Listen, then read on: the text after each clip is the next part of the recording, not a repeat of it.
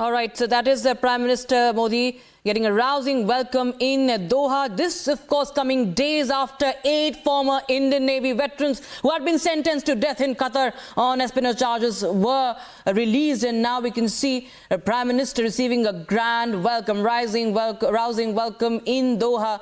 Remember, late last night he held talks with his counterpart, Sheikh Mohammed bin Abdul Rahman Al Thani, exploring avenues for strengthening bilateral ties between New Delhi and Doha. He is meeting the Amir of Qatar, and of course it's an important bilateral conversation we heard about yesterday. Prime Minister Modi, taking to social media platform X, had tweeted saying that he had a wonderful meeting with Prime Minister Al Thani, and discussions revolved around ways to boost India-Qatar friendship. And this, of course, the MEA also said the meeting involved discussion between two leaders on broadening bilateral collaboration across various sectors, including trade, investment, energy, finance, and technology. So Prime Minister Modi and the Amir of Qatar, Al Thani, also deliberated on recent developments in West Asia, speaking about the significance of maintaining peace and stability in the region. So this is a very important leg of Prime Minister's Middle East tour. It's the second leg of the Middle East tour of the Prime Minister after inaugurating the BAPS temple in UAE, in Abu Dhabi yesterday. He emplaned for Doha, and today we can see him after he held talks. He is now getting a grand welcome there by the Prime Minister and also the Foreign Affairs Minister of Qatar.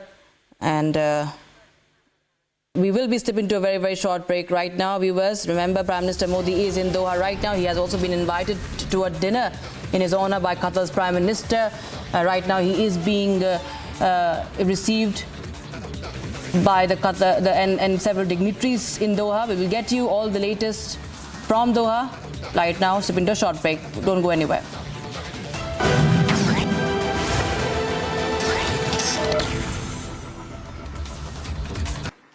ये मंदिर पूरी दुनिया के लिए सांप्रदायिक सौहार्द और वैश्विक एकता का प्रतीक बनेगा। भाइयों और बहनों, यूएई के minister of tolerance his excellency Sheikh Nahyan Al Mubarak यहां विशेष तौर पर उपस्थित है, और उन्होंने भाव भी जो व्यक्त किए, जो बातें हमारे सामने रखी, वो हमारे उन सपनों को मजबूत करने का उनके शब्दों में उन्होंने वर्णन किया है। मैं उनका आभारी हूं।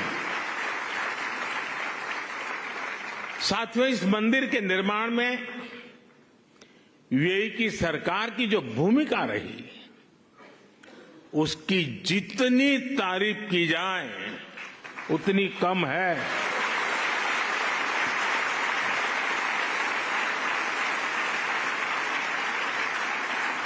लेकिन इस भव्य मंदिर का स्वप्न साकार करने में अगर सबसे बड़ा सहयोग किसी का है तो मेरे brother his highness Sheikh Mohammed bin Zayed का है।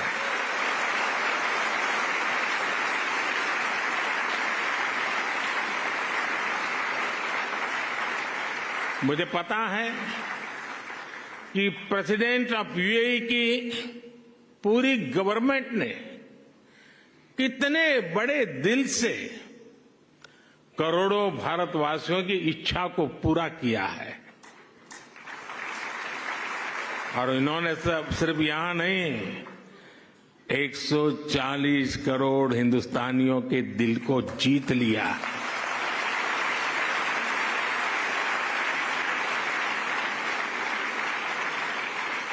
मैं इस मंदिर के विचार से लेकर एक प्रकार से प्रमुख स्वामी जी के स्वप्न से लेकर के, स्वप्न बाद में विचार में परिवर्तित हुआ,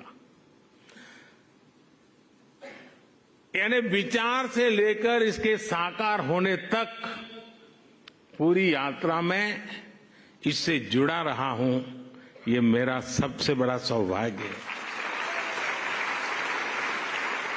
और इसलिए मैं जानता हूं कि his highness Sheikh Mohammed bin जायद की उदारता के लिए धन्यवाद ये शब्द भी बहुत छोटा लगता है। इतना बड़ा उन्होंने काम किया। मैं चाहता हूं उनके इस व्यक्तित्व को, भारत यूएई रिश्तों की गहराई को केवल यूएई और भारत के लोग ही नहीं बल्कि पूरा विश्व भी जाने। यूएई की राजधानी अबुधाबी में पहला विराट हिंदू मंदिर बनकर तैयार है, तो यूएई से भी लोग आए हैं, भारत से भी आए हैं और भारत के बाहर दूसरे देशों से भी आए हैं। मुझे आप बताइए, आप भी आइए, मुझे बताइए आप कहां से आए हैं? मैं वासुदेव कृष्ण शास्त्री काठमांडू से मैं आया हूं और नेपाल से, और हमारे साथ रवि भाई बिलायत से हैं और हम लोग काफी लोग आए हैं। मेरी पत्नी नेपाल से आए हैं, क्या लाए हैं? तो यहाँ स्पेशल मैंने भगवान शालिग्राम जो है यहाँ स्पेशल यहाँ के जो अक्षरधाम मंदिर के देने के लिए ले आए हैं। तो यहाँ देंगे, यहाँ पूजा होगी। हमें गौरव है सनातन हिंदू परंपरा के ऊपर कि दुबई पहली बार इतना बड़ा हिंदू मंदिर बन रहा है। भेंट स्वरूप आप शालिग्राम जी, और पूजा भी किए। सुबह यहाँ प्राण प्रतिष्ठा में भी रहे हम लोग, पूजा प्राण प्रतिष्ठा भी हुई सुबह, और भेंट के रूप में हमने शालिग्राम। प्राण प्रतिष्ठा में क्या हुआ अगर आप सुबह प्राण प्रतिष्ठा में पहले क्या होता है कि जो प्राण प्रतिष्ठा का 2 विधान है, शास्त्रीय वास्तुशास्त्र और शास्त्रीय विधान से। पहला प्राण प्रतिष्ठा का विधान ये है कि जो भगवान का जो मूर्ति बनाया जाता है वो पत्थर का, शिला का बनाया जाता है, वो प्राण नहीं होता है। जब उसमें मंत्र द्वारा चेतना को आधान किया जाता है तो चेतना का आधान हुआ है मंत्र द्वारा। मैंने मंदिर में अलग अलग मूर्तियां देखी क्योंकि मैं अंदर गई थी, तो सबकी प्राण प्रतिष्ठा जी अलग अलग, स्वामी जी जितने भी अलग अलग प्राण प्रतिष्ठा हुई है। पहले वहाँ भगवान जो श्री स्वामीनारायण जी का प्राण प्रतिष्ठा हुआ, उसके बाद भोलेनाथ, शिव और पार्वती का, गणपति शिव परिवार का हुआ, उसके बाद फिर उसके अंदर लक्ष्मी नारायण भगवान का हुआ, इसके बाद जगन्नाथ भगवान का हुआ, सारे देवता का प्राण प्रतिष्ठा हुआ। पहले ये गौरव के विषय है कि दुबई में, अबुधाबी में पहली बार, और हम काठमांडू से हिमालय की वो चोटी से यहाँ ये मरुभूमि में आए हैं। कितनी खुशी है, बहुत खूबसूरत। और सुबह सुबह मैंने सुना था सुबह 6 बजे ये प्राण प्रतिष्ठा का कार्यक्रम सुबह 5 से शुरू हुआ था। वो विधि विधान पहले वहाँ प्रायश्चित होता है। पहले प्राण प्रतिष्ठा जो विधान होता है, पहले प्रायश्चित हुआ। प्रायश्चित के बाद उसके बाद सारे देवता को आह्वान किया गया, उनका अंगन्यास होता है, अंगन्यास का विधान किया गया शास्त्रों में। अंगन्यास करना है, उसके बाद फिर अंगन्यास करके सारे अंग अंग का आह्वान करना है। मोदी जी वहाँ अयोध्या में प्राण प्रतिष्ठा करते हैं, फिर यहाँ आ रहे हैं प्राण प्रतिष्ठा नहीं, प्राण प्रतिष्ठा सुबह हुई है, इनका वो विशेष उद्घाटन कर रहे हैं माननीय प्रधानमंत्री जी, भारत के यशस्वी प्रधानमंत्री, जो हिंदू समाज गौरव करता है उनके ऊपर, वो आए हैं तो बहुत खुशी है। आप ये कह रहे हैं यहाँ से तो गुजरात से कई महिलाएं हैं, नरेंद्र मोदी जी के राज्य से आई हैं। हाँ। कैसा लग रहा है? अच्छा लगा। हमारा प्रमुख स्वामी कृपा से उधर हमारा भगवान आ गया तो अच्छा है। ठेठ में ऐसा से उधर आ गई भगवान का दर्शन में। बहुत अच्छा। आप कुछ बोलिए, मुझे पता है गुजराती आती, हिंदी नहीं आती। प्रमुख स्वामी महाराज है ना, बहुत अच्छा है। इतना संकल्प હતો કે દુબઈ માં મંદિર બંધાય તો મન સ્વામી महाराज એમનો સંકલ્પ પૂર્ણ કર્યો અને આવો બહુ સરસ મંદિર થઈ ગયું। संकल्प पूर्ण किया। आप कहाँ से? आप भी गुजरात से? हाँ, मैं जामनगर से आई हूँ और बापा के दर्शन। Diva Bupa Studio, your one stop for all the breaking news updates, and I am Nikita Sahai.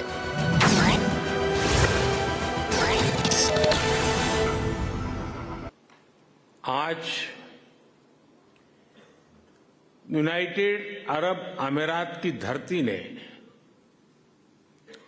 मानवीय इतिहास का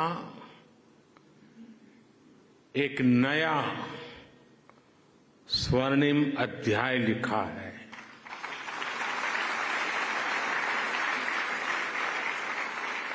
आज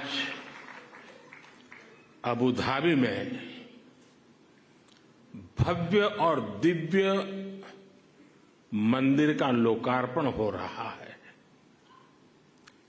इस पल के पीछे वर्षों की मेहनत लगी है। इसमें वर्षों पुराना सपना जुड़ा हुआ है और इसमें भगवान स्वामीनारायण का आशीर्वाद जुड़ा है। आज प्रमुख स्वामी जिस दिव्य लोक में होंगे, उनकी आत्मा जहां होगी वहां प्रसन्नता का अनुभव कर रही होगी।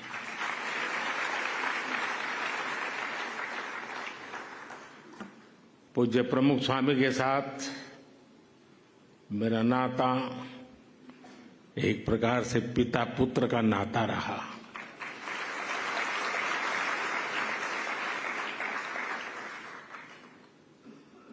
मेरे लिए एक पितृतुल्य भाव से जीवन के एक लंबे कालखंड तक उनका सानिध्य मिलता रहा, उनके आशीर्वाद मिलते रहे और शायद कुछ लोगों को सुनकर आश्चर्य होगा कि मैं सीएम था तब भी, पीएम था तब भी, अगर कोई चीज उनको पसंद नहीं आती थी तो मुझे स्पष्ट शब्दों में मार्गदर्शन करते थे।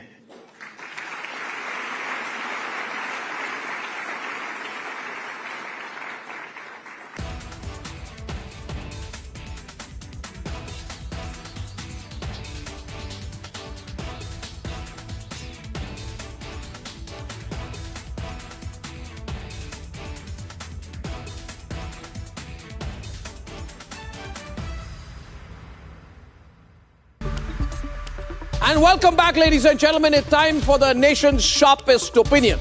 An interesting but very significant development was lost amidst the headlines today. Sonia Gandhi has, by all indications, retired.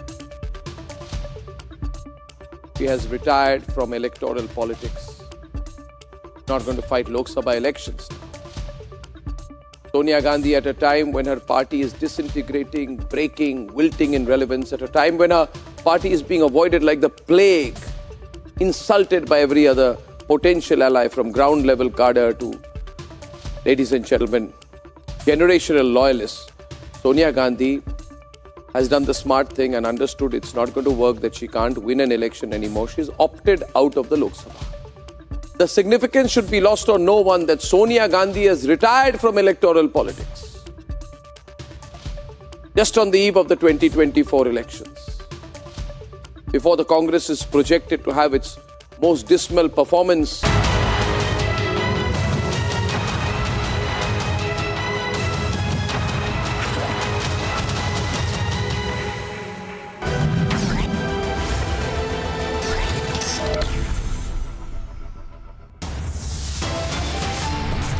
Viewers, top headlines are tracking right now. Protests erupt across Bengal, Birbhum, Hooghly, West Midnapur, South 24 Parganas, Darjeeling over Sandesh Khali.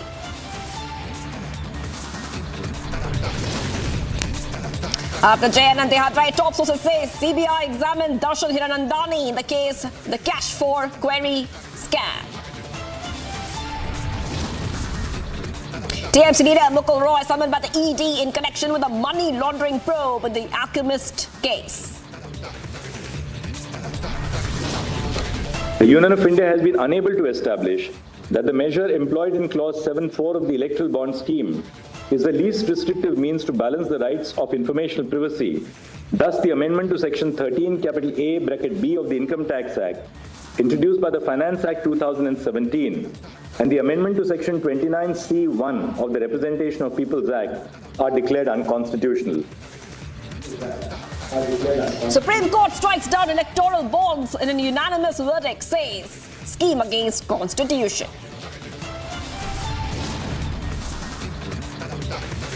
Big twist in Karnataka Rajya Sabha polls. Unexpected fifth candidate fielded by the BJP JDS. Congress fears cross-voting by own MLAs.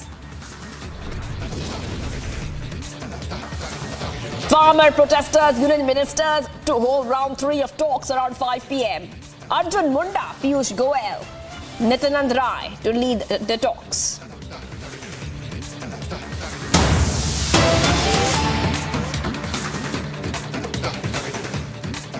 right, big breaking update coming in, viewers. Actor turned politician Dev Adhikari has been summoned by the ED, the cattle smuggling case, asked to appear on Feb 21st. Let's go straight to my colleague Shavan Sen, our senior editor, joining us right now. Shavan, this is a very, very big update coming in. In the past, Suvendu Adhikari, who is the LOP of West Bengal State Assembly, has alleged that Dev had taken 5 crore rupees from Mohammad Imanul Haq, the prime accused in a multi-crore cross-border cattle smuggling racket. And now we see a movement there. Take us through the details coming in. Shavan.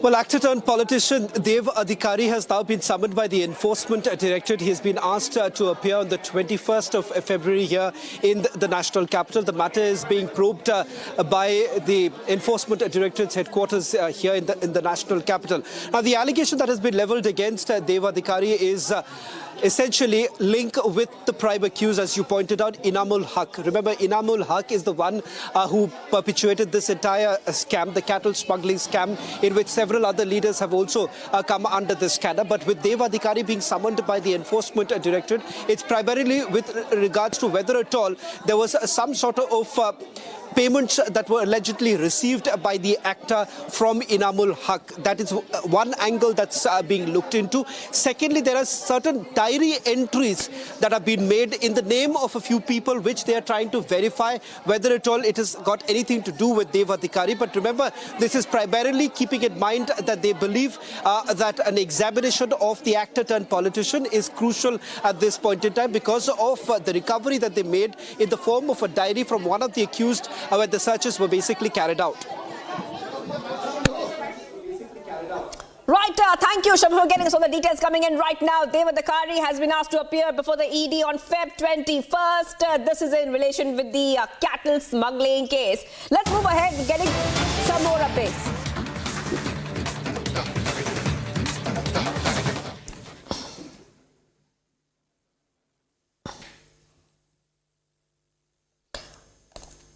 All right, getting those visuals coming in of the Prime Minister there, those visuals of the Prime Minister. The PM Modi, a short while back, received a rousing welcome in Doha from the Indian community. And at this point of time, the Prime Minister meeting many top leaders there. It has been a very successful trip of the Prime Minister there. He has had wonderful meetings with his Qatari counterpart and has discussed bilateral ties. You can see those visuals coming in right now of the Prime Minister holding bilateral talks. He had arrived in Qatar's capital, Doha, a short while back, and he has had meetings with his counterpart. He's also discussed ways to bolster ties between New Delhi and Doha. Now, a short while back, the Prime Minister had also posted on X that had many wonderful meetings with the Prime Minister there of Qatar. Discussions revolved around ways to boost India-Qatar friendship. Let's go straight to a senior executive editor, Abhishek Kapoor, who's joining us right now. Abhishek, if you take our viewers through what we are seeing on our screens, a very wonderful meeting, as PM Modi has put it, with his Qatari counterpart. And what's happening right now? Well, so we are getting these pictures of the bilateral taking place. Earlier, we saw ceremonial reception being given to Prime Minister Modi. This is his second visit to Qatar. The first one was in 2016. And the fact that this is happening in the backdrop of good vibes coming in after 8 Indian naval veterans were released by Qatar without any conditions, and that really gives a fillip and depth to the kind of relationship that is there. And this is, remember, not just about Qatar. Prime Minister's visit to the Middle East is about India's strengthening of its presence, its geostrategic linkages, geopolitical linkages, and geoeconomic linkages with the larger region, which is energy rich. India's relationship with the Middle East stands on 3 legs, which is economy, energy, and expats. And taken together, Middle Eastern countries, the Indian diaspora present there is a strong one at about 5 million plus and 3 million plus in just UAE. And the kind of remittances they sent back is almost 1/3 of India's total remittances that it gets from its diaspora community around the world. And that gives the economic depth. And apart from that, the energy security element, the fact that Qatar happens to be our 3rd or 4th largest supplier of energy, And this seems like moving in a direction where after Qatar's release of 8 Indian naval veterans, the relationship might get that additional bonding, and that's some of which is reflected. The fact that Prime Minister met the Amir of Qatar, Sheikh Thani in Dubai just a month and a half back when Prime Minister was there to participate in the COP28. In fact, that not month and a half back, but about 3 months back. But then that really set the ball rolling for getting the veterans out of death penalty first and then completely released from jail. So I think things looking good. India's Middle Eastern outreach, I think over the last 10 years, this will be one important legacy of Prime Minister to have strengthened India's presence in the Muslim world, in the Middle East, and so short of having taken out the sting out of OIC, was using off and on as a sting on Kashmir issues. So I think in that sense, it's a big diplomatic takeaway of Prime Minister Modi's 2-term legacy of last 10 years. But in the present, of course, Prime Minister capping, and the fact that he's capping his second term of foreign policy assignments with a visit to the Middle East, UAE and Qatar included, I think gives you an idea of the kind of personal engagement and personal involvement that the Prime Minister has had in focusing on this geography of the world. The fact that almost half a dozen plus nations from UAE to Saudi Arabia to Bahrain to Qatar to Oman to Afghanistan, all these nations have given their highest civilian honors to the Prime Minister, not Qatar, I believe, but this really gives you an idea of the kind of personal chemistry that exists between Prime Minister and the respective leaderships of these nations, translating into, of course, tailwinds for India's geostrategic, geopolitical and geoeconomic objectives. Also remember that Qatar, UAE, Saudi Arabia, they're going to be integral to the India, Middle East, Europe economic corridor, which was conceptualized during the G20 summit in September this year. And so I think a lot of dialogue is going to happen, not just bilaterally, but apart from that for the IMEC also. And given the fact that the region has faced instability because of the ongoing Israel-Hamas war in that part of the Middle East, I think some dialogue there also. So an all-encompassing visit, an all-encompassing dialogue taking place as we speak between Prime Minister and Sheikh Thani of Qatar, and Prime Minister, of course, flies back later in the evening from Doha. All right, thank you so much for joining us there. Abhishek Kapoor, our senior executive editor, getting us top updates coming in as we speak. PM Modi holding extremely important bilateral ties, having talks on bilateral ties with his Qatari counterpart, exchanging views on bilateral cooperation in sectors such as, like Abhishek said, trade, investment, energy, finance and technology.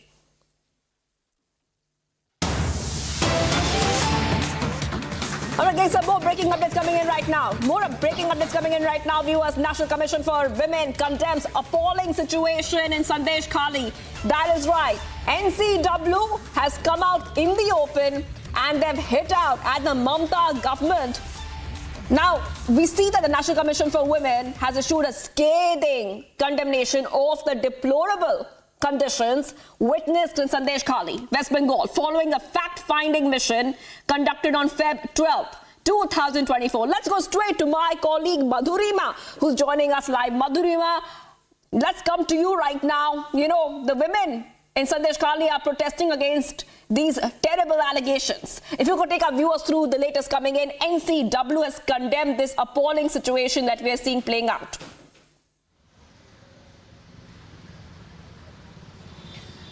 Well, yes, absolutely. What needs to be seen here is that this is a detailed press release that has been issued by the National Commission of Women after a team of NCW visited the spot of Sandesh Khali and carried out a detailed investigation. And after the investigation, the NCW opines is that the condition there is deplorable, and their apprehension, the biggest apprehension is that the authorities, local authorities, the police officials, none of them them are helping the commission in helping these women, the victims, get justice. If we see what does the NCW says, the NCW says that the DJP is not cooperating. The superintendent of police, when asked to accompany that particular delegation that was there to investigate the matter in Sandesh Khali, they did not provide them any police detail, that did not provide them any security. And in fact, NCW goes on to press upon the fact that victims there are scared. They are scared of the dispensation. They are scared of the police officials.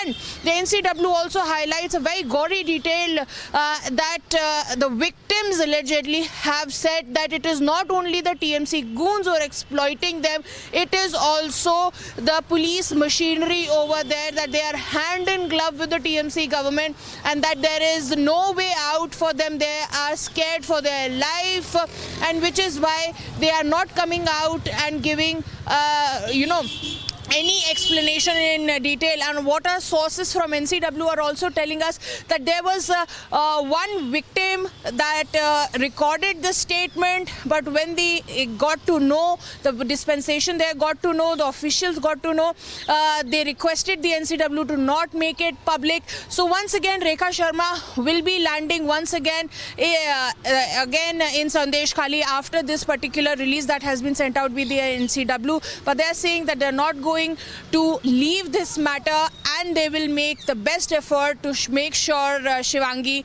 to get justice for these women. Well, thank you so much for joining us, Madhurima, with all those details that we have learnt of right now. NCW has spoken out and they've issued a scathing condemnation of the deplorable conditions witnessed in Sandesh Khali, West Bengal, following a fact-finding mission which took place on Feb 12. Let's move ahead, viewers, to the other stories we're tracking on India's #1 news channel, Republic TV. Pakistan-based terrorists set fire to the forest near the line of control in the Pooch district. The forest was set on fire with the purpose of aiding Pakistani terrorists in their infiltration into Indian territory. A week after curfew was announced in Haldwani following the violence over the demolition of an illegal building, the administration has announced curfew relaxation for a few hours. A curfew will be relaxed for 2 hours from 9 a.m. to 11 a.m. in the Banbhulapura area. The Delhi High Court received an email on the evening of 14th Feb with the threats of a bomb blast set to take place today. The threat was sent to the Registrar General of the High Court. Authorities have beefed up the security outside the Delhi High Court following the information of the bomb threat. A team of India Air Force personnel carried out a ground-based search, rescue and casualty evacuation training in the Zanskar Valley. The air warriors were familiarized with the terrain, evacuation, search and rescue procedures. On BJP leaders being booked in Mangalore, Karnataka BJP President B.Y. Vijendra criticized the Siddaramaiah government, accusing it of losing confidence ahead of the upcoming Lok Sabha polls. He claimed that the government's swift action in filing FIRs against BJP leaders indicates their desperation. Sloganing of Jai Shri Ram, is it anti-democratic? See, unfortunately, the present government under the leadership of Siddaramaiah ji, just hearing the name of Lord Ram, they are getting disturbed. They are totally disturbed, especially after January 22nd Ram Prana Pratishthapan. Because they are totally losing hopes on next Lok Sabha election here in Karnataka. Union Minister Ashwini Vaishnav filed his nomination for Rajya Sabha elections. BJP National President JP Nadda too has filed the nomination for Gujarat, and the BJP leader Ashok Chavan from Maharashtra.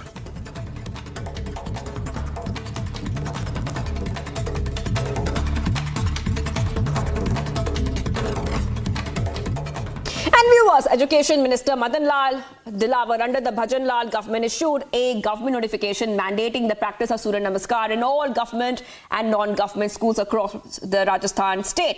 Now, this directive was aimed at setting a world record on Feb 15. However, this initiative faced resistance from the Muslim community. Members of the community expressed their reluctance towards participating in Surya Namaskar. They emphasized that Surya Namaskar entails a worship of the sun, which contradicts their religious beliefs. Take a look at this report to learn what happened.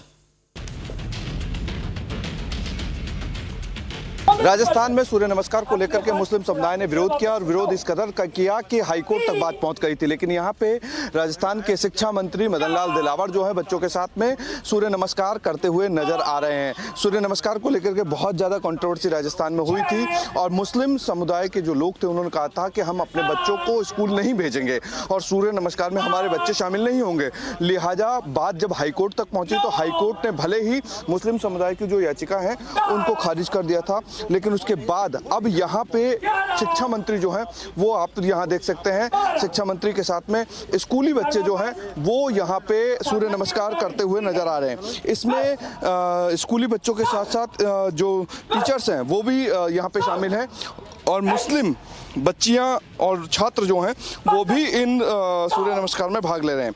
लेकिन कुछ जो मुस्लिम समुदाय के बच्चे थे वो आज यहाँ नहीं है, वो विरोध में थे, वो नहीं आए हैं क्योंकि बच्चों को लेकर के जो ऐलान किया गया था मुस्लिम समुदाय की तरफ से वो यहाँ विरोध में देखने को भी मिला है क्योंकि उनके बच्चे जो हैं वो नहीं आए हैं। लेकिन यहाँ पे आप यहाँ देखेंगे तो खुद मदन लाल दिलावर जो हैं शिक्षा मंत्री हैं वो कह चुके थे साहब कि सूर्य नमस्कार होगा और मैं बच्चों के साथ में सूर्य नमस्कार करूंगा।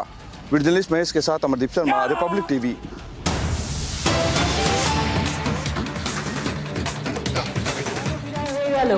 এটা কখনো আমরা করি না, আমরা যা বলি সারাক্ষণ এটাই করি। ইলেকশনের আগে উজালা দিয়েছিল, আবার দেখুন খোঁজ নিয়ে লুকিয়ে লুকিয়ে উজালা কতজনের বাড়ি গেছে, আবার চলে যাবে। এই গ্যাসের দাম আবার 2000 টাকা বাড়াবে, অর্থাৎ বিনা পয়সায় চাল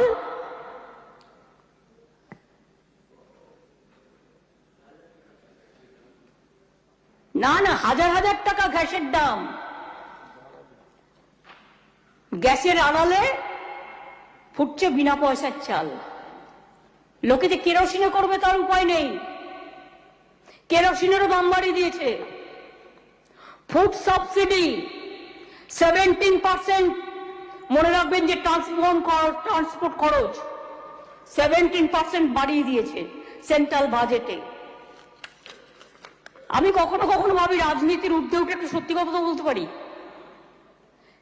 আমাদের বাজেট, আমি এখনো বলি এটা ভোটের বাজেট নয়, ভোটের বাজেট তো আপনারা করেন, ভোট পালালে পালিয়ে যায় না, আমরা তো প্রতিবারই কিছু না কিছু করি। আমি মনে করি এই বাজেট ঐতিহাসিক বাজেট, যার নমুনা সারা বিশ্বে বিরল।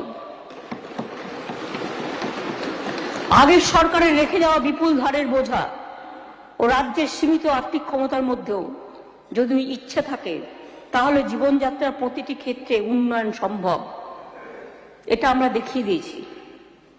2011 সালের পর থেকে ইন্ডিকেশন কি বলছে, আমি অর্থনীতিবিদদের বলবো লুকিয়ে লুকিয়ে আমার কথাটা যদি একটু শোনেন দয়া করে। GSDP indicators increase over 2011, GSDP 3.7 times increase হয়েছে, ট্যাক্স রেভিনিউ 4 times increase হয়েছে, বাজেট অ্যালোকেশন 10 times increase হয়েছে, ক্যাপিটাল এক্সপেন্ডিচার 8.8 times increase হয়েছে, state plan expenditure 11.4 times increase হয়েছে, social sector expenditure 5.7 times increase হয়েছে, agriculture and allied sector 4.6 times increase হয়েছে, rural housing 3.7 times increase হয়েছে, physical sector expenditure 5.2 times increase হয়েছে, rural road construction 3 times increase হয়েছে, average income annual income of farmer 3.7 times increase হয়েছে। শুধু তাই নয়, 2023-24 ভারতের জিডিপি বৃদ্ধির হার 7.32 প্রজেক্টেড সেখানে What is the বাংলায় current একই সময় status of India's GDP? 7.65 projected কোনটা বাড়লো কোনটা কমলো 7.65 is projected. তো দেখবে নাকি নিজের রাজ্যের প্রশংসা করতে ভালো লাগে না সারাক্ষণ সারা বাংলার বিরুদ্ধে কথা বলে যাচ্ছে They are always speaking against Bengal. Will there be a point in time when they will also sing praises for Bengal? IIP ছিল 5.8%, বাংলায় কিন্তু ছিল 7.2%. The industrial production in Bengal is way higher than the national average. 35 গুণের বেশি school এডুকেশনে 20 গুণ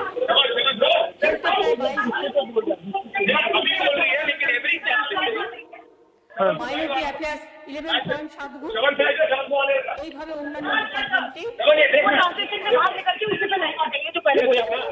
কথা বলেছে আমরা নাকি শুধু ধার নিয়ে বাজেট করেছি সবাই বুঝি সবসময় ধার পায় সিপিএম এর আমলে তো কোনো ফাইন্যান্সিয়াল ডিসিপ্লিন ছিল না আমি গর্বের সাথে বলতে পারি আমাদের সরকার আসার পর আমরা এফআরবিএম তৈরি করি এবং আমাদের যেটুকু ধার আমরা পাই উইদিন আওয়ার লিমিটেশন তার বেশি আমরা 1 পয়সা নিতে পারি না এটা ফিসকাল এটা হচ্ছে ফাইন্যান্সিয়াল ডিসিপ্লিন অর্থনীতিবিদরা কোথায় গেলেন এফআরবিএমটা বুঝতে পারছেন তো না বলে দেবো আমাদের আর্থিক ক্ষমতার সাথে সামঞ্জস্য রেখে আমরা যেটুকু প্রাপ্য পাওয়ার যোগ্য সেটুকুই আমরা করেছি এর বেশি নয় যেখানে পশ্চিম বাংলায় ভালো করে বিজেপির লোকেরা শুনুন কান খাড়া করে আর সিপিএমও তাদের দোষর যেখানে পশ্চিমবঙ্গের ডেট মানে ধার ডেট জিএসডিপি রেশিও 37% সেখানে কেন্দ্রীয় সরকারের ডেট জিএসডিপি রেশিও 58%। লজ্জা আছে না আছে লজ্জা না আছে ঘৃণা না আছে ভয় টিভিতে মুখ দেখালেই কাজ হয় কৃষকরা জ্বলছে সারা দেশ জ্বলছে বিজেপি হাসছে আর গরিবদের উপর অত্যাচার হচ্ছে এই তো বিজেপির কাজ সারা দেশটাকে জ্বালিয়ে দিয়েছে কেন্দ্রীয় সরকারের ঋণ মোট ঋণ পশ্চিমবঙ্গের 27 গুণের কাছাকাছি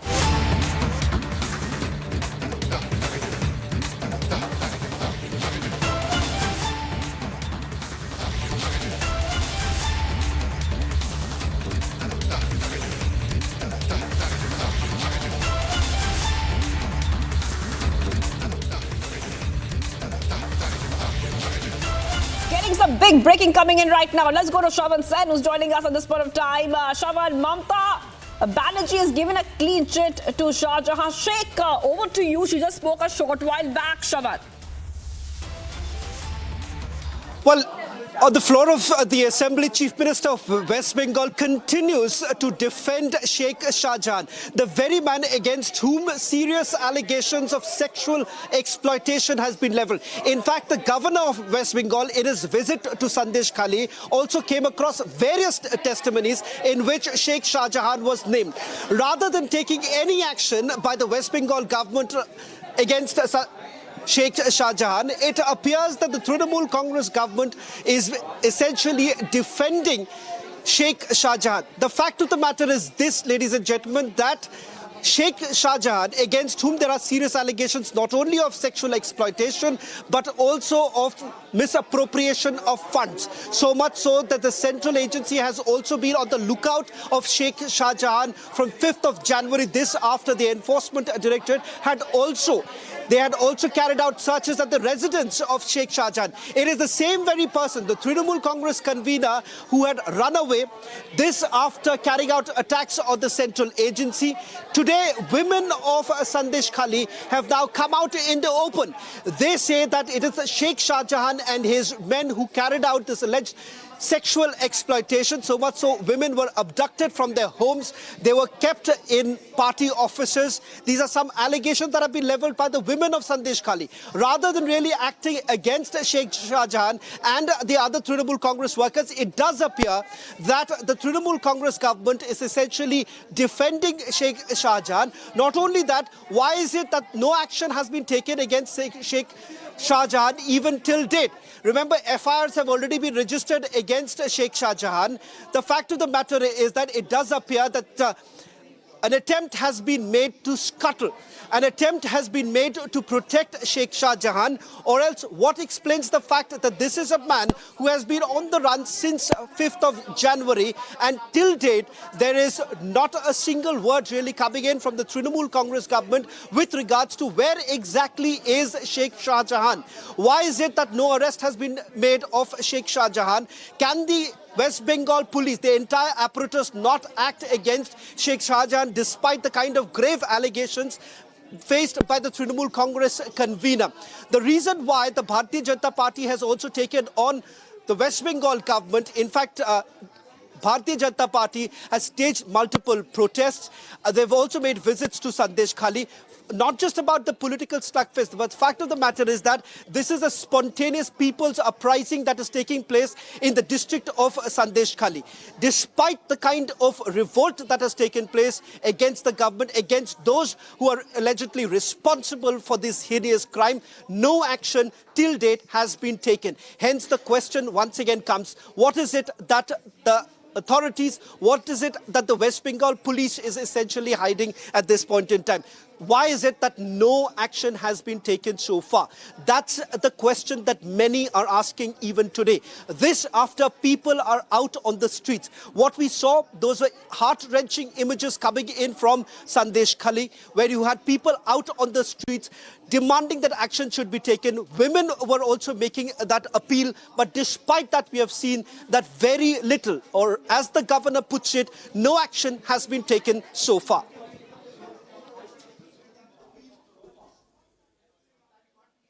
Oh yes, absolutely, Shravan. And this brings us to the question as to why is Mamata Banerjee so bent upon shielding that man, Sheikh Shah Jahan?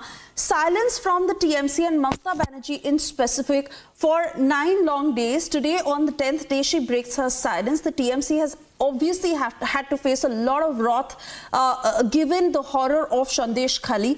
Instead of actually coming out and standing for those women in Sandesh Khali and ordering a detailed investigation, she has been silent. Now today she comes out and defending that man and pinning the blame on the BJP instead. It's being reported right now. Well, in fact, this is what the government of West Bengal has to say. They say that the State Women's Commission has been sent to Sandesh Khali. They are looking into the allegations that have been leveled. The government maintains that 17 people have already been arrested. But if you go by what the governor of West Bengal had to say, if you go by what the people on the ground have to say, if you have to go by the reports that are coming in from our journalists from Republic Bangla, then it does appear that the kingpin of this entire racket has not been arrested, has not been put behind bars. That is the reason why the question is being asked, what about the kingpin? What about Sheikh Shah Jahan? And just not what's happening in Sandesh Khali. The fact of the matter is that here is a man against whom several serious allegations have been leveled, even in the ration distribution scam. It appears that it is he who has basically benefited from the proceeds of crime. It is he who has been linked to a drug cartel. But despite that, the reality is that no action has been taken. The government says that this is propaganda on the behalf of the Bharatiya Janata Party as well as the RSS. In fact, they say that there is a deliberate attempt that has been made to try and perhaps defame the Bengal government. In fact, the government says an attempt is being made to defame entire West Bengal.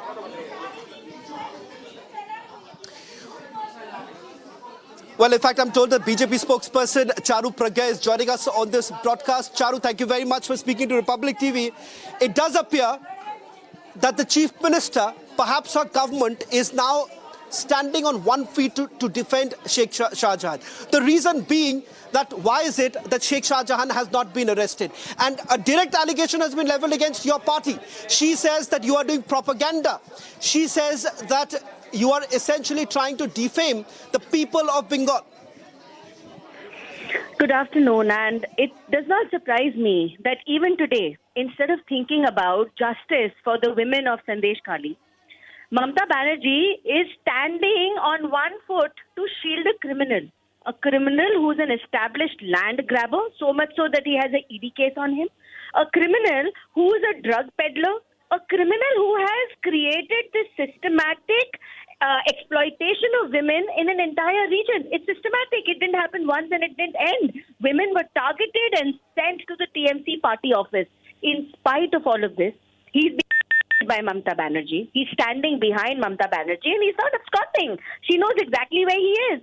Tell me, my question to her is, do you want to be a woman, and it's shameful that you're a woman and you're able to do this, that you want to protect a man in spite of his bestiality, you want to protect a man in spite of him being an economic offender, in spite of him being someone who's lovingly called Bhai in the region. Bhai kisko bola jata hai? Somebody who's called a Bhai is basically a gunda. He's land mafia. And Mamata Didi wants to point fingers at Bharatiya Janata Party. Well, so be it. You do what you want. But I promise you one thing. We are going to fight for the justice for every single woman in that region, most definitely. And he's going to be behind bars. He's definitely going to be behind bars. Absolutely, Charu. And it is important to look at the pattern also.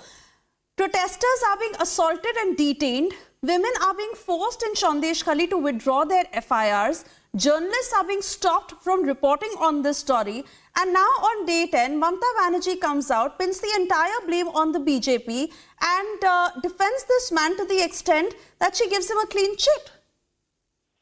Her giving this man a clean chit actually is exposing her. So if she thinks that she can stand in front of a criminal and nothing will happen to him, I am sorry, she is completely mistaken, and the people of West Bengal will pay her back in kind for this kind of behavior. Because it is not just the goons of TMC who've targeted these women, it's the police of West Bengal. It's the police who's in the dead of the night knocking on the doors of these women, threatening harm to their husbands, to their children, to blackmail these women into keeping quiet. Oh yes, absolutely. But Republic will continue to track this story very, very closely and fight for the women in Sandesh Khali until they get justice. Charu Pragya, thank you for speaking to Republic this afternoon. This is the latest on this story, as Mamata Banerjee has now spoken on day 10 of the Sandesh Khali horror, where she's not just tried to escape accountability but also given a clean chit to that man Sheikh Shah Jahan, who is facing grave allegations of systematic rape against the women in Sandesh Khali. We've seen what has been happening in the last 10 days, right from the time that video went viral to how Republic went on the ground, spoke to those women who put out their story, who told Republic about how they were being sexually exploited by this man Sheikh Shah Jahan and his close aides.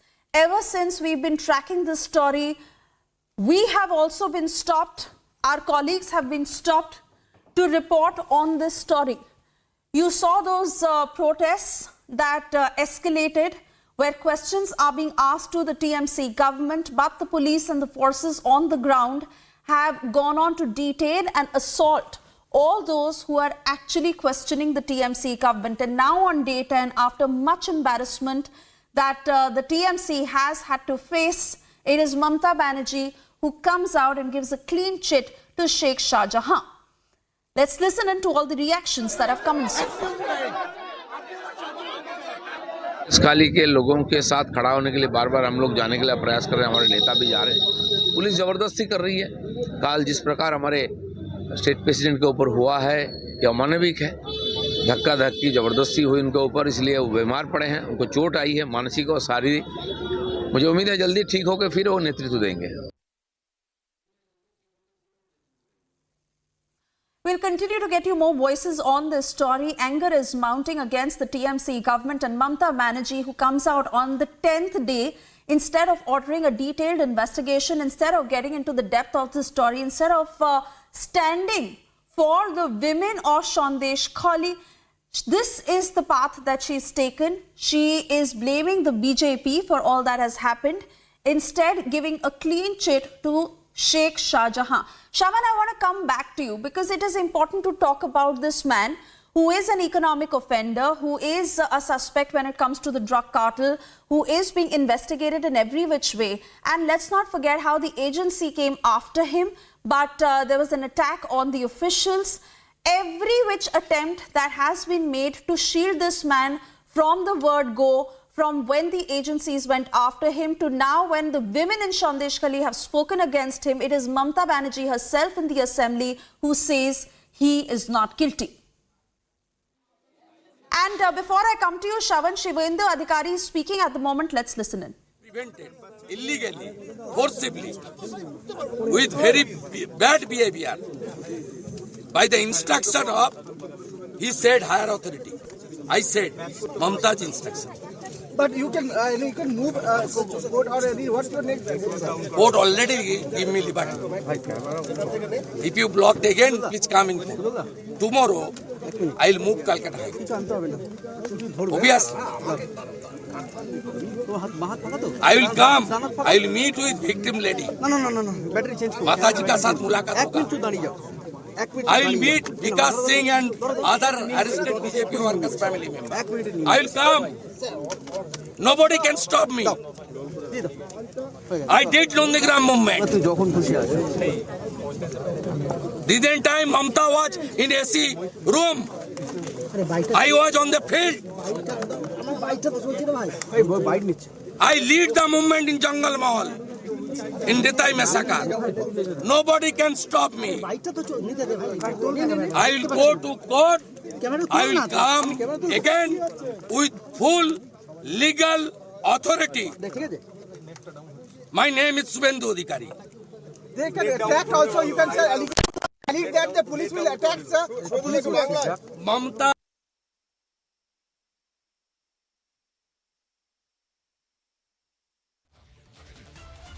Play out that reaction once again from Shivendra Adhikari. In the meanwhile, Priyanka Tibrewal from BJP is with us on the phone line. Priyanka Tibrewal, your reaction to what has happened, was it on expected lines, typical of Didi, who has now emerged, pinned the entire blame on the BJP and deals with such matters in this way whenever fingers are pointed at the TMC? And how does the BJP possibly plan to continue with this fight and exert pressure on the TMC until justice is meted out to those women? See, this is a blatant lie which TMC is saying at the moment, that nothing has happened. Okay, because whatever is happening from the past 3-4 days, we are all seeing that. Today, if nothing has happened, why are you stopping everybody to enter Sandesh Khali? That is the biggest question. Secondly, they are saying that the state commission women had gone and they found nothing. See, the entire allegation is against the state government. The entire allegation is against police. And the brutality was done on these poor women by the police as well. So now the question arises, if the same police goes to them and asks them whether something has happened, please register your FIR. How will they register the FIR? Because they are in so much of intimidation from the TMC side. So this is nothing. They are trying to, cover up things. That is the reason they are not allowing anybody, whether it is BJP, whether it is CPM or ISF, to enter Sandesh Khali. So there is a big thing which they are trying to hide.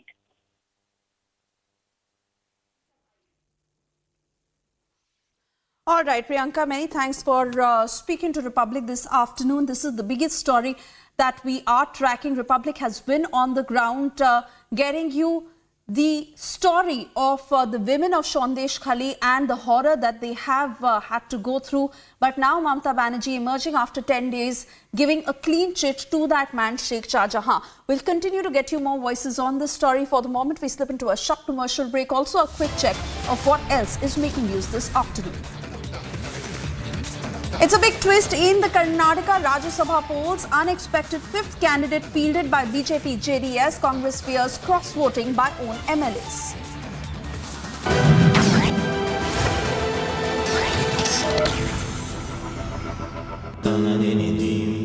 Amity has been ranked among the top universities globally for producing the most employable graduates by the Times Higher Education UK. Yet another testimony to Amity's excellent placement record.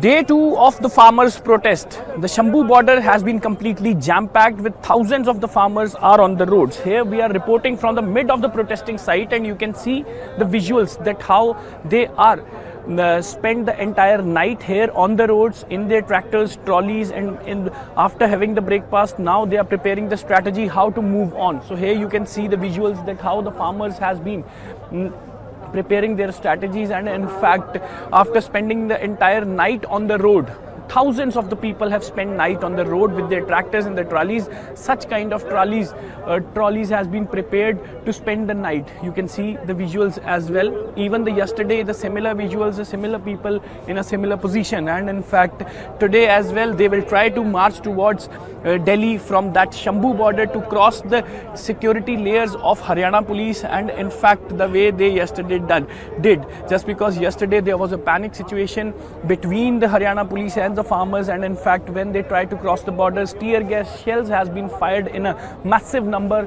and in fact to protect the barricades they have deployed at Shambu border. So see the today as well, and even the last night their leader Sarwan Singh Pandher, Jagjit Singh Dallewal, they had made it very clear that tomorrow again they will start their march towards the Delhi, and in fact tonight they were spending here at Shambu border itself. So last night entirely jam-packed Shambu border with the farmers as they were sleeping in the tractors and the trolleys, and in fact today morning they are preparing the strategies how to move on from this very much point towards the border, Shambu border, to cross the barricades, deployed by Haryana police. And in fact, if my camera person can show you the barricades they have put, they are making some technical strategies, and they themselves put these police barricades along at the protesting site, and in fact they are preparing the layers how to move on and how to break the security layers.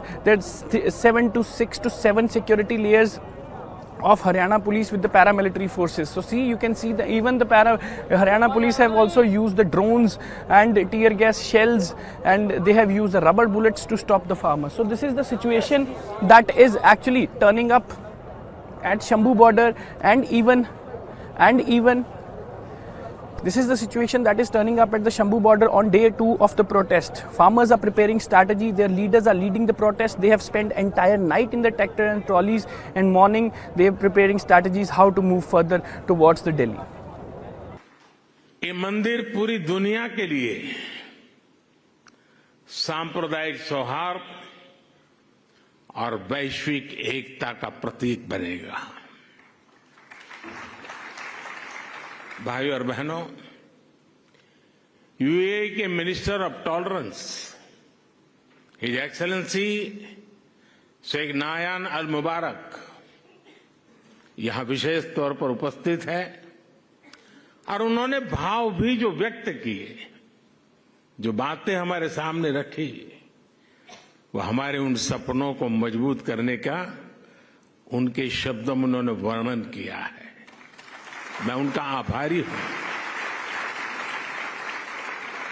साथियों, इस मंदिर के निर्माण में UAE की सरकार की जो भूमिका रही, उसकी जितनी तारीफ की जाए उतनी कम है।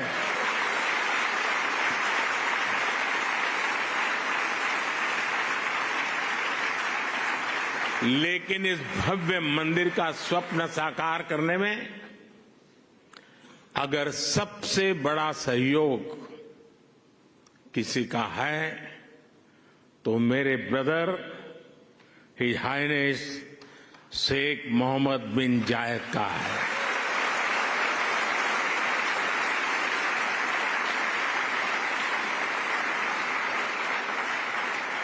मुझे पता है कि प्रेसिडेंट ऑफ यूएई की पूरी गवर्नमेंट ने कितने बड़े दिल से करोड़ों भारतवासियों की इच्छा को पूरा किया है, और इन्होंने सिर्फ यहां नहीं, 140 करोड़ हिंदुस्तानियों के दिल को जीत लिया।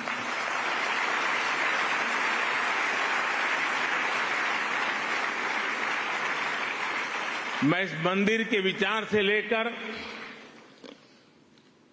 एक प्रकार से प्रमुख स्वामी जी के स्वप्न। Protesters from Rajpura, Patiala are sitting on rail tracks and blocking trains at Rajpura railway station. Several major farmer unions have extended their support to the protesting farmers. BJP OBC Madurai district secretary was killed by unidentified individuals. The victim's body was found at a nearby toll gate with slashing injuries. The Tamil Nadu police is conducting further investigations into the matter.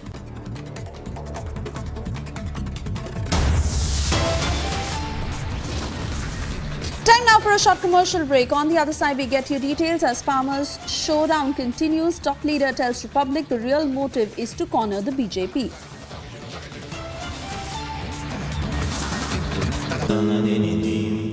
Amity has been ranked among the top universities globally for producing the most employable graduates by the Times Higher Education UK. Yet another testimony to Amity's excellent placement record. I am very, very happy to announce that Niva Bupa Health Insurance has come on board as Republic TV's studio partner. Niva Bupa Health Insurance is the fastest growing company among standalone health insurance players in India. It has also provided health insurance coverage to 1.1 crore people in India and settled over 15 lakh claims, processing one claim every 60 seconds. So we are delighted to be partnering with them.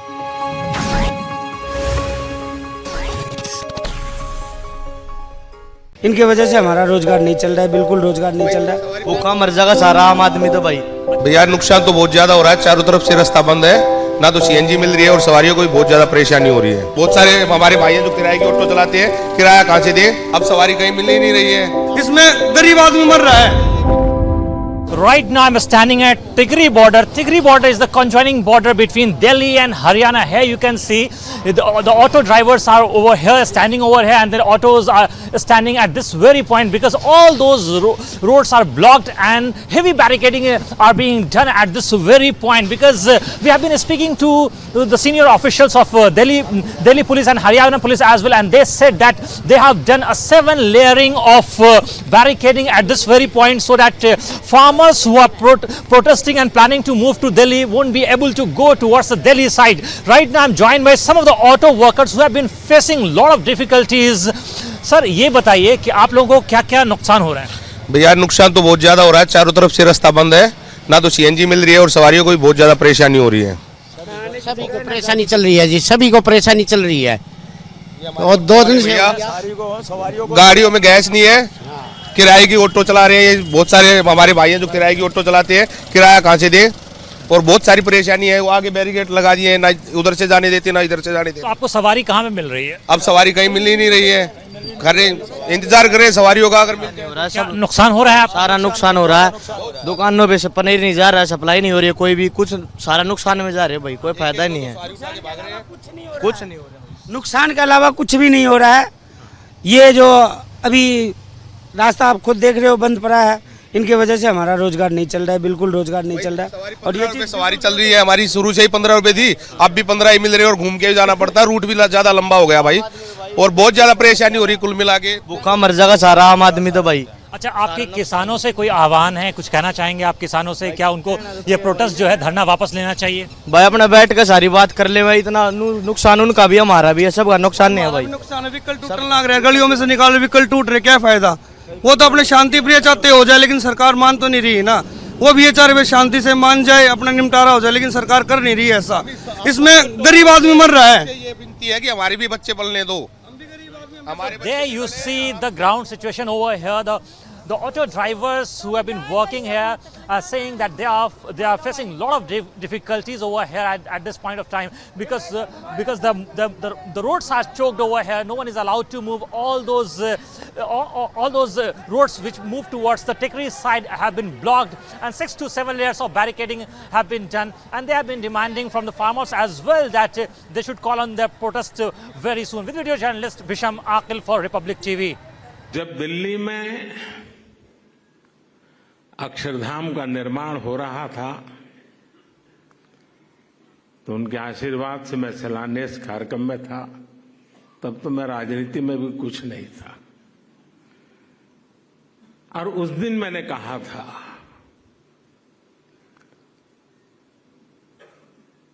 कि गुरु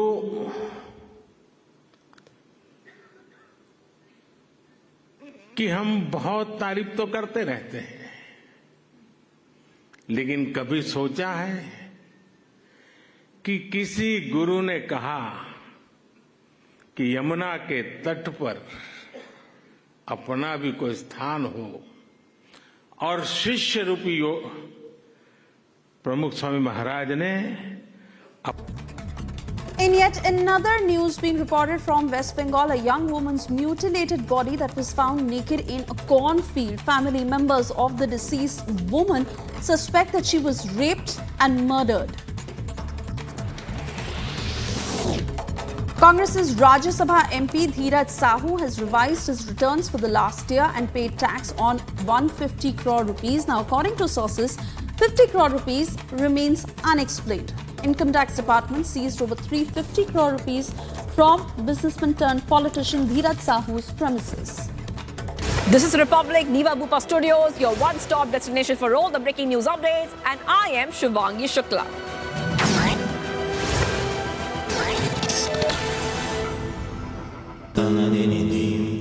Amity has been ranked among the top universities globally for producing the most employable graduates by the Times Higher Education UK. Yet another testimony to Amity's excellent placement record. Good evening and welcome. Today, Mamta Banerjee unleashed another round of brutality against all those who are questioning the Trinamool Congress-led political rape of countless women in Sandesh Khali in Bengal. Republic journalists were targeted and beaten, especially those from Republic Bangla. Political leaders had spinal injuries, landed up in ICUs and hospitals. In other words, Mamta Banerjee is providing full state support to the mafia of her party. But what she cannot stop is the truth today. Today, more women have come out and all of them in their testimonies are saying one thing, just one thing, that Trinamool Congress leaders have been raping women, using their political clout, raping them repeatedly, raping them endlessly. Viewers, more survivors are also saying that the police is trying to torture them by asking them to provide evidence that they have been raped, asking rape victims to come up with medical records. And I ask tonight, how heartless can Mamta Banerjee get? A woman leader asking women to provide evidence of rape months after the ghastly acts. Mamta Banerjee, what are you doing? Are you not answerable to anything? Are you not answerable even to your conscience if it exists? Lastly, to the sold-out Lutyens and Mamta media, shame on you. Shame on all of you for trying to cover up till now the horrors of Sandesh Khali. You cannot anymore because the nation is watching. आज United Arab अमीरात की धरती ने मानवीय इतिहास का एक नया स्वर्णिम अध्याय लिखा है।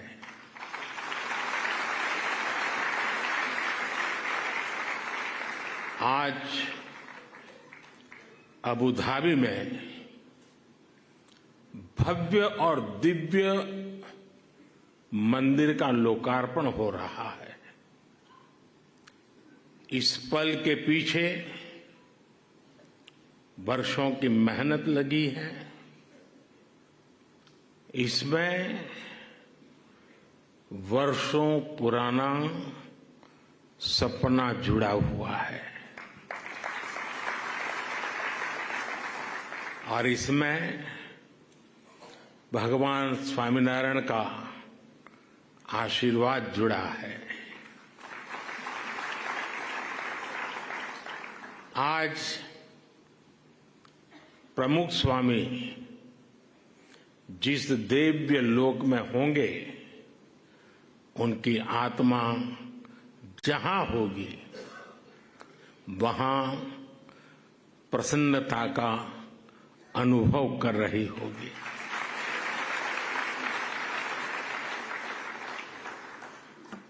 पूज्य प्रमुख स्वामी के साथ मेरा नाता एक प्रकार से पिता पुत्र का नाता रहा।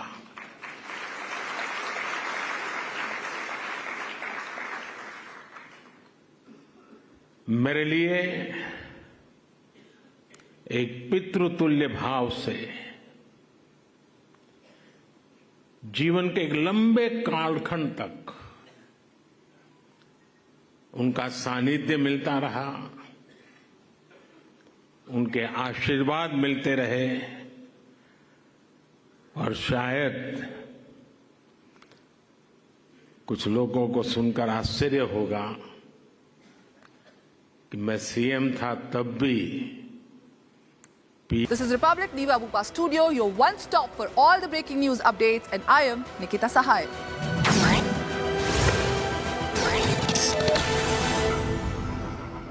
I am very, very happy to announce that Niva Bupa Health Insurance has come on board as Republic TV's studio partner. Niva Bupa Health Insurance is the fastest growing company among standalone health insurance players in India.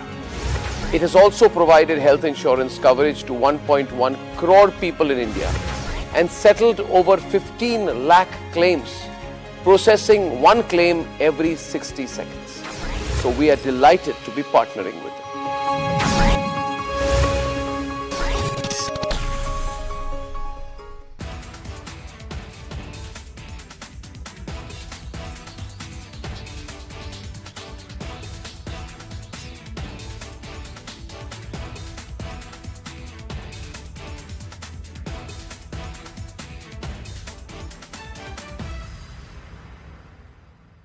इनकी वजह से हमारा रोजगार नहीं चल रहा है, बिल्कुल रोजगार नहीं चल रहा है। भूखा मर जाएगा सारा आम आदमी तो भाई। भैया नुकसान तो बहुत ज्यादा हो रहा है, चारों तरफ से रास्ता बंद है, ना तो सीएनजी मिल रही है और सवारियों को भी बहुत ज्यादा परेशानी हो रही है। बहुत सारे हमारे भाई हैं जो किराए की ऑटो चलाते हैं, किराया कहाँ से दे, अब सवारी कहीं मिल ही नहीं रही है, इसमें गरीब आदमी मर रहा है। Right now I'm standing at Tikri border. Tikri border is the conjoining border between Delhi and Haryana. Here you can see the auto drivers are over here, standing over here, and the autos are standing at this very point because all those roads are blocked and heavy barricading are being done at this very point because we have been speaking to the senior officials of Delhi police and Haryana police as well, and they said that they have done a 7 layering of barricading at this very point so that farmers who are protesting and planning to move to Delhi won't be able to go towards the Delhi side. Right now I'm joined by some of the auto workers who have been facing a lot of difficulties. Sir ये बताइए कि आप लोगों को क्या-क्या नुकसान हो रहा है? भैया नुकसान तो बहुत ज्यादा हो रहा है, चारों तरफ से रास्ता बंद है, ना तो सीएनजी मिल रही है और सवारियों को भी बहुत ज्यादा परेशानी हो रही है। सभी को परेशानी चल रही है जी, सभी को परेशानी चल रही है। और 2 दिन से गाड़ियों में गैस नहीं है, किराए की ऑटो चला रहे हैं, बहुत सारे हमारे भाई हैं जो किराए की ऑटो चलाते हैं, किराया कहाँ से दे और बहुत सारी परेशानी है। वो आगे बैरिकेड लगा दिए, ना उधर से जाने देते ना इधर से जाने देते। तो आपको सवारी कहाँ पे मिल रही है? अब सवारी कहीं मिल ही नहीं रही है, इंतजार कर रहे हैं सवारियों का। अगर सब नुकसान हो रहा है, सारा नुकसान हो रहा है। दुकानों पे से पनीर नहीं जा रहा है, सप्लाई नहीं हो रही है, कोई भी कुछ सारा नुकसान में जा रहे हैं भाई, कोई फायदा ही नहीं है, कुछ नहीं हो रहा। नुकसान के अलावा कुछ भी नहीं हो रहा है। ये जो अभी रास्ता आप खुद देख रहे हो बंद पड़ा है, इनकी वजह से हमारा रोजगार नहीं चल रहा है, बिल्कुल रोजगार नहीं चल रहा है। और ये सवारी चल रही है हमारी, शुरू से ही 15 रुपए थी, अब भी 15 ही मिल रही है और घूम के भी जाना पड़ता है, रूट भी ज्यादा लंबा हो गया भाई और बहुत ज्यादा परेशानी हो रही कुल मिला के। भूखा मर जाएगा सारा आम आदमी तो भाई। अच्छा, आपके किसानों से कोई आह्वान है, कुछ कहना चाहेंगे आप किसानों से? क्या उनको ये प्रोटेस्ट जो है धरना वापस लेना चाहिए?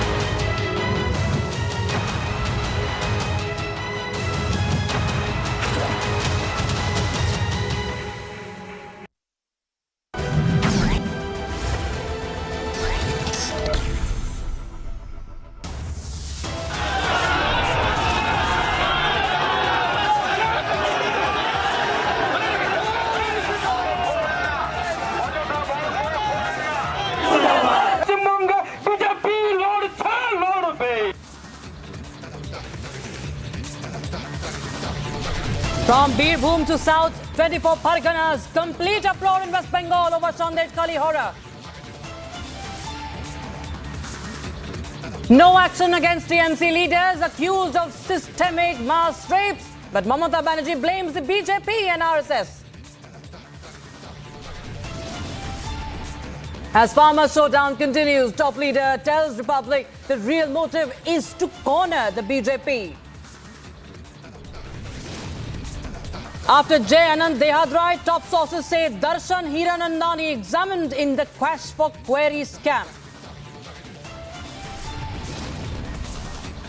Big political twist in Karnataka as BJP JDS field an unexpected fifth candidate. Congress fears cross voting.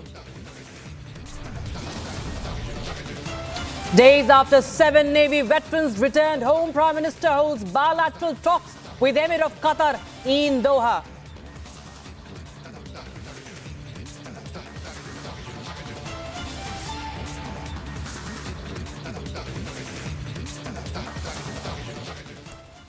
All right, it's day 10 of mega women's uprising in West Bengal's Sandesh Khali, and the survivors are fighting for justice. The anger is palpable. From Hooghly to Birbhum, Bengal is rising against politically institutionalized mass rapes by the TMC leaders in Sandesh Khali. No action has been initiated against the TMC leaders yet, but Chief Minister Mamata Banerjee has now blamed the BJP and the RSS, giving a complete clean chit to Sheikh Shah Jahan. You can see those live visuals coming in on your screens. These are visuals from Purba Bardhaman in West Bengal. These are massive uprisings, protests happening all across West Bengal.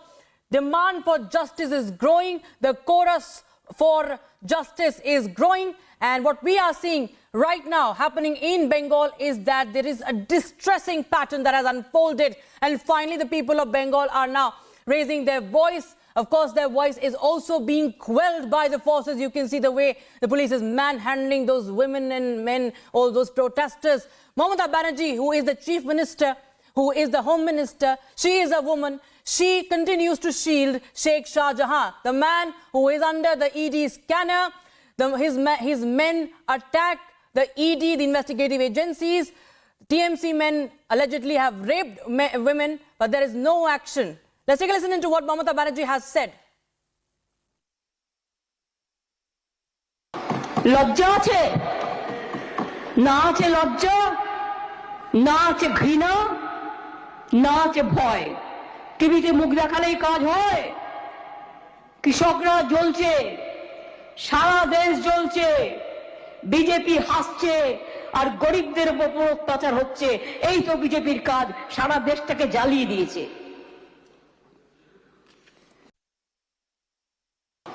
লজ্জা আছে না আছে লজ্জা না আছে ঘৃণা না আছে ভয় টিভিতে মুখ দেখালেই কাজ হয় কৃষকরা জ্বলছে সারা দেশ জ্বলছে বিজেপি হাসছে আর গরিবদের উপর অত্যাচার হচ্ছে এই তো বিজেপির কাজ সারা দেশটাকে জ্বালিয়ে দিয়েছে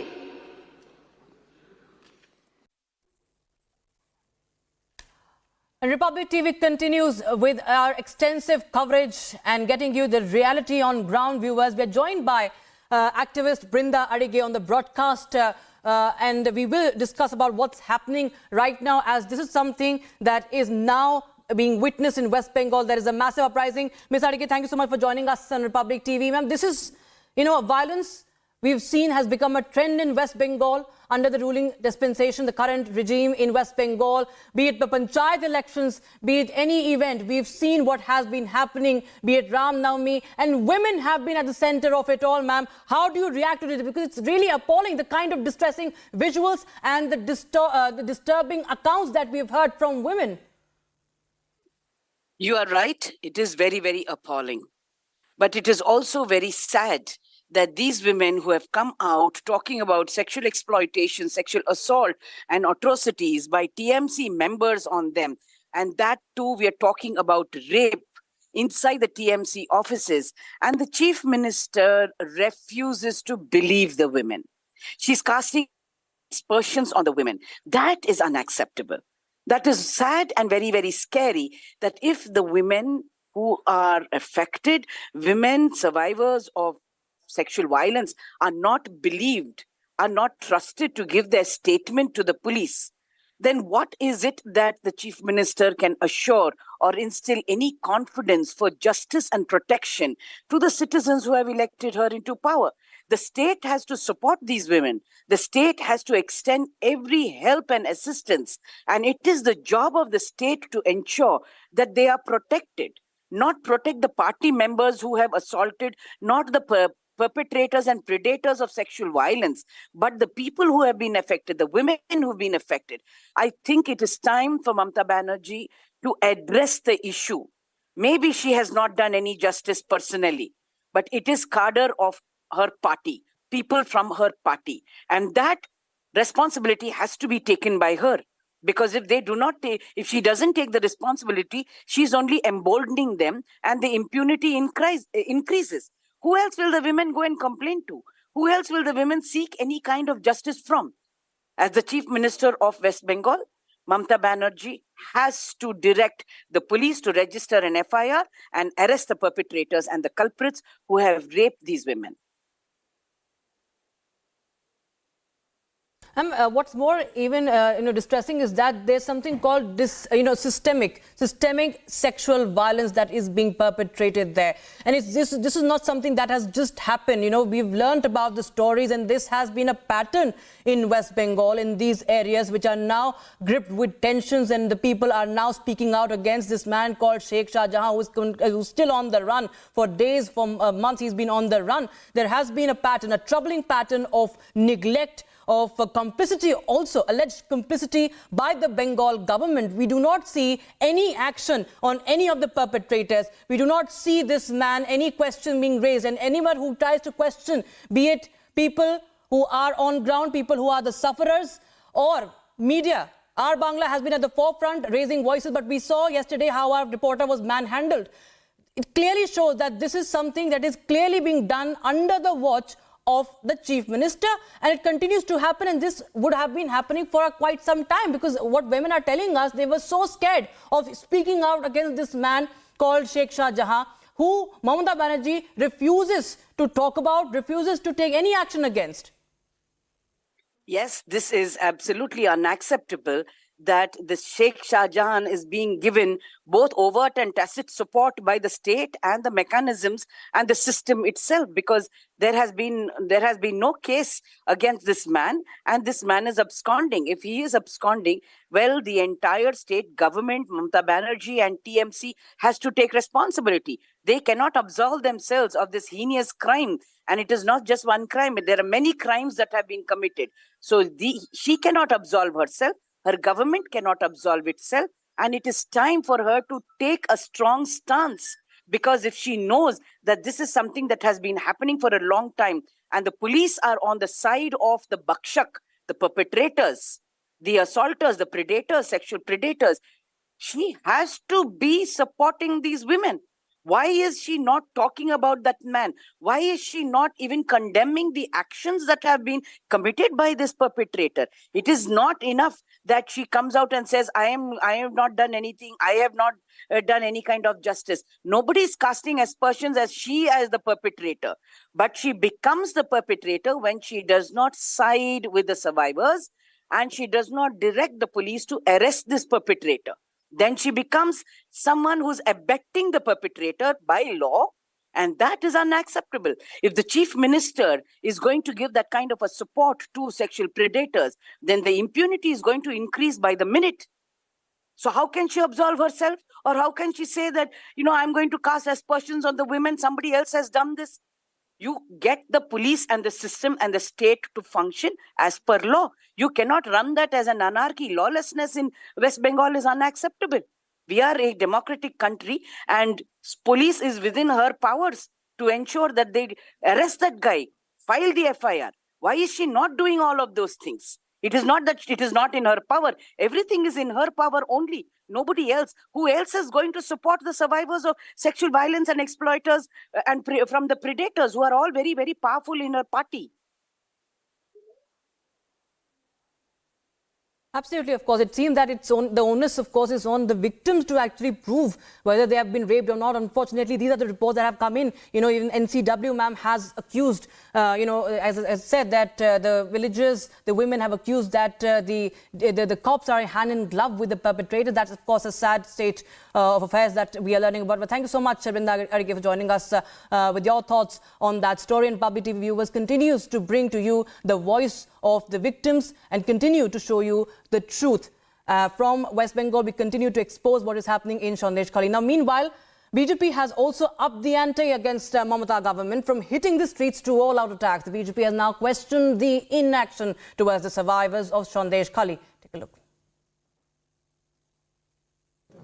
Didn't I, Mamata was in AC room. I was on the field. I lead the movement in Jungle Mall, in Detai massacre. Nobody can stop me. I will go to court. I will come again with full legal authority. My name is Subhendu Adhikari.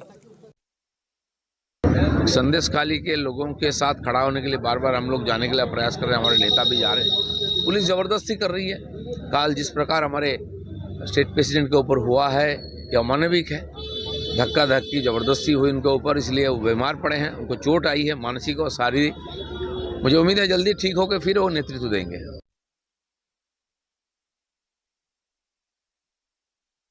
उनकी प्राथमिकता क्या है, ये इससे समझ में आता है कि उन्हें बंगाल की बेटियों की चिंता नहीं है।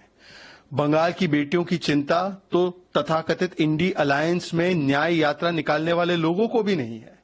वैसे तो पूरे देश भर में संविधान बचाओ और बेटी को बचाने के लिए बड़े भ्रमण किए जाते हैं, वल्चर टूरिज्म किया जाता है। आज प्रियंका वाड्रा जी, राहुल गांधी जी, इंडी अलायंस के तमाम नेता आज ये चुप क्यों है, जब संदेश खाली और बंगाल की महिलाएं न्याय के लिए गुहार लगा रही है। आज पश्चिम बंगाल की पुलिस ममता बनर्जी के इशारे पर तृणमूल कांग्रेस के कार्डर की तरह काम कर रही है। वहां पर कोई भी जांच या इन्वेस्टिगेशन निष्पक्ष तरीके से हो ही नहीं पाती है। बार बार हाई कोर्ट को किसी जांच को सीबीआई या एनआईए या एसआईटी या किसी और एजेंसी को सौंपना पड़ता है।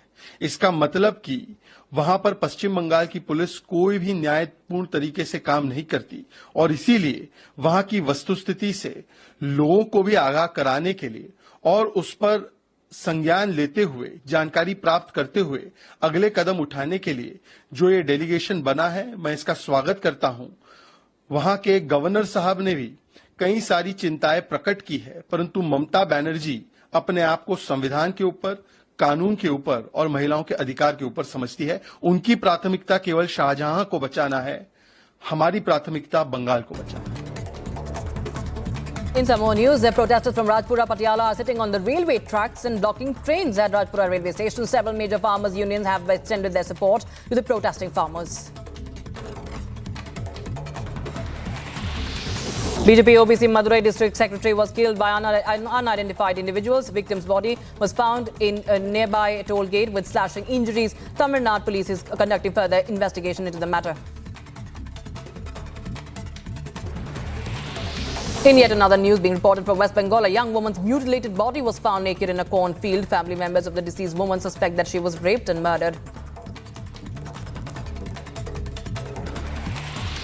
Congress's Rajya Sabha MP Dheeraj Sahu has revised his returns for last year and paid tax on the 150 crore rupees. According to sources, 50 crore rupees remain unexplained. The income tax department sees 350 crore rupees from businessman turned politician Dheeraj Sahu's premises. Joint security forces apprehended terror associated in North Kashmir's Kupwara. The security forces recovered arms, ammunition and other digital gadgets. BJP National President JP Nadda filed his nomination as a Rajya Sabha candidate from Gujarat. JP Nadda shifted his current position as a member from Himachal Pradesh. Congress Legislature Party held meeting at the party office at Vidhan Bhavan in Maharashtra's Mumbai. Congress meeting is being held to discuss Rajya Sabha elections.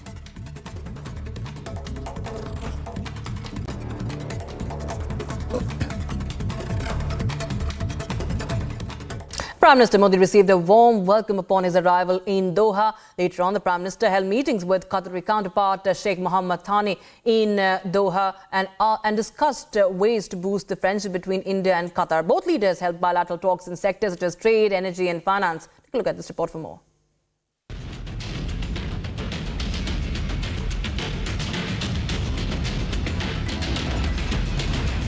Prime Minister Narendra Modi arrived in Doha after a two-day trip to the UAE.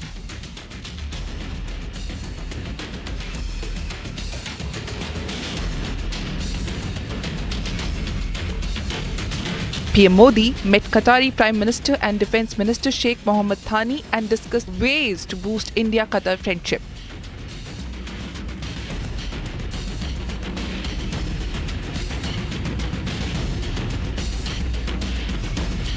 Both leaders held talks on expanding bilateral cooperation in sectors such as trade, investment, energy and finance.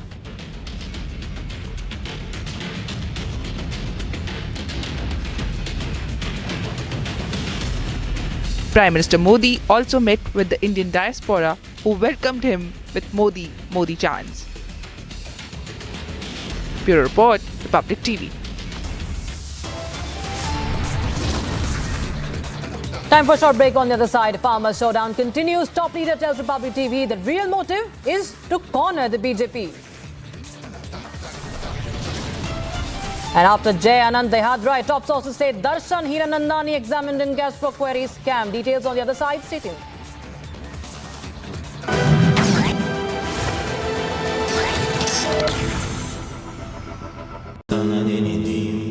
Amity has been ranked among the top universities globally for producing the most employable graduates by the Times Higher Education UK. Yet another testimony to Amity's excellent placement record. जब दिल्ली में अक्षरधाम का निर्माण हो रहा था तो उनके आशीर्वाद से मैं शिलान्यास कार्यक्रम में था। तब तो मैं राजनीति में भी कुछ नहीं था और उस दिन मैंने कहा था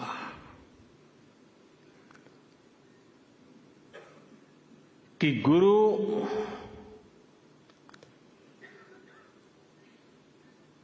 कि हम बहुत तारीफ तो करते रहते हैं,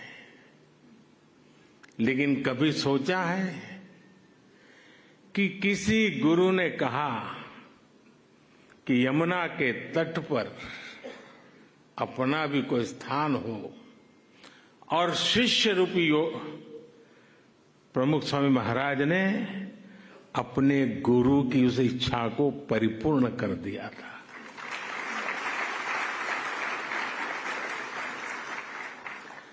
आज मैं भी उसी एक शिष्य भाव से यहां आपके सामने उपस्थित हूं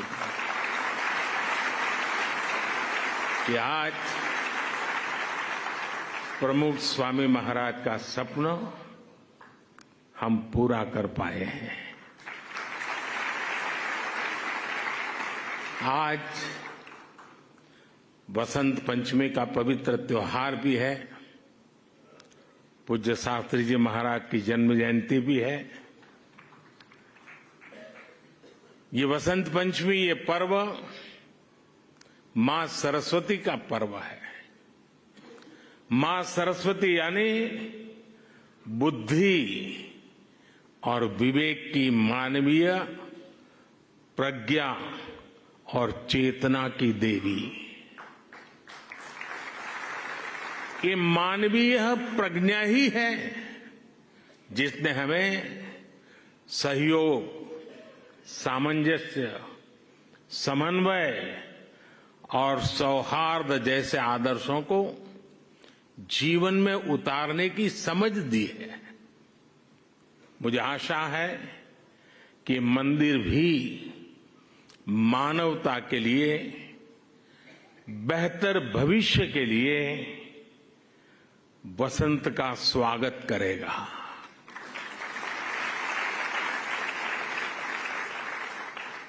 Day 2 of the farmers' protest. The Shambhu border has been completely jam-packed with thousands of the farmers are on the roads. Here we are reporting from the mid of the protesting site and you can see the visuals that how they are spend the entire night here on the roads in their tractors, trolleys, and after having the breakfast now they are preparing the strategy how to move on. So here you can see the visuals that how the farmers has been preparing their strategies, and in fact after spending the entire night on the road thousands of the people have spent night on the road with their tractors and their trolleys. Such kind of trolleys has been prepared to spend the night. You can see the visuals as well. Even yesterday, the similar visuals, the similar people in a similar position. And in fact, today as well, they will try to march towards Delhi from that Shambhu border to cross the security layers of Haryana police. And in fact, the way they yesterday did, just because yesterday there was a panic situation between the Haryana police and the farmers, and in fact when they tried to cross the borders, tear gas shells has been fired in a massive number,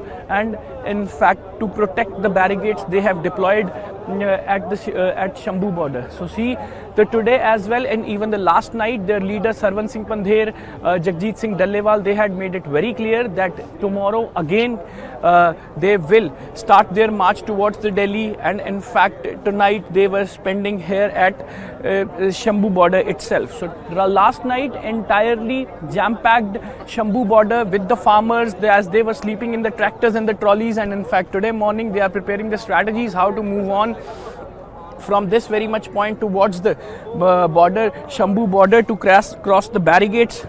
To cross the barricades deployed by Haryana police. And in fact, if my camera person can show you the barricades they have put, they are making some technical strategies, and they themselves put these police barricades along at the protesting site, and in fact they are preparing the layers how to move on and how to break the security layers. There's 6 to 7 security layers of Haryana police with the paramilitary forces. So see, you can see even the Haryana police have also used the drones and tear gas shells, and they have used the rubber bullets to stop the farmers. So this is the situation that is actually turning up at Shambhu border, and even this is the situation that is turning up at the Shambhu border on day 2 of the protest. Farmers are preparing strategy. Their leaders are leading the protest. They have spent entire night in the tractor and trolleys, and morning they are preparing strategies how to move further towards the Delhi. Good evening and welcome. Today, Mamta Banerjee unleashed another.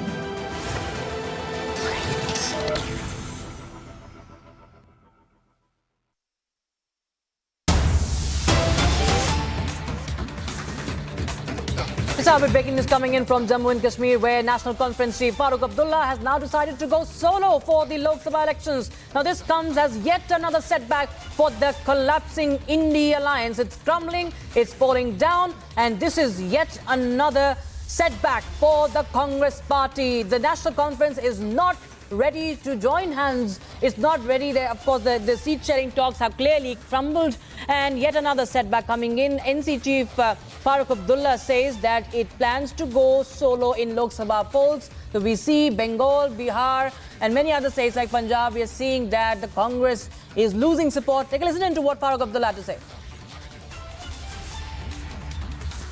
What about seat sharing? कल शायद Omar Abdullah India alliance के हवाले से शायद बात कर रहे थे. देखिए, जहाँ तक सीट शेयरिंग का सवाल है, मैं एक चीज़ आपको क्लियर करना चाहता हूँ. नेशनल कॉन्फ्रेंस अपने बलबूते पर लड़ेगी, इसमें कोई दो राय नहीं है. What about seat sharing? कल शायद उमर अब्दुल्ला इंडिया अलायंस के हवाले से शायद बात कर रहे थे. देखिए, जहाँ तक सीट शेयरिंग का सवाल है, मैं एक चीज़ आपको क्लियर करना चाहता हूँ.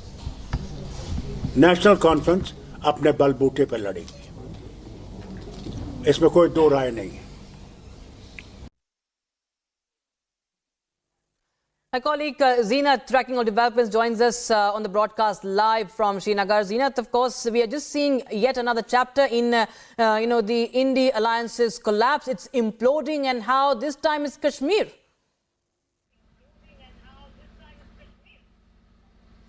Oh, of course, we are seeing a setback to Indie Alliance now coming from the Srinagar. In fact, the NC Chief Farooq Abdullah and the Member Parliament of Srinagar has announced that they will fight on its own strength, and he has completely ruled out any pre-poll alliance. We have been seeing the way the Indie alliance is fragmented in different parts of the country. Now another setback is coming from the Jammu and Kashmir, where NC Chief has made it quite clear that they are not going for any pre-poll alliance. Rather, NC will fight on its own strength. And this is a big news point coming in, and a setback to the Indie alliance, where we have seen a lot of meetings being done by the opposition to eliminate or to take BJP out from the different states. But now seeing the way these indie parties are working and the defragmentation is taking place in other parts of the country. Now, National Conference Chief has also decided that NC will fight on its own strength. He has announced this while talking to reporters here at National Conference headquarters in Wai Subu, where Farooq Abdullah was talking about the multiple issues, be it of the voting machines. He talked about the farmers' bill, the farmers' protest, and also about the ED summon. He also said that Farooq Abdullah will be visiting the ED office, and in fact he's ready to deal with the ED also, because earlier when the two summons were issued to the National Conference Chief in January and February, in January he cited the health reasons for not appearing before the ED, and recently 2 days before when he was supposed to appear before ED, that time he was in Jammu. Now that the Farooq Abdullah is back in Srinagar and he will make his appearance before the ED.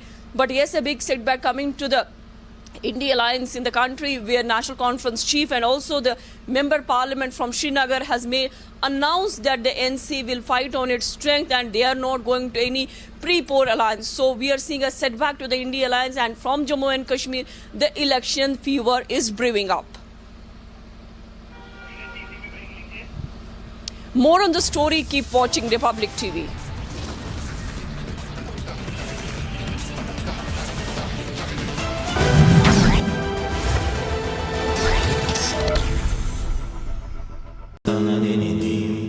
Amity has been ranked among the top universities globally for producing the most employable graduates by the Times Higher Education UK. Yet another testimony to Amity's excellent placement record. ये मंदिर पूरी दुनिया के लिए सांप्रदायिक सौहार्द और वैश्विक एकता का प्रतीक बनेगा। भाइयों और बहनों, यूएई के minister of tolerance his excellency Sheikh Nahyan Al Mubarak यहां विशेष तौर पर उपस्थित है, और उन्होंने भाव भी जो व्यक्त किए, जो बातें हमारे सामने रखी, वो हमारे उन सपनों को मजबूत करने का उनके शब्दों में उन्होंने वर्णन किया है। मैं उनका आभारी हूं। साथियों, इस मंदिर के निर्माण में यूएई की सरकार की जो भूमिका रही, उसकी जितनी तारीफ की जाए उतनी कम है।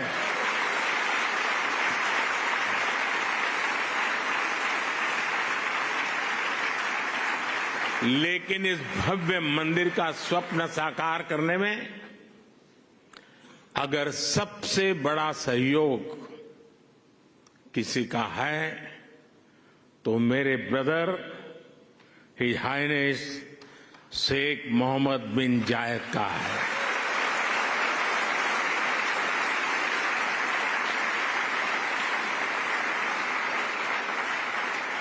मुझे पता है कि प्रेसिडेंट ऑफ यूएई की पूरी गवर्नमेंट ने कितने बड़े दिल से करोड़ों भारतवासियों की इच्छा को पूरा किया है,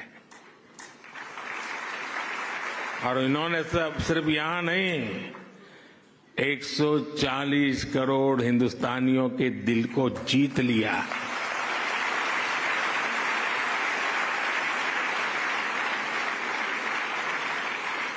मैं इस मंदिर के विचार से लेकर एक प्रकार से प्रमुख स्वामी जी के स्वप्न से लेकर के, स्वप्न बाद में विचार में परिवर्तित हुआ,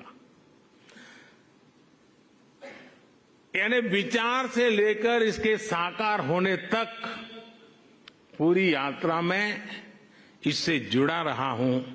ये मेरा सबसे बड़ा सौभाग्य है, और इसलिए मैं जानता हूं कि his highness Sheikh Mohammed bin जायद की उदारता के लिए धन्यवाद ये शब्द भी बहुत छोटा लगता है। इतना बड़ा उन्होंने काम किया।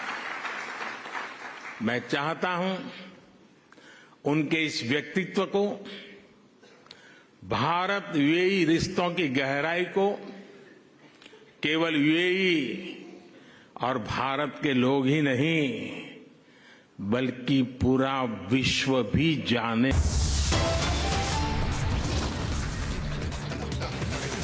Viewers, top headlines are tracking right now from Birbhum to South 24 Parganas. Complete uproar in West Bengal over Sandesh Khali horror. No action against TMC leader accused of systematic mass rapes, but Mamta blames BJP and the RSS now.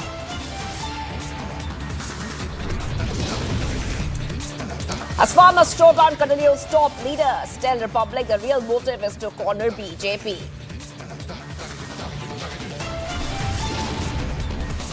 After Jay Anante Hadrai, top sources say Darshan Hiranandani examined in cash for query scam. Yet another setback for Indy.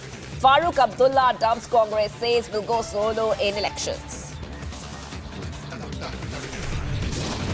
And days after 7 Navy veterans return home, Prime Minister holds bilateral talks with Amir of Qatar in Doha.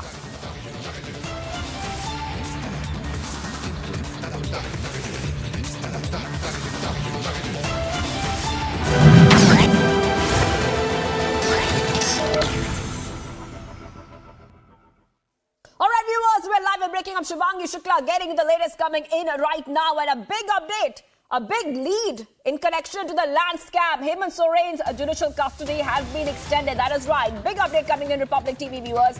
And what we can tell you is that Hemant Soren's judicial custody has been extended. This is the land scam that we are talking about right now. And the ED has been, really investigating this case very, very closely.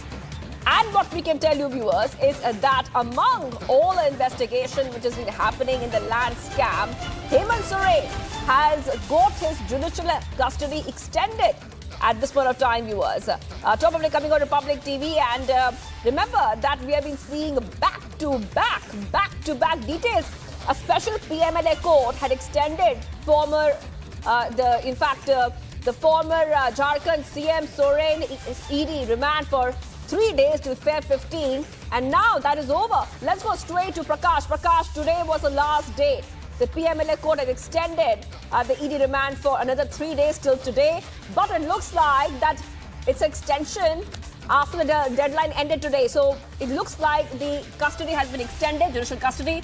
How much longer? How much longer?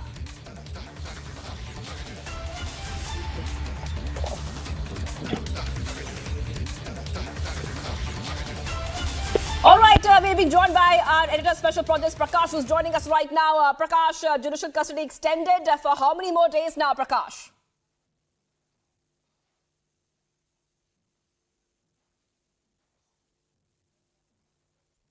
All right, we will be getting back to Prakash in just a moment, but a special PMLA court had extended Soren's ED remand for 3 days till today. And right now, what we can tell you is that Hemant Soren's judicial custody has now been extended even further.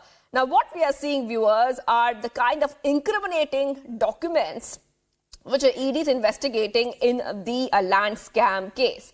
The ED had stated that Soren's remand was necessary after recovery of 17 original registers, 11 trunks of incriminating documents from the premises of former CM aide Bhanu Pratap Prasad, a revenue sub-inspector. So we have been seeing that there are many more people in this entire web of the land scam. Soren was arrested on Jan 31st after a 7-hour grilling by the ED in the money laundering case. Let's move ahead, viewers, right now to the other big story we are tracking at this point of time. It's day 10 of a mega women's uprising in West Bengal, Sandesh Khali. The survivors are fighting for justice and the anger is palpable. From Hooghly to Birbhum, Bengal is rising against politically,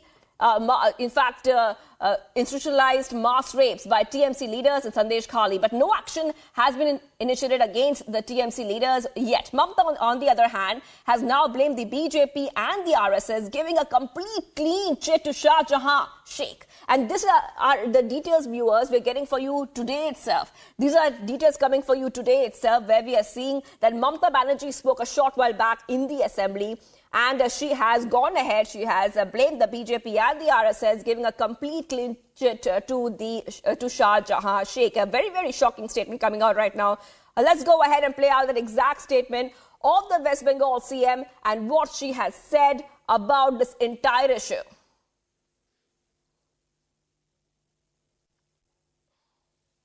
তারা কদিন ধরে অনেক কথা বলে যাচ্ছেন কিছু মিডিয়ার তৎপরতায় আসল জিনিসটা না জেনেই। আপনারা জানেন জীবনে আমি কোনো অন্যায়কে কোনোদিন প্রশ্রয় দিইনি এবং আমি ইনিশিয়েটিভ নিয়ে স্টেট কমিশন পাঠিয়েছি, আমাদের অ্যাডমিনিস্ট্রেশন পাঠিয়েছি, 17 জনকে অ্যারেস্ট করা হয়েছে এবং আপনারা দেখেছেন যারা মুখে মাস্ক পরে পরে ছবি তুলছে ধরাও পড়েছে বিজেপির কর্মী, কিভাবে তারা বাইরে থেকে নিয়ে এসে একটা এলাকাকে অশান্ত করার চেষ্টা করেছে। আগে টার্গেট শেখ শাহজাহান, ওকে টার্গেট করে ইডি ঢুকলো, তারপরেই সবাইকে বার করে দিয়ে তারপরে ওখানে আদিবাসী মাইনরিটিদের মধ্যে ঝগড়া লাগিয়ে দিল। আগে তো আমাকে জানতে হবে ব্যাপারটা কি, নাকি কাকে কার নিয়ে পালিয়ে গেল বলে আমিও পালাতে শুরু করলাম।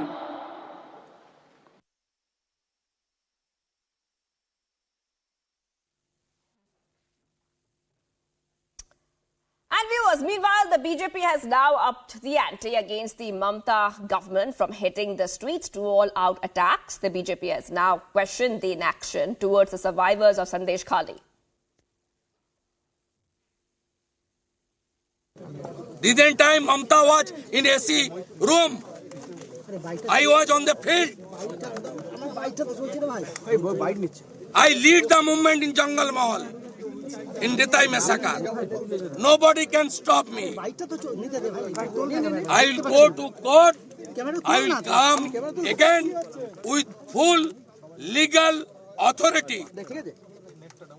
My name is Subhendu Adhikari. संदेश खाली के लोगों के साथ खड़ा होने के लिए बार बार हम लोग जाने के लिए प्रयास कर रहे हैं, हमारे नेता भी जा रहे हैं। पुलिस ज़बरदस्ती कर रही है। काल जिस प्रकार हमारे स्टेट प्रेसिडेंट के ऊपर हुआ है, यह अमानविक है। धक्का धक्की ज़बरदस्ती हुई उनके ऊपर, इसलिए वो बीमार पड़े हैं, उनको चोट आई है मानसिक और शारीरिक। मुझे उम्मीद है जल्दी ठीक होकर फिर वो नेतृत्व देंगे। उनकी प्राथमिकता क्या है, ये इससे समझ में आता है कि उन्हें बंगाल की बेटियों की चिंता नहीं है। बंगाल की बेटियों की चिंता तो तथाकथित इंडी अलायंस में न्याय यात्रा निकालने वाले लोगों को भी नहीं है। वैसे तो पूरे देश भर में संविधान बचाओ और बेटी को बचाने के लिए बड़े भ्रमण किए जाते हैं, वल्चर टूरिज्म किया जाता है। आज प्रियंका वाड्रा जी, राहुल गांधी जी, इंडी अलायंस के तमाम नेता आज ये चुप क्यों है जब संदेश खाली और बंगाल की महिलाएं न्याय के लिए गुहार लगा रही है।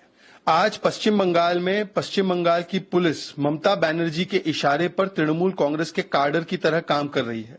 वहां पर कोई भी जांच या इन्वेस्टिगेशन निष्पक्ष तरीके से हो ही नहीं पाती है। बार बार हाई कोर्ट को किसी जांच को सीबीआई या एनआईए या एसआईटी या किसी और एजेंसी को सौंपना पड़ता है।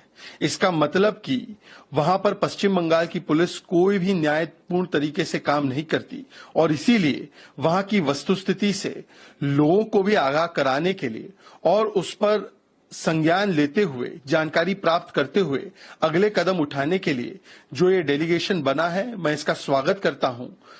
वहां के गवर्नर साहब ने भी कई सारी चिंताएं प्रकट की है, परंतु ममता बनर्जी अपने आप को संविधान के ऊपर, कानून के ऊपर और महिलाओं के अधिकार के ऊपर समझती है। उनकी प्राथमिकता केवल शाहजहां को बचाना है, हमारी प्राथमिकता बंगाल को बचाना है। आज का प्रोटेस्ट, हमारे भाजपा के विधायक लोग प्रोटेस्ट किए थे, अंदर मुख्यमंत्री थे। मुख्यमंत्री तो आते नहीं है, उनका जो दिन है सोमवार, स्वराष्ट्र मंत्रक का जो दिन है, उनमें आते नहीं है। उनका बहुत काम है ना, तो उनका लिए इम्पोर्टेंट नहीं है कि हमारा क्वेश्चन को उत्तर दे। हम लोग सोमवार को, मंगलवार को शायद, हम लोग विबृति मांगे थे मुख्यमंत्री से, ये संदेश खाली का घटना को लेकर। मुख्यमंत्री नहीं थे, लेकिन हम लोग को बर्खास्त किया गया, सस्पेंड किया गया। आज इसीलिए हमारे विधायक लोग गए और वो लोग भी बोले कि क्यों एलओपी और 5 विधायक को बर्खास्त किया गया, सस्पेंड किया गया। हम लोग भी मुख्यमंत्री का अधिवेशन बॉयकॉट करते हैं। And viewers, the NCW has also taken cognizance of the Sandesh Khali horror. In a report filed by the committee, it mentions that negligence by Bengal government and police, even the DGP, refused to cooperate. The SP did not provide assistance to the survivors. The panel has received a number of systematic abuse testimonies. The survivors reportedly begged the panel to delete the testimonies, fearing consequences. NCW mentions in its report that Mamta's cops failed completely in their duty. So that's what we are getting for you right now, where NCW has gone ahead, taken cognizance. They have also condemned the entire situation observed in West Bengal following a fact-finding mission on Feb 12th, 2024. And this is coming in as the NCW had sent a team. Team of NCW visited Sandesh Khali to evaluate the response of local authorities to reports of severe violence and intimidation against women.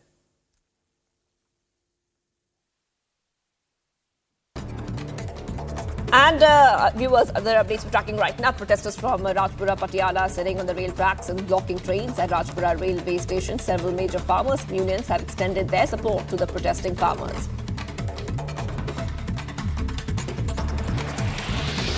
BJP OBC Madurai district secretary was killed by unidentified individuals. The victim's body was found at a nearby toll gate with slashing injuries. The Tamil Nadu police is conducting further investigations into the matter.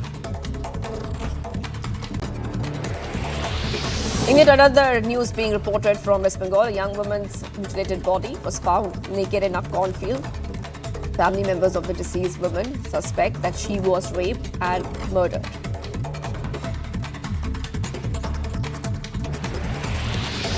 Congress Rajya Sabha MP Dheeraj Sahu has revised his returns for last year and paid tax of Rs 150 crore. According to sources, Rs 50 crore remains unexplained. The Income Tax Department seized 350 crores from businessman turned politician Dheeraj Sahu's premises. Joint security forces apprehended terror associate in North Kashmir's Kupwara area. The security forces recovered arms, ammunition and other digital gadgets. BJP National President JP Nadda filed his nomination as a Rajya Sabha candidate from Gujarat. JP Nadda shifted his current position as a member from Himachal Pradesh. Congress and the legislature party held meetings at the party office at Vidhan Bhavan in Maharashtra's Mumbai. The Congress meeting is being held to discuss Rajya Sabha elections.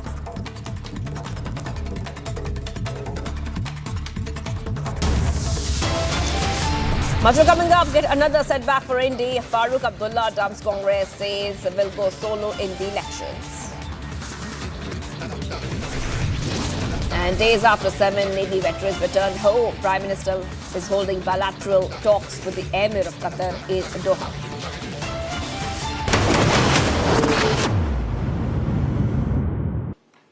आज United Arab अमीरात की धरती ने मानवीय इतिहास का एक नया स्वर्णिम अध्याय लिखा है।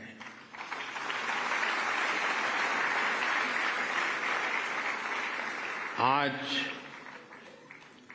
अबू धाबी में भव्य और दिव्य मंदिर का लोकार्पण हो रहा है। इस पल के पीछे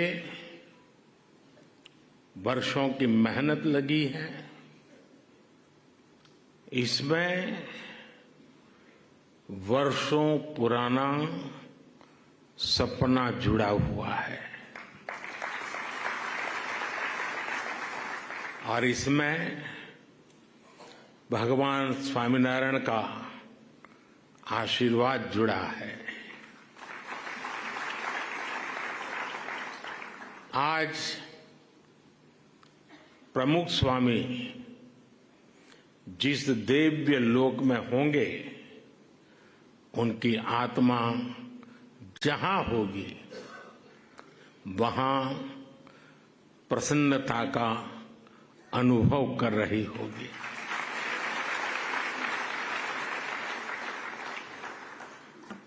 पूज्य प्रमुख स्वामी के साथ मेरा नाता एक प्रकार से पिता पुत्र का नाता रहा।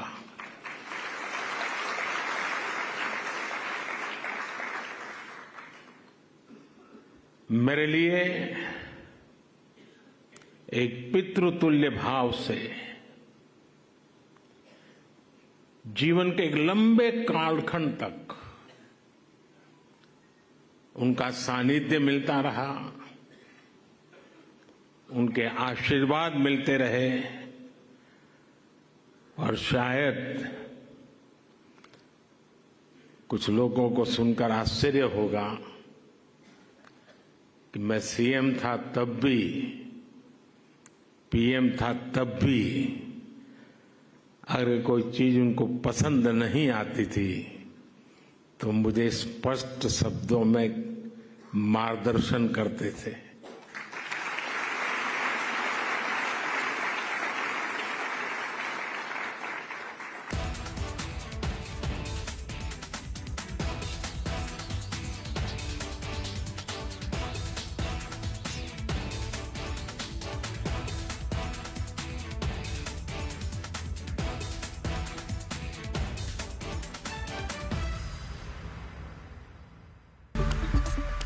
And welcome back, ladies and gentlemen. It's time for the nation's sharpest opinion.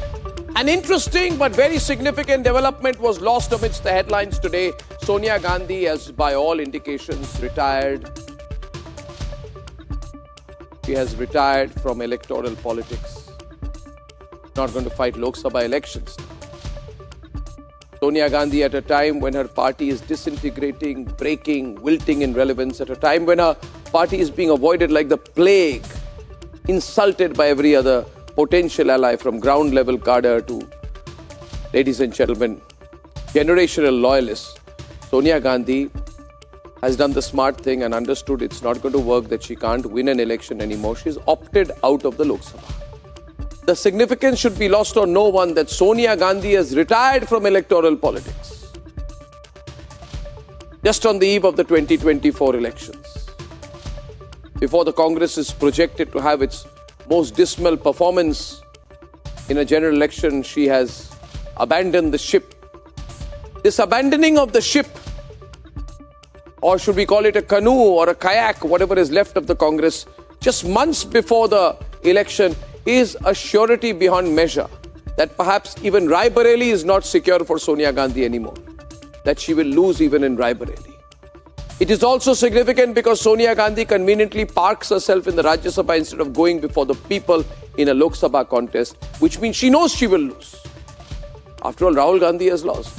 She will also lose. And after trying and failing so badly to launch and relaunch and launch and relaunch and launch and relaunch her non-achiever washout son Rahul Gandhi, and Rahul Gandhi can pretend all his life at the age of 55 to be discovering India in a luxury bus, but the fact is that he's a political disaster, a failure.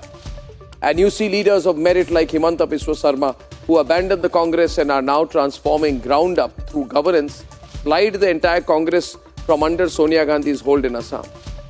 The largest story for me, on a day when Himanta Biswa Sarma has broken the Congress, he just broke it. The Congress working president in Assam has joined the BJP. MLAs are joining the BJP. The party broke down the middle. And what does that tell you? That tells you, ladies and gentlemen, that the Congress is packing up. There is no hope for the...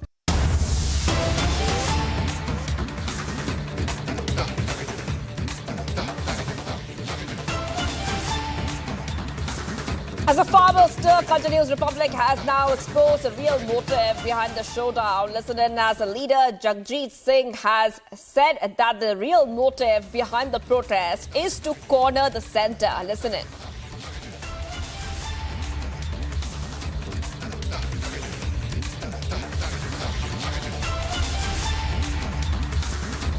Jagjit Randhawa साहब, आज बहुत बड़ी meeting होने वाली है central leadership से। क्या आज हम उम्मीद कर सकते हैं कि जो डेडलॉक बना हुआ है वो रिजॉल्व होएगा? इस सरकार पे डिपेंड करता है। मीटिंग का राउंड तो पहले भी 3 दौर की मीटिंग हमारी हो चुकी है सरकार के साथ, उसमें कुछ खास नहीं निकला। कोशिश होगी हम भी ये नहीं चाहते कि हमारा मोटिव जो है वो दिल्ली नहीं है कि हम लोगों ने दिल्ली ही जाना है, वहाँ पे कोई शक्ति प्रदर्शन करना है। हमारा तो मेन है कि जो हमारे राइट्स हैं, जो हमारे सिविल राइट्स हैं, जो हमें मिलने चाहिए, जो हमारी हक की मांगे हैं, उसके लिए डेडलॉक टूटेगा या नहीं टूटेगा ये तो 5 बजे वाली मीटिंग बताएगी, लेकिन सरकार का जो रवैया है किसानों के प्रति, मजदूरों के प्रति, वो सुहिर्द लगता नहीं है। अभी मीटिंग ही है, या मीटिंग के लिए टाइम को आगे धकेला जा रहा है, ये तो आज पता चला। मेन डिमांड्स क्या है? मैं इसलिए पूछ रहा हूँ क्योंकि लोगों को पता होना चाहिए कि आप जब सड़कों पे आ रहे हैं तो आपकी मेन डिमांड्स क्या है। क्या आप चाहते हैं कि प्राइवेटाइजेशन जो एग्रीकल्चर की वो कम हो? क्या आप चाहते हैं ये जो MSP है वो बढ़ाया जाए, या फिर आप चाहते हो कि आपके खिलाफ जो अत्याचार किए जा रहे हैं वो कम हो? क्या आपके मेन डिमांड्स हैं? अत्याचार की कोई बात नहीं है, ऐसा कोई डर नहीं है, ऐसी कोई बात नहीं है कि हम सरकार से ये अपील करें कि हमारे पे अत्याचार बंद करें, ऐसा कुछ नहीं है। हमारी सबसे पहली मांग ये है कि जो MSP है उसका गारंटी कानून हम लोग मांगते हैं। वो MSP मैं अपने लिए नहीं मांग रहा कि मैं किसान हूँ, मैं MSP इस कैमरामैन के लिए भी मांग रहा हूँ। अगर MSP खड़ी रहेगी, मंडी बची रहेगी, तो गेहूं का भाव जो है वो किसी स्तर पे खड़ा रहेगा तो ये भी आदमी आटा खरीद सकता है। अगर खुली मंडी में कारपोरेट के पास जाता है तो यही गेहूं जो आज 2000 रुपये है, 2200 है, बढ़कर जब 7000 रुपये क्विंटल तक उनके द्वारा बेची जाएगी तो उसके लिए आटा खरीदना भी मुश्किल हो जाएगा। MSP की मांग है। धनबाद साहब, यहाँ पे अब इलेक्शन भी आने वाले हैं तो पोलिटिसाइजेशन हो रही है, राजनीतिकरण भी हो रहा है, तो मैं आपसे पहले पूछना चाहूंगा, आपको किसी पार्टी ने सपोर्ट किया है? आम आदमी पार्टी ने, कांग्रेस ने, लेफ्ट ऑर्गेनाइजेशंस ने, बीजेपी तो आउट ऑफ क्वेश्चन है, पर आप मुझे बताइए। 23 साल से लगातार धरातल पे काम कर रहे हैं, ना तो कभी किसी राजनीतिक पार्टी का सपोर्ट आज तक लिया है, ना कभी चाहते हैं और ना कभी लेंगे। राजनीतिक का दौर यहाँ पे बिल्कुल नहीं है। एक और क्वेश्चन मैं पूछना चाहूंगा और उसके लिए मैं चाहूंगा आप खुल के बोले, क्योंकि मुझे मालूम है कि आप लीडर इंसान हैं, आप खुल के बोलेंगे। क्या ये प्रोटेस्ट इन अ वे जो क्रिटिसिज्म हो रही है, is it against the central leadership? ये सेंट्रल लीडरशिप के खिलाफ है, ये नरेंद्र मोदी के खिलाफ है, या फिर ये बीजेपी लेड RSS के खिलाफ है जो हम लोग सुनाई देता है? देखो, जो आपका क्वेश्चन है उसके लिए मैं सबसे पहली बात ये कहना चाहता हूँ कि नरेंद्र मोदी एक पर्सनैलिटी है, एक शख्सियत है। अगर हम लोग ये बोलें कि हम किसी एक मनुष्य के प्रति ये प्रोटेस्ट कर रहे हैं तो गलत बात होगी। देश के सिस्टम के खिलाफ लड़ रहे हैं, वो सिस्टम जो पिछले 75 साल से इन लोगों के लिए बना रखा है और जो झूठ की बुनियाद पे खड़ा है। बीजेपी RSS उसके कंपोनेंट्स हैं और वो कंपोनेंट जो है आज काम कर रहे हैं। बीजेपी RSS कंपोनेंट है या और भी पॉलिटिकल पार्टी कंपोनेंट है? मैं बोलने में मुझे कोई झिझक नहीं है। जो सरकार होती है वो बाबर होती है, बाबर हमेशा जाबर होता है। बिल्कुल। और इसमें इनमें से किसी में भी कोई आपने तो औरंगजेब की लड़ाई की है? बिल्कुल की है जी। 10 मुगल हमारे साथ लड़े हैं और वो मुगलों का भेष ही चेंज हुआ है, सरकारें वही काम कर रही हैं। चलिए ठीक है, मैं उम्मीद करूंगा कि आप जल्दी ठीक हो जगदीश सिंह धालीवाल साहब और ठीक हो। एक और चीज मैं आपसे पूछना चाहूंगा सर, एक आपका बयान आ रहा था जिसमें आपने बोला था कि नरेंद्र मोदी राम मंदिर के बाद बहुत पावरफुल हो गए हैं, ये प्रोटेस्ट इनको कमजोर बनाएगा, ये आप इसका मतलब खड़े? अयोध्या मंदिर की प्रतिष्ठा हमारे लिए भी सम्मानजनक है, हम सम्मान करते हैं अयोध्या मंदिर का। किसी भगवान का, किसी धर्म के लिए हमारा कोई भी कभी भेदभाव नहीं रहा। उन्होंने स्थापित किया है, किसी पार्टिकुलर धर्म के लिए नहीं है, सर्वसांझीवालता का वो सवाल है। और प्रोटेस्ट का ये मंतव्य नहीं है कि हमने अयोध्या को नीचे गिराना है, जहाँ हमने अयोध्या वाले मसले को नीचे लेके जाना है। प्रोटेस्ट का केवल एक ही मतलब है कि पंजाब, हरियाणा, पूरे देश के किसानों, मजदूरों के लिए उनकी जो बुनियादी मांगे हैं, जो सरकार ने मानी हुई मांगे हैं, उनको दोबारा बहाल करना। और ये पॉलिटिकल सिस्टम जो आपको लगता है कि एक एक्सप्लॉइटेटिव नेचर का है, उसको आप करेंगे जिसमें सब पार्टीज इन्वॉल्व है, राइट? बिल्कुल, definitely. From Birbhum to Saroni for Parganas, a complete uproar in West Bengal over Sandesh Khali horror. Stay tuned.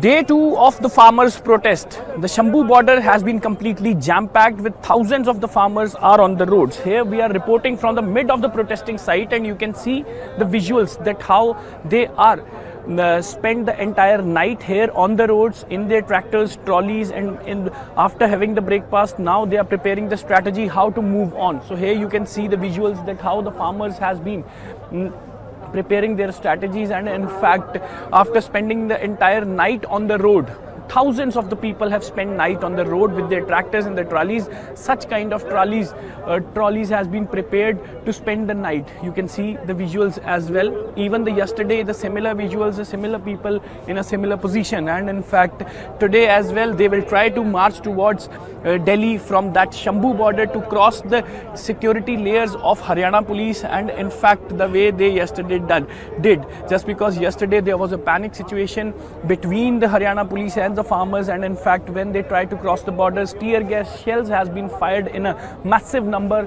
and in fact to protect the barricades they have deployed at Shambhu border. So see, today as well, and even the last night, their leader Sarwan Singh Pandher, Jagjit Singh Dallewal, they had made it very clear that tomorrow again they will start their march towards the Delhi, and in fact tonight they were spending here at Shambhu border itself. So last night entirely jam-packed Shambhu border with the farmers as they were sleeping in the tractors and the trolleys, and in fact today morning they are preparing the strategies how to move on from this very much point towards the border, Shambhu border, to cross the barricades, deployed by Haryana police. And in fact, if my camera person can show you the barricades they have put, they are making some technical strategies, and they themselves put these police barricades along at the protesting site, and in fact they are preparing the layers how to move on and how to break the security layers.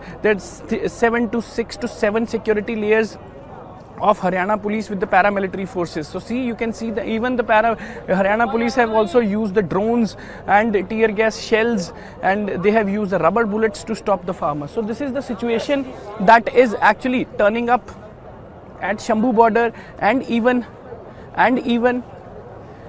this is the situation that is turning up at the Shambhu border on day 2 of the protest. Farmers are preparing strategy. Their leaders are leading the protest. They have spent entire night in the tractor and trolleys, and morning they are preparing strategies how to move further towards the Delhi. ये मंदिर पूरी दुनिया के लिए सांप्रदायिक सौहार्द और वैश्विक एकता का प्रतीक बनेगा। भाइयों और बहनों, यूएई के minister of tolerance his excellency Sheikh Nahyan Al Mubarak यहां विशेष तौर पर उपस्थित है, और उन्होंने भाव भी जो व्यक्त किए, जो बातें हमारे सामने रखी, वो हमारे उन सपनों को मजबूत करने का उनके शब्दों में उन्होंने वर्णन किया है। मैं उनका आभारी हूं।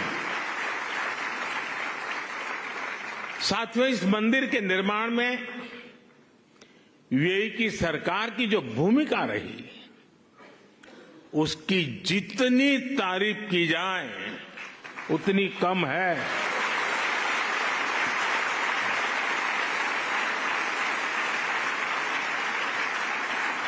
लेकिन इस भव्य मंदिर का स्वप्न साकार करने में अगर सबसे बड़ा सहयोग किसी का है तो मेरे brother his highness Sheikh Mohammed bin Zayed का है।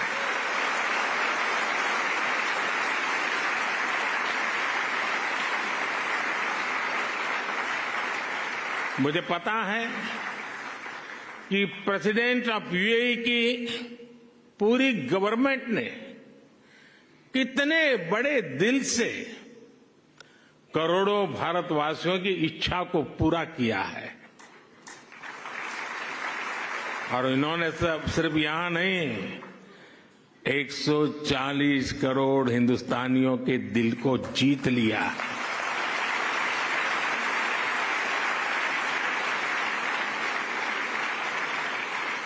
मैं इस मंदिर के विचार से लेकर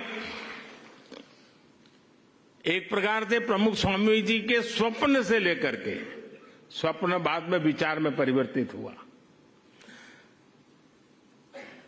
यानी विचार से लेकर इसके साकार होने तक पूरी यात्रा में इससे जुड़ा रहा हूं। ये मेरा सबसे बड़ा सौभाग्य है। और इसलिए मैं जानता हूं कि his highness Sheikh Mohammed bin जायद की उदारता के लिए धन्यवाद।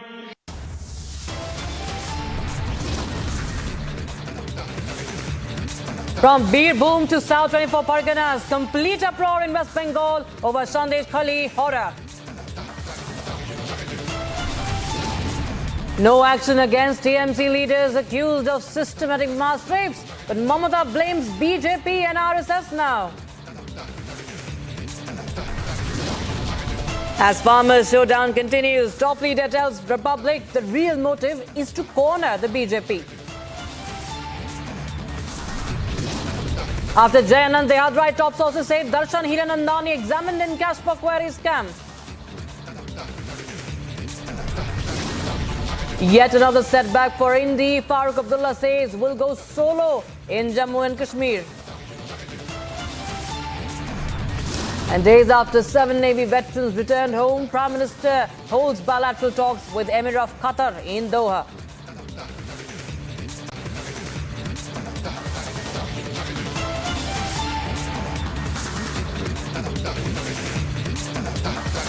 And it's day 10 of a mega women's uprising in West Bengal's Sandesh Khali. The survivors are fighting for justice and the anger is palpable. And from Hooghly to Birbhum, Bengal is rising against the politically institutionalized mass rapes by the TMC leaders in Sandesh Khali. But no action has been initiated against the TMC leaders yet. And Mamata Banerjee, on the other hand, has now blamed BJP and RSS, giving a complete clean chit to Shah Jahan Sheikh. Take a listen in to what Mamata Banerjee had to say.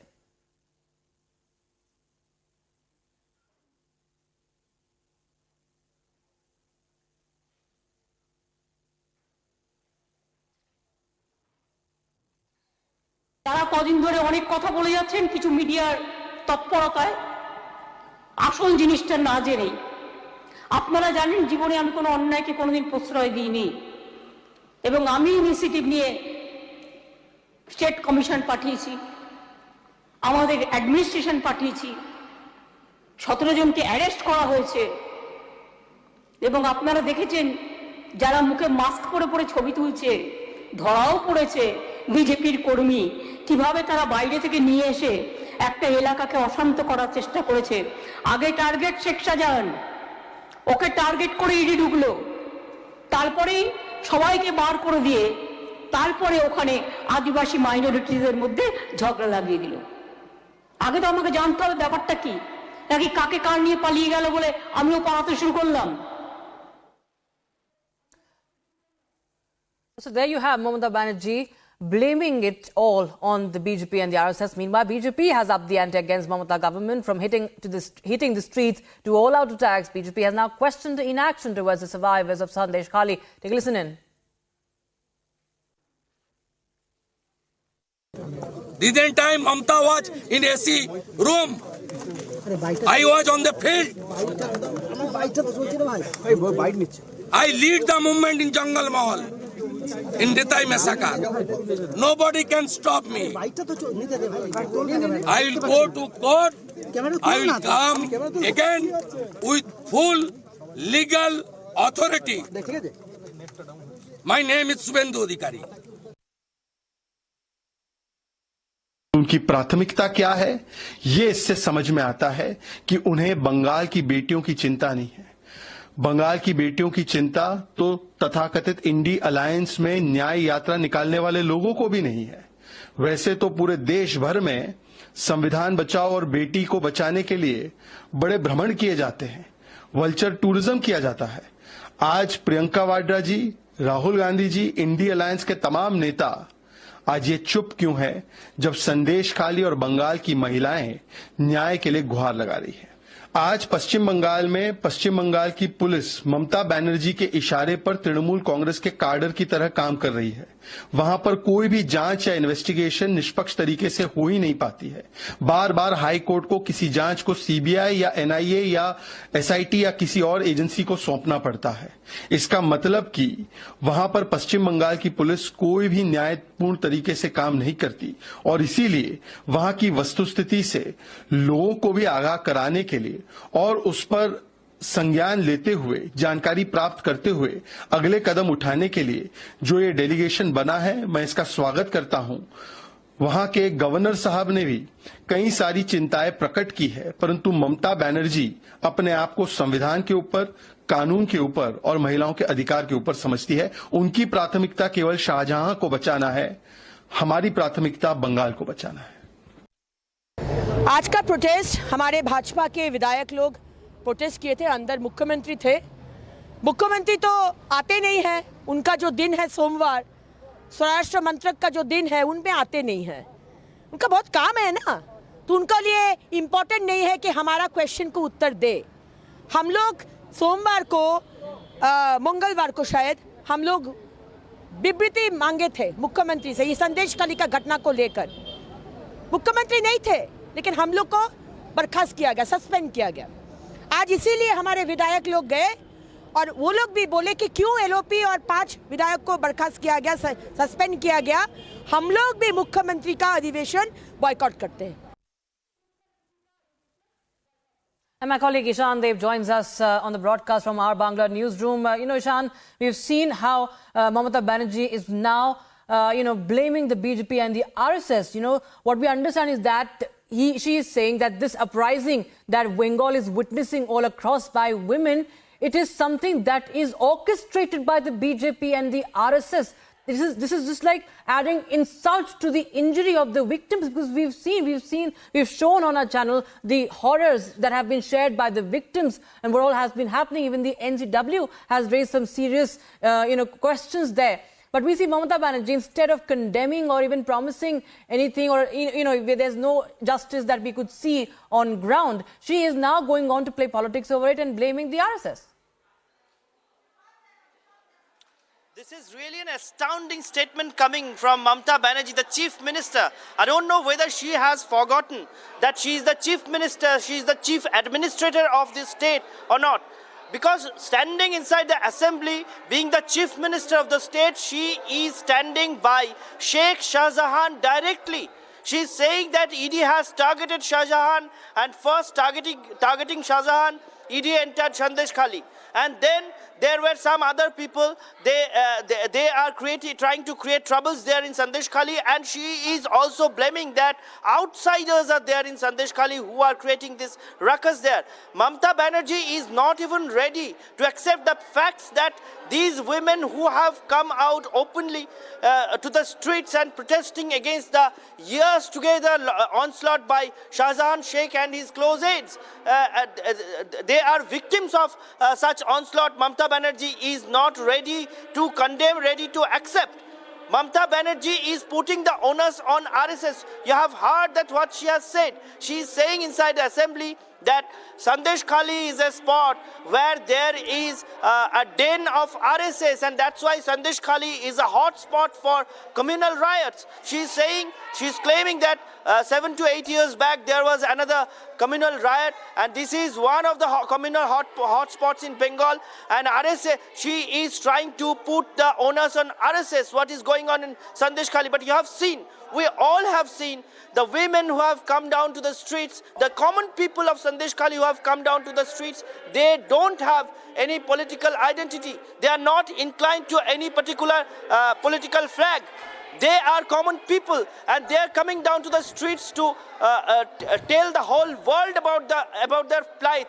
And the National Commission for Women, the National SC Commission, all these quasi-judicial bodies, they are there in Sandesh Khali to visit the places. They are giving reports. You have seen that the National Commission for Women have issued a press release today, and in that it has unequivocally condemned the situation in Sandesh Khali. They are saying this is an appalling situation in Sandesh Khali, and the state administration led by Mamata Banerjee does not have any sympathy for the people of Sandesh Khali. So this This is the situation there, and the Chief Minister is now trying to give another twist to the whole row of Sandesh Khali. She is saying that this is a den for RSS and this is one of the communal hotspots in Bengal. 7 to 8 years back, there was communal riots, and again Sandesh Khali is being tried to create trouble inside Sandesh Khali. This is a statement coming from a responsible person like a Chief Minister. This is really very difficult to believe that the Chief Minister, the administrative head of this state, is making such statement, and that is also not from her party office, that is also standing inside the assembly. The whole West Bengal knows the plight of Sandesh Khali. The whole of West Bengal is burning today. In every district there are BJP workers protesting to get out the SP offices, and this is the situation. Even the common people who are not inclined to any political party, they are also condemning, but the Chief Minister is not ready to accept the facts. This is the situation here, Rakshita. Absolutely, Inshan. In fact, stay with us because even the National Commission for Women has taken cognizance of what has been happening. They have taken cognizance of the Sandesh Khali horror, and in a report filed by the committee, the NCW committee, viewers, it mentions that there was negligence by Bengal government and the police. Even the DGP had refused to cooperate. The SP did not provide any assistance to the survivors. The panel has also received a number of systematic abuse testimonies. Survivors have reportedly begged the panel to delete the testimonies, fearing consequences. NCW mentions in its report that Mamata's cops failed completely in their duty. So this is the state of affairs, and it's absolutely shocking what is coming out after the NCW committee report. In fact, even the West Bengal governor has also visited Sandesh Khali just a few days back. He took stock of the situation on the ground. C.V. Anand Bose, the governor, has made a number of recommendations publicly after his visit. Firstly, the governor has called for the arrest of the gang leader and the constitution of a task force. The gang leader being, of course, Sheikh Shah Jahan. And also, he has recommended constitution of a task force to bring the culprits before the law. Governor C.V. Anand Bose has also called for assistance to the victims and ordered judicial custody into the Sandesh Khali horror. But what we are witnessing is that the Chief Minister and the Home Minister of West Bengal, Mamata Banerjee, is only busy blaming the BJP and the RSS cadres, saying that it is the RSS orchestrated protests that are happening right now. She's adding insult to the injury. She is saying that we understand that the victims are lying because on camera they have shared their ordeal.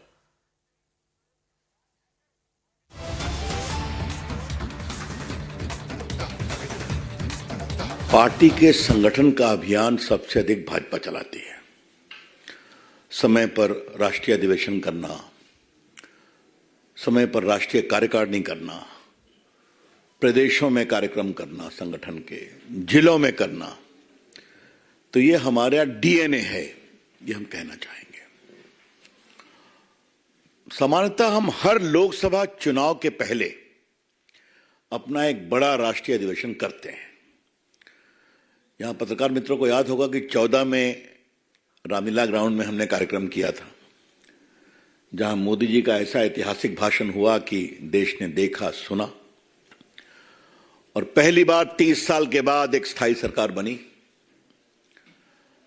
दूसरे लोकसभा चुनाव 2019 के पहले पुनः हमने Ramlila ground में अपना राष्ट्रीय अधिवेशन किया था, और वहां भी जिस उत्साह के साथ आए, पुनः भाजपा की सरकार बनी, अधिक संख्या में जीते। इस बार अपना लक्ष्य प्रधानमंत्री जी ने 370 का सेट किया है,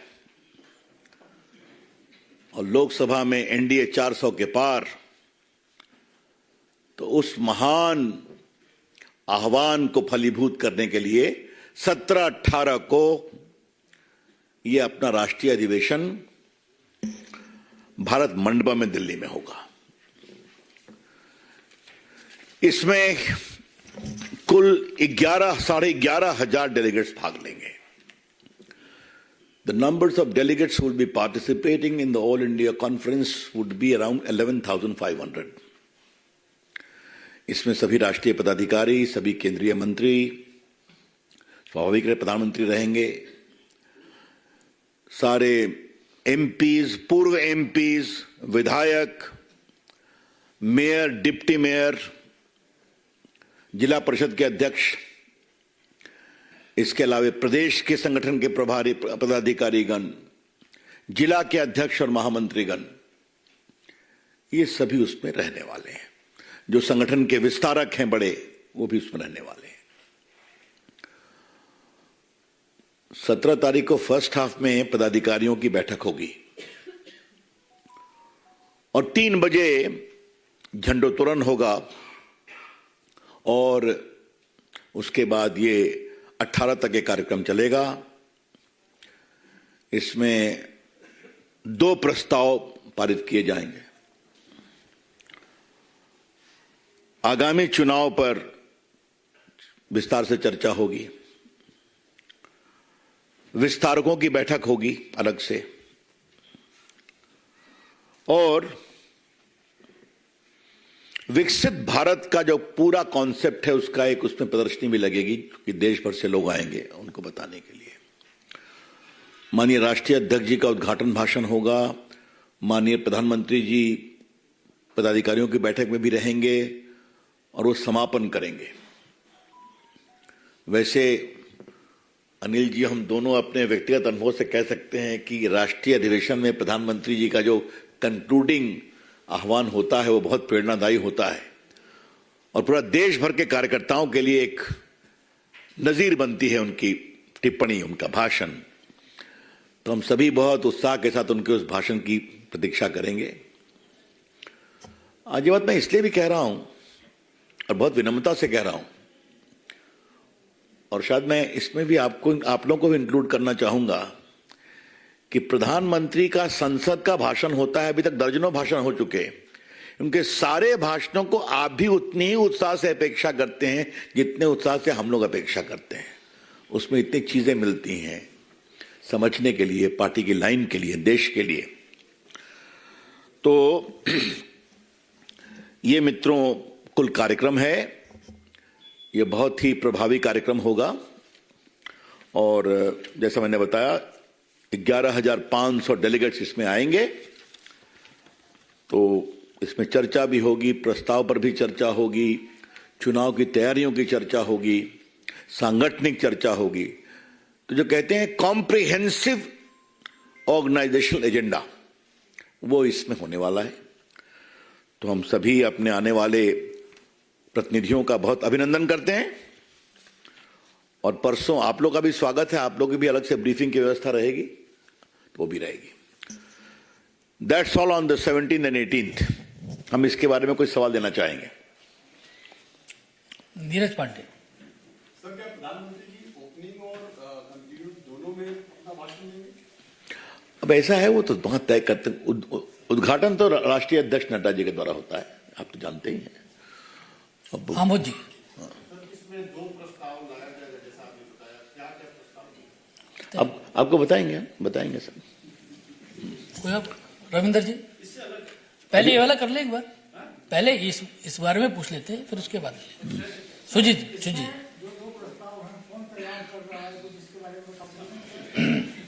आपसे भी वार्ता करूंगा, अवसर आएगा तो। हाँ विनीत,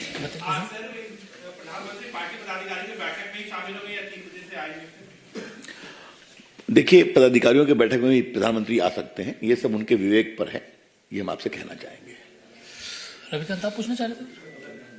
अच्छा रविंदर जी, आप इसी बारे में? नहीं भाई, अभी नहीं हुआ है। आप लोगों का इसी बारे में पूछे हिमांशु जी।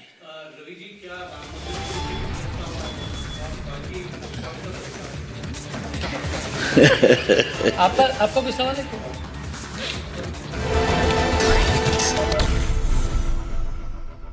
I am very, very happy to announce that Niva Bopa Health Insurance has come on board as Republic TV's studio partner. Niva Bopa Health Insurance is the fastest growing company among standalone health insurance players in India. It has also provided health insurance coverage to 1.1 crore people in India and settled over 15 lakh claims processing one claim every 60 seconds. So we are delighted to be partnering with them.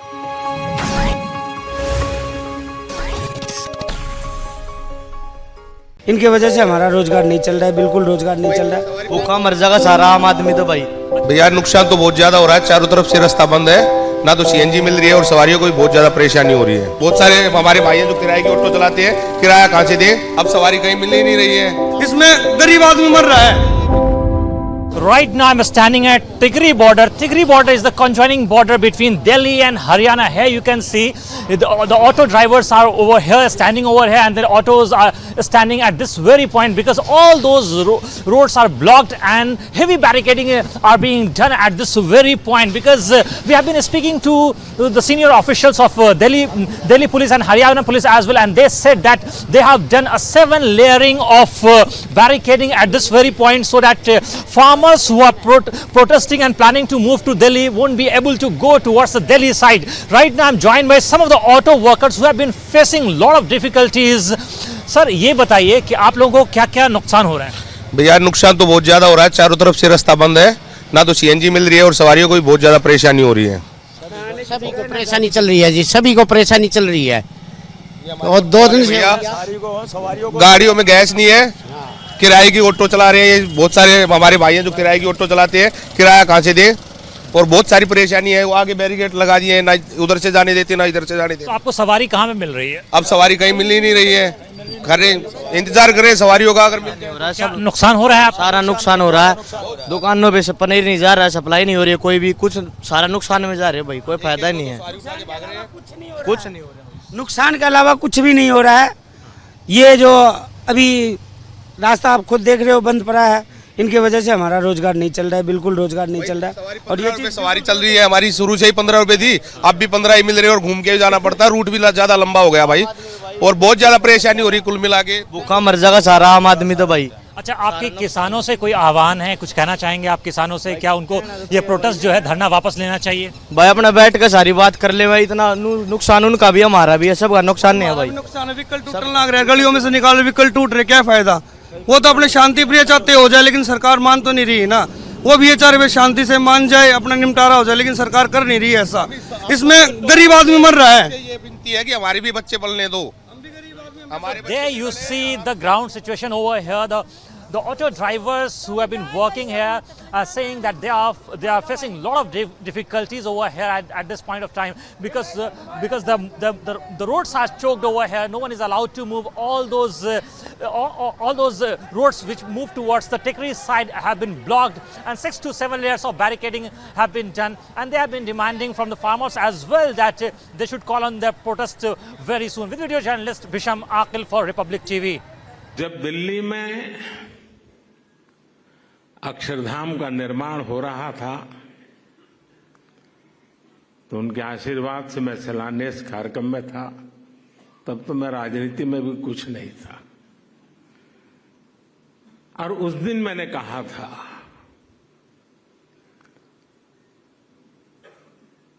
कि गुरु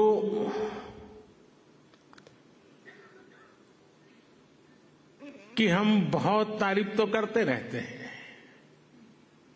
लेकिन कभी सोचा है कि किसी गुरु ने कहा कि यमुना के तट पर अपना भी कोई स्थान हो और शिष्य रूपी प्रमुख स्वामी महाराज ने अपने गुरु की उस इच्छा को परिपूर्ण कर दिया था।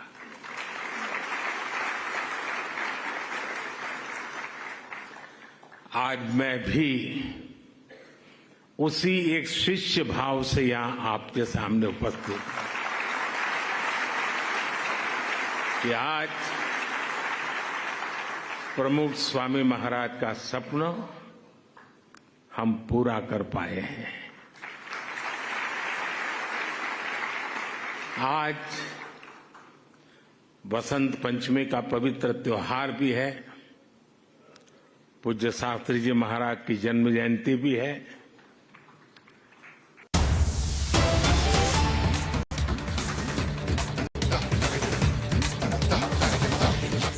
কিন্তু আমাদের তো আরেকটা প্রফেশন আছে যেটাকে আমাদের ব্যালেন্স করতে হয়।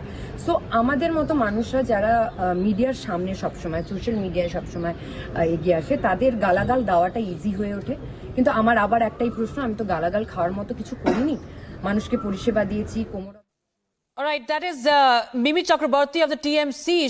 That is the big breaking we are getting from Bengal. Mimi Chakraborty, who is the MP from Jadavpur, has resigned from her post. She has resigned from the two panels she was in. And right now she is speaking to the media. She is saying that she had a discussion with Chief Minister Mamata Banerjee. She also says that people like her do not fit in a political frame. Now, viewers, this is very important as far as the timing of this resignation is concerned. We are understanding that there's lots going on in West Bengal right now. There are many questions that are being, Mamata Banerjee is facing many questions, especially with regards to what's happening against women in West Bengal. And Mimi Chakraborty, we understand, Mimi Chakraborty was one of the women MPs in TMC. And she has now resigned as a lawmaker. What we understand, she has written a letter to Mamata Banerjee. This is the latest we have right now. We're sipping a short break right now, viewers, but on the other side, we get you the latest updates from West Bengal as the tensions continue to grip West Bengal. There are massive protests against the ruling dispensation in West Bengal. We'll get you all the latest from Ground Zero on the other. Good evening and welcome. Today, Mamata Banerjee unleashed another round of brutality against all those who are questioning the Trinamool Congress-led political rape of countless women in Sandesh Khali in Bengal. Republic journalists were targeted and beaten, especially those from Republic Bangla. Political leaders had spinal injuries, landed up in ICUs and hospitals. In other words, Mamata Banerjee is providing full state support to the mafia of her party. But what she cannot stop is the truth today. Today, more women have come out and all of them in their testimonies are saying one thing, just one thing, that Trinamool Congress leaders have been raping women, using their political clout, raping them repeatedly, raping them endlessly. Viewers, more survivors are also saying that the police is trying to torture them by asking them to provide evidence that they have been raped, asking rape victims to come up with medical records. And I ask tonight, how heartless can Mamata Banerjee get? A woman leader asking women to provide evidence of rape months after the ghastly acts. Mamata Banerjee, what are you doing? Are you not answerable to anything? Are you not answerable even to your conscience if it exists? Lastly, to the sold-out Lutyens and Mamata media, shame on you. Shame on all of you for trying to cover up till now the horrors of Sandesh Khali. You cannot anymore because the nation is watching. आज United Arab अमीरात की धरती ने मानवीय इतिहास का एक नया स्वर्णिम अध्याय लिखा है।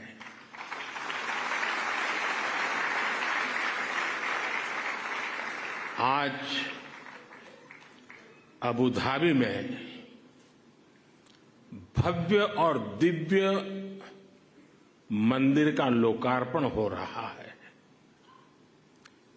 इस पल के पीछे वर्षों की मेहनत लगी है। इसमें वर्षों पुराना सपना जुड़ा हुआ है और इसमें भगवान स्वामीनारायण का आशीर्वाद जुड़ा है। आज प्रमुख स्वामी जिस दिव्य लोक में होंगे, उनकी आत्मा जहां होगी, वहां प्रसन्नता का अनुभव कर रही होगी।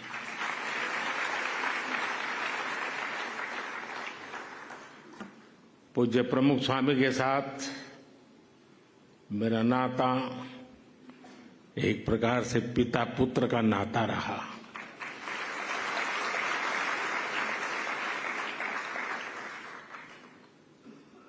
मेरे लिए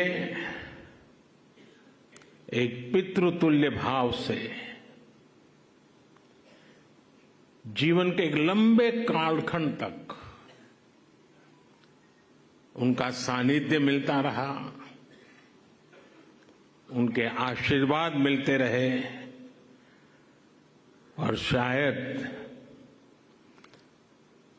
कुछ लोगों को सुनकर आश्चर्य होगा कि मैं सीएम था तब भी, पीएम था तब भी अगर कोई चीज उनको पसंद नहीं आती थी तो मुझे स्पष्ट शब्दों में मार्गदर्शन करते थे।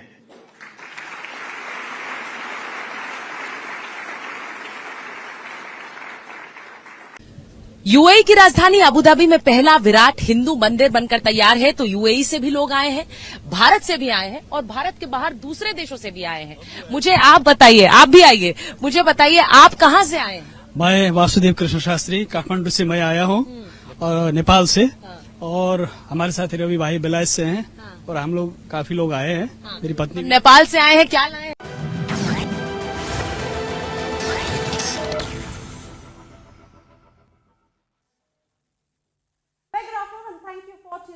Watching live and breaking at 4:30. I'm Suresh.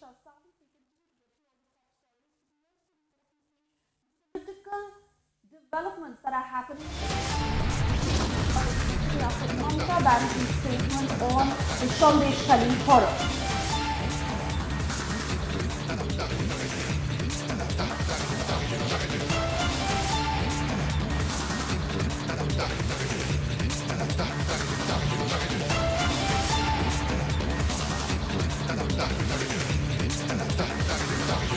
South 24 Parganas complete uproar in West Bengal over Sandesh Khali horror.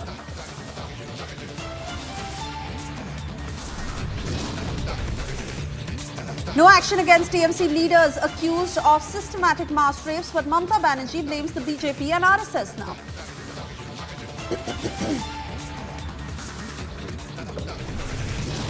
As farmers' showdown continues, top leader tells Republic the real motive is to corner the BJP.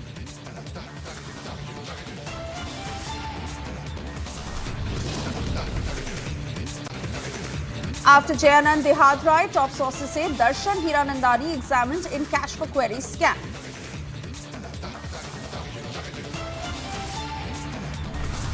Yet another setback for Indy alliance. Farooq Abdullah says will go solo in Jammu and Kashmir.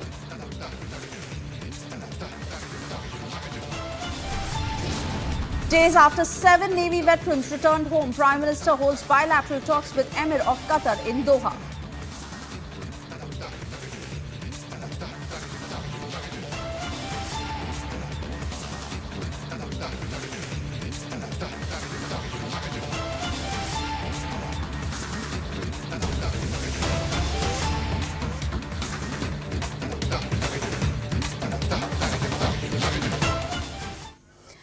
And well, it is day 10 of a mega women's uprising in West Bengal's Sandesh Khali. Those are the latest pictures we are just gathering as we stream them live. The survivors are fighting for justice and the anger is palpable. From Hooghly to Birbhum, Bengal is rising against politically institutionalized mass rapes by TMC leaders in Sandesh Khali. But no action has been initiated yet. On the contrary, Mamata Banerjee is now pinning the blame on BJP and RSS, giving a clean chit to Shah Jahan Sheikh. Those pictures on your screens coming in from Bosherhat, where protesters are on the ground questioning the TMC on the Sandesh Khali horror. And these are left workers who have now come on the ground as they were making their way to Sandesh Khali, but they were stopped by the cops and the forces. That has now led to a massive face-off.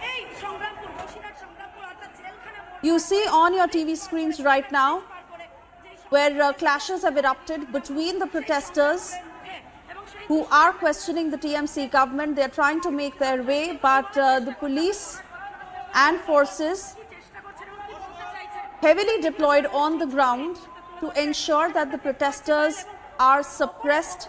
They are not allowed to raise their voices. These are left workers who are in Bosherhat where all the political parties are up in arms against the TMC. Let me straight away cut across to Bhaskar, who's with us on the phone line. Bhaskar, the fire is fanning with every passing hour. We've seen what has happened with journalists. We've seen how protesters were stopped, and now left workers who are protesting on the ground, questioning the TMC, are also being stopped by the cops. And this is a massive face-off in the wake of Mamata Banerjee's statement, where she's given a clean chit to Sheikh Shah Jahan. Describe for us what is happening there. Absolutely, Suresha, and the left, the CPIM leader and party workers, they are protesting in Bashirhat. In that very Bashirhat, just yesterday, BJP state president Sugant Majumdar was heckled and attacked by the cops, and now he is in hospital. And also the left party leaders, they are protesting against the lawlessness in West Bengal. They are protesting against Sandesh Khali, and the way Mamata Banerjee clearly supported Sheikh Shah Jahan with alleged with various kinds of allegations. Common people, they are questioning the role of Sheikh Shah Jahan. They are questioning the role of Sheikh Shah Jahan behind the trespassing of Rohingyas and several other issues. And right now, what we are getting from Bashirhat, the CPIM leaders, including Sujan Chakraborty and Kargi Chatterjee and all other CPIM party workers, they are protesting against the Trinamool Congress and the cops. They are trying to stop.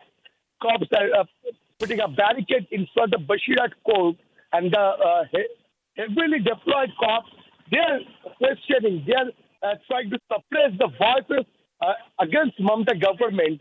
And obviously, not only CPIM, what we witnessed, that the main opposition party in Bengal, BJP, they are continuously questioning the role of state administration as well as the cops, as well as the Bengal police. And as of now, in one hand, BJP is protesting continuously against this state administration, against Mamata government. And on the other hand, now also CPIM leaders, CPIM party workers, they are protesting against this Mamata government. And there's a scuffle going on between cops and the CPIM party workers right in Bashirhat court. Over to you, Suresha.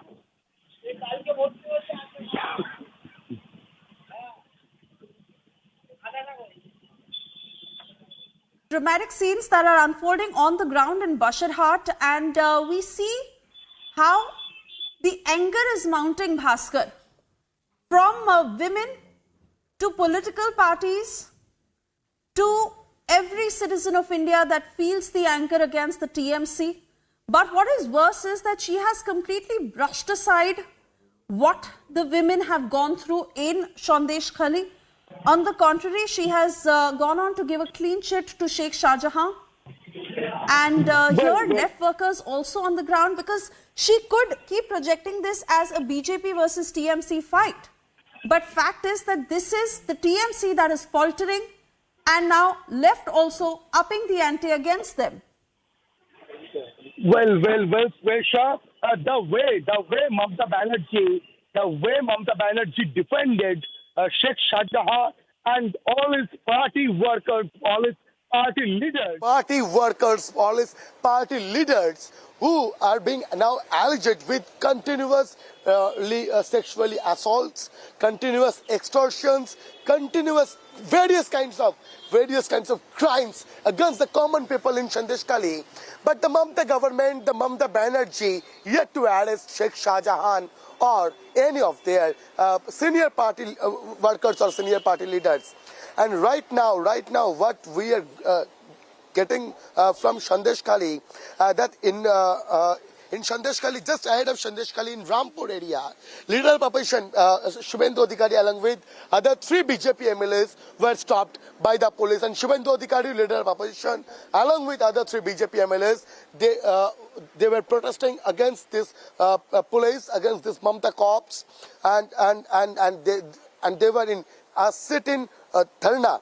And right now, in another side of North 24 Parganas, in Bashirat, CPIM party workers, CPIM party leaders, they are protesting against Sandesh Khali, they are protesting against Mamata government, they are protesting against Mamata Banerjee and Mamata Banerjee's one of the gems, Sheikh Shah Jahan.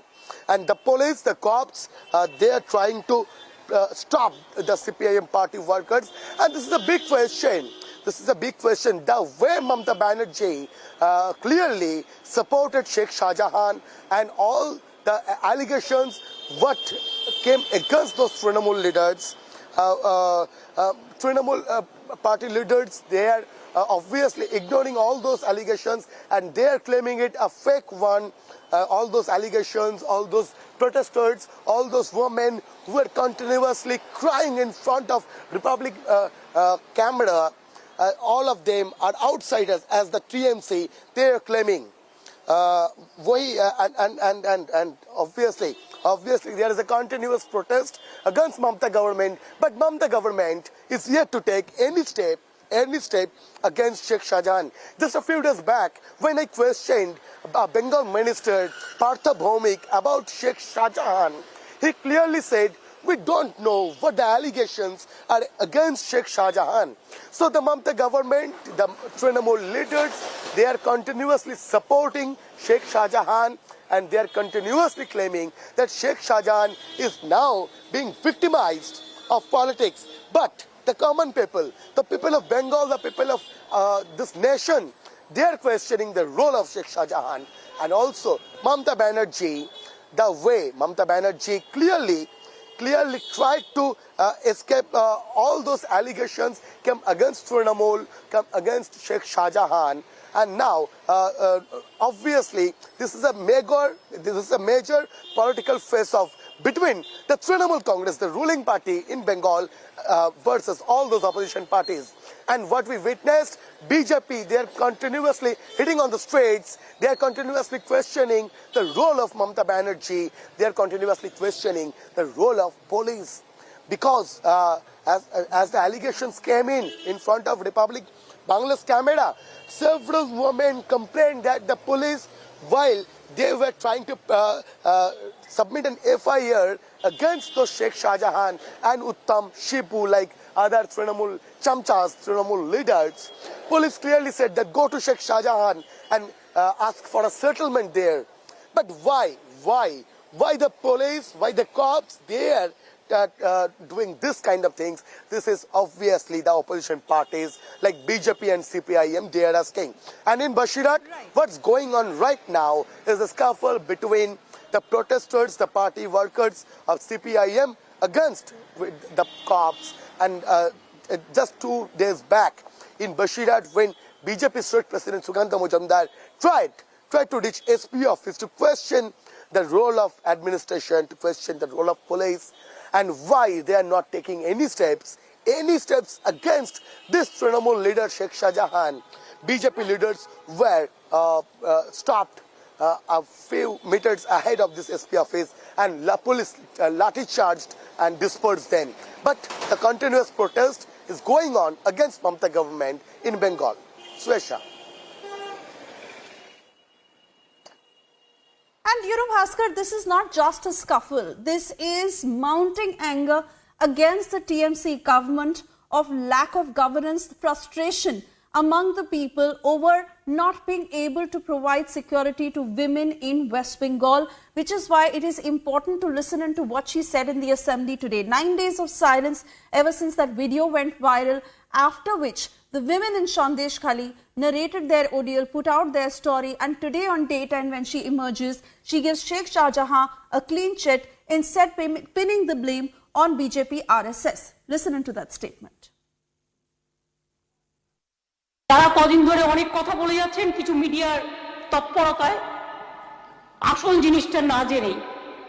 আপনারা জানেন জীবনে আমি কোনো অন্যায়কে কোনোদিন প্রশ্রয় দিইনি এবং আমি ইনিশিয়েটিভ নিয়ে স্টেট কমিশন পাঠিয়েছি, আমাদের অ্যাডমিনিস্ট্রেশন পাঠিয়েছি, 17 জনকে অ্যারেস্ট করা হয়েছে এবং আপনারা দেখেছেন যারা মুখে মাস্ক পরে পরে ছবি তুলছে ধরাও পড়েছে বিজেপির কর্মী, কিভাবে তারা বাইরে থেকে নিয়ে এসে একটা এলাকাকে অশান্ত করার চেষ্টা করেছে।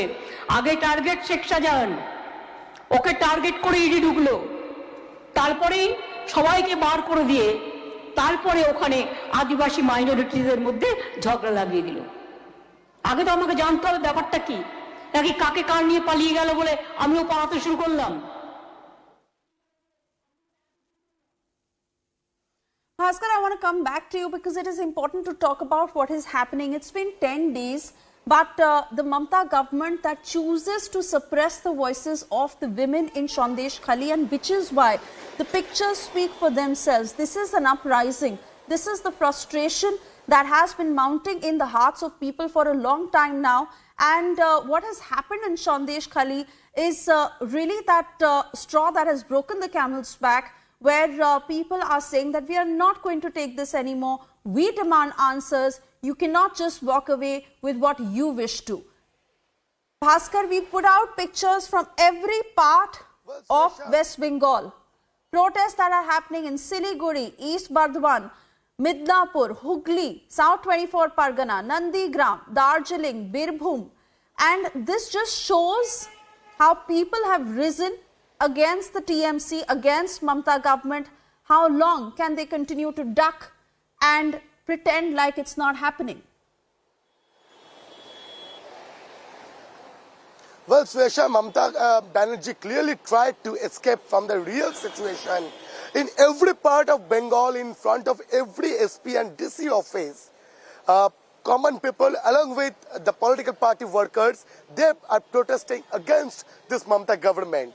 But Mamta Banerjee is claiming that all those people who are protesting against Mamta government are either BJP workers or they're outsiders of Sandesh Khali. But the real question is the way people came and speak in front of Republic TV's camera, the way they demanded, the way police was questioned by those local people. Is this a proper way or nothing but a politicization of the people's upliftment by Mamta Banerjee? This is the biggest question right now in Bengal. And we will keep coming back to this story, but this is the time for a very short break.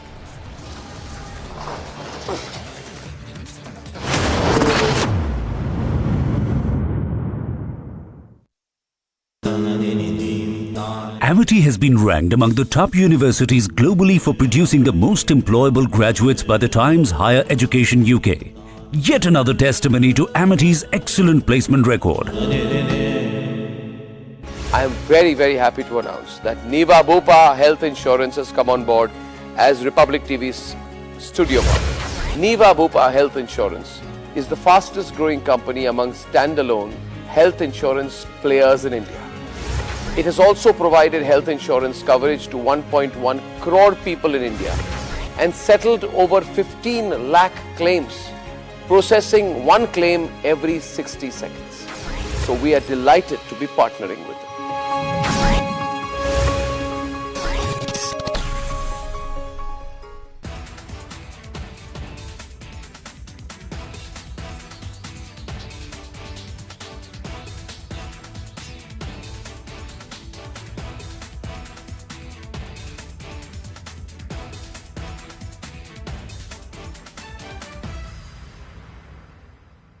इनके वजह से हमारा रोजगार नहीं चल रहा है, बिल्कुल रोजगार नहीं चल रहा है। भूखा मर जाएगा सारा आम आदमी तो भाई।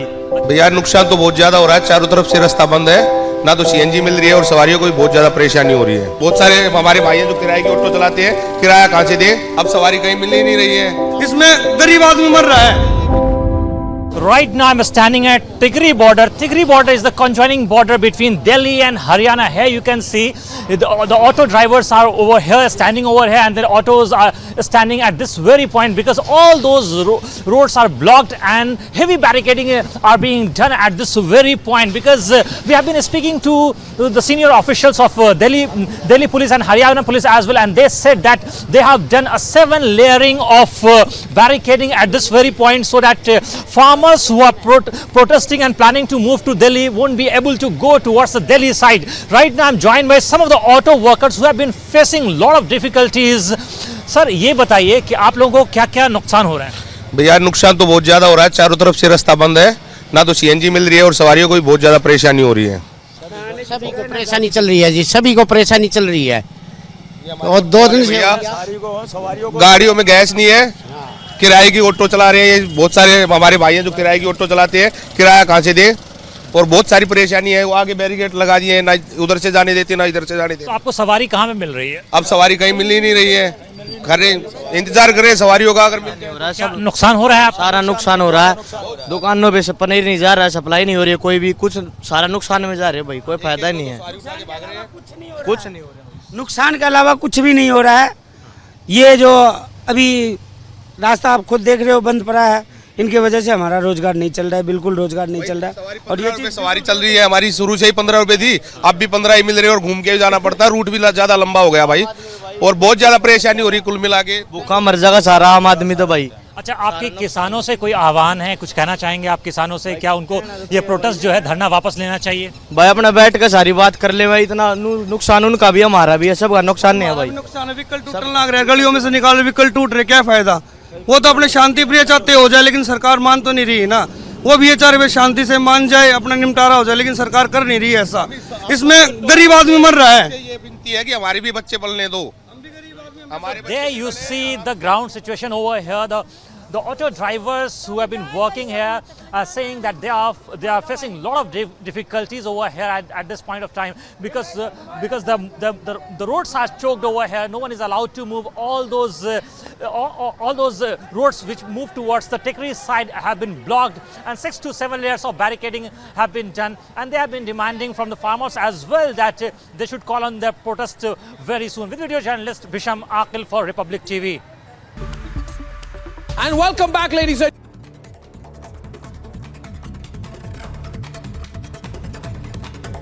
ED conducts raids at former minister and BJP MLA Prafulla Samal from Bhandari Pokhari constituency in Odisha in connection with alleged multi-crore irregularities in engineering college. Actor-turned-politician Dev Adhikari has been summoned by ED in the cattle smuggling case. He has been asked to appear before the ED on February 21st. Police investigation is underway in Tevar Kurinji Nagar in Madurai after BJP OBC Madurai district secretary was killed by unknown persons. BJP functionary was found dead near Vandiyur toll gate with cut injuries. Ministry of Defence signs a contract with Advanced Weapon Equipment India Limited, Kanpur, for manufacturing and supply of around 500 indigenously manufactured 12.7 mm stabilized remote control guns for the Indian Navy and Indian Coast Guard with indigenous content of more than 85%.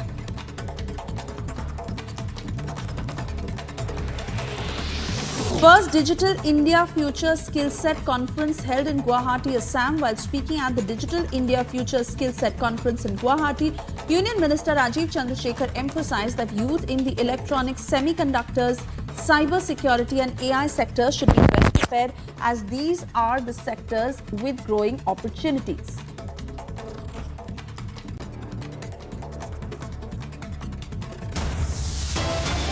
Then now for a short commercial break. On the other side, from Birbhum to South 24 Parganas, complete uproar in West Bengal over Sandesh Khali horror. As farmers' showdown continues, top leader tells Republic the real motive is to corner the BJP.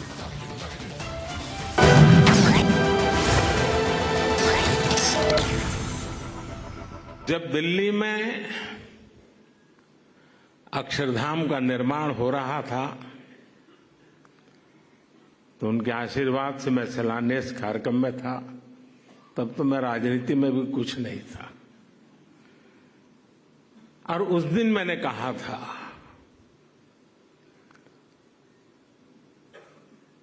कि गुरु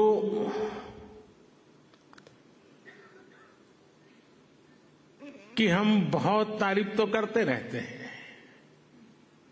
लेकिन कभी सोचा है कि किसी गुरु ने कहा कि यमुना के तट पर अपना भी कोई स्थान हो और शिष्य रूपी प्रमुख स्वामी महाराज ने अपने गुरु की उस इच्छा को परिपूर्ण कर दिया था।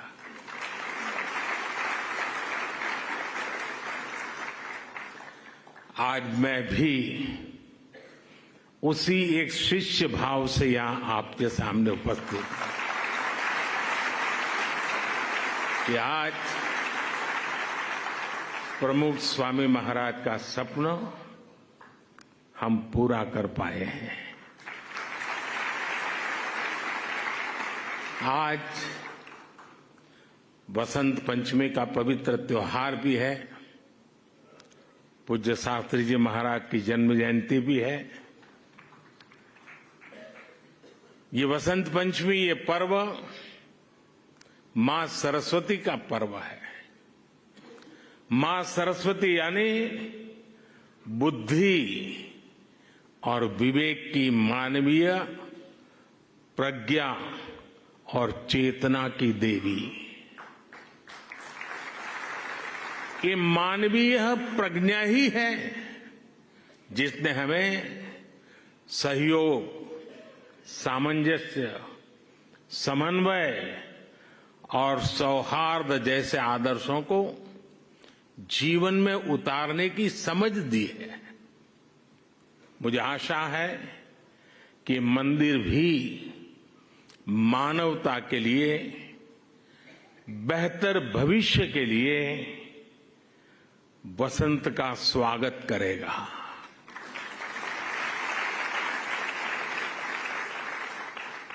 Day 2 of the farmers' protest. The Shambhu border has been completely jam-packed with thousands of the farmers are on the roads. Here we are reporting from the mid of the protesting site, and you can see the visuals that how they are spend the entire night here on the roads in their tractors, trolleys, and after having the breakfast, now they are preparing the strategy how to move on. So here you can see the visuals that how the farmers has been preparing their strategies, and in fact after spending the entire night on the road, thousands of the people have spent night on the road with their tractors and the trolleys. Such kind of trolleys has been prepared to spend the night. You can see the visuals as well. Even yesterday the similar visuals, the similar people in a similar position, and in fact today as well they will try to march towards Delhi from that Shambhu border to cross the security layers of Haryana police, and in fact the way they yesterday did, just because yesterday there was a panic situation between the Haryana police and the farmers, and in fact when they tried to cross the borders, tear gas shells has been fired in a massive number, and in fact to protect the barricades they have deployed at Shambhu border. So see that today as well, and even the last night, their leader Sarwan Singh Pandher, Jagjit Singh Dallewal, they had made it very clear that tomorrow again they will start their march towards the Delhi, and in fact tonight they were spending here at Shambhu border itself. So last night entirely jam-packed Shambhu border with the farmers as they were sleeping in the tractors and the trolleys, and in fact today morning they are preparing the strategies how to move on from this very much point towards the border, Shambhu border, to cross the barricades, deployed by Haryana police. And in fact, if my camera person can show you the barricades they have put, they are making some technical strategies, and they themselves put these police barricades along at the protesting site, and in fact they are preparing the layers how to move on and how to break the security layers. There's 6 to 7 security layers of Haryana police with the paramilitary forces. So see, you can see even the Haryana police have also used the drones and tear gas shells, and they have used the rubber bullets to stop the farmers. So this is the situation that is actually turning up at Shambhu border, and even this is the situation that is turning up at the Shambhu border on day 2 of the protest. Farmers are preparing strategy. Their leaders are leading the protest. They have spent entire night in the tractor and trolleys, and morning they are preparing strategies how to move further towards the Delhi. Good evening and welcome. Today, Mamata Banerjee unleashed another round of brutality against all those who are questioning the Trinamool Congress-led political rape of countless women in Sandesh Khali in Bengal. Republic journalists were targeted and beaten. especially those from Republic Bangla. Political leaders had spinal injuries, landed up in ICUs and hospitals. In other words, Mamata Banerjee is providing full state support to the mafia of her party.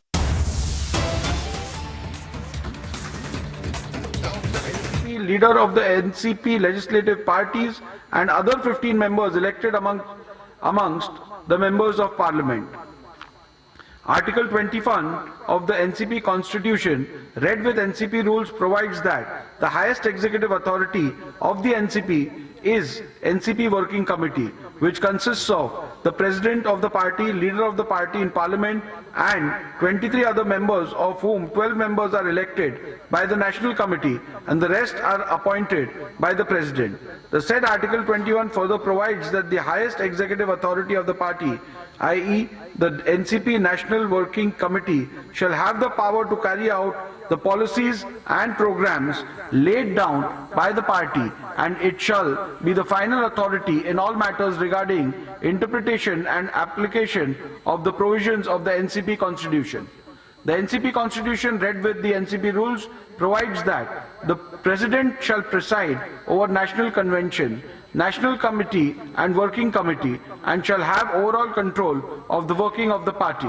It further provides that any decision connected with policy matters or on other important political issues will be announced by the President, and nobody shall openly question or challenge any such decision or statement. Thus, what emerges from the above is that the leadership structure of the NCP consists of 1. The President of the NCP, 2. the Working Committee, and 3. the National Committee, where the President and the Working Committee are the decision-making entities of the NCP. Thus, the leadership structure of the NCP, with reference to the President and the Working Committee, are the relevant entities for the determination of the preliminary issue. Accordingly, according to the petitioner, again, leadership structure relied on by the petitioner is a matter of record, which I am not reading out again.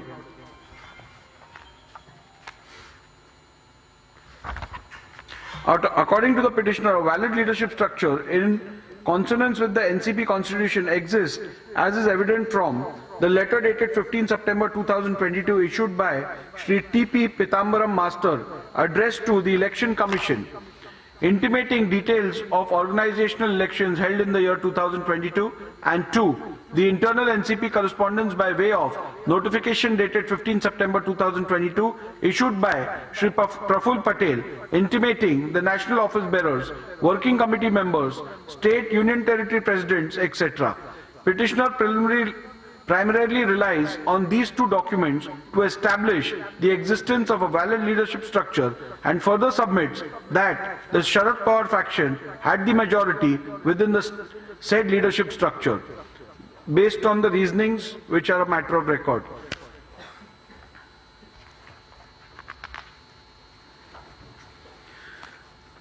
The respondent, however, countered this leadership structure on the grounds that the said leadership structure cannot be taken into account, as the said leadership structure came into existence without following the due process of election appointment as provided in the NCP Constitution. In this regard, the respondent made the following submissions, which is again matter of record.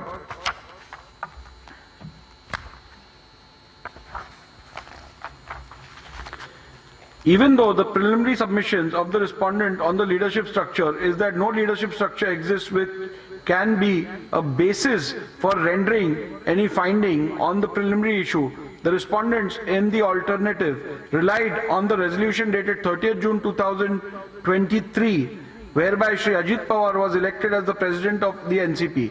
Relying on the resolution, the respondent submitted that the constituent members of the leadership structure were changed by electing Shri Ajit Pawar as the President of the party, and if any leadership structure must be considered, then it must be in which Shri Ajit Pawar is the President.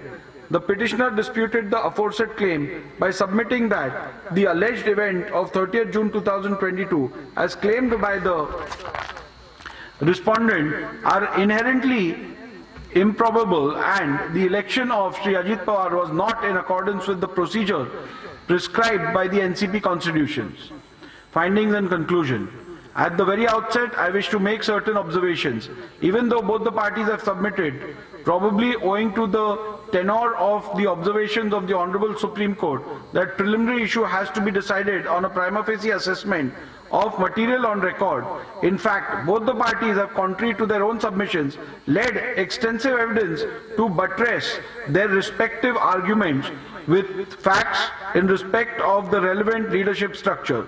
Be that as it may, I am not inclined to diverge from the Honorable Supreme Court's directives to consider evidence of both parties in respect of validity and or illegality of organizational stroke leadership structure, in which it was this position of prima facie assessment that I adopted in my final order dated 10 January 2023 when I proceeded to decide the disqualification petition number 1 to 16 of 2022, the Shiv Sena disqualification matter, where I have already held that jurisdiction under the 10th schedule only mandates a prima facie adjudication as to what leadership structure of the political party was at the relevant time, and it does not extend to an inquiry as to whether or not leadership structure was pursuant to a validly held election. It is a matter of fact that till 29 June 2023, there has been no contemporaneous challenge to the leadership of Shri Sharad Pawar as the party president. However, the said position was sought to be altered by the Ajit Pawar faction by way of the resolution dated 30th June 2023. Thus, prima facie, as on 30th June 2023, there existed two parallel claims in respect of the NCP leadership. The one according to the petitioner claiming Shri Sharad Pawar is the party president, and the other one claimed by the respondents where Shri Ajit Pawar is the party president. In order to try and demonstrate that their separate claims to the leadership of the party by their respective presidents, both the parties have led oral and documentary evidence and argued exhaustively. Both the parties claim that it is their leader who was validly elected according to the NCP constitution, and the claim of the other side therefore cannot be entertained. Furthermore, both parties claim that other side's claim as to the leader's election as the party president was not accordance with the NCP constitution. As noted earlier, under the 10th schedule, while deciding the preliminary issue, I cannot go into the validity and or legality of elections to the leadership. I am therefore confronted with the rival assertions which clearly indicate the existence of two persons claiming leadership of the party.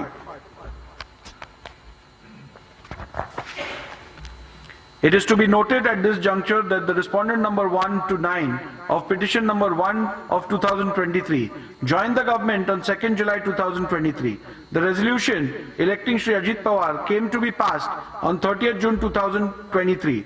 This leads to a peculiar situation where there are seen to exist two parallel leadership structures and two party presidents prior to the alleged conduct attracting disqualification.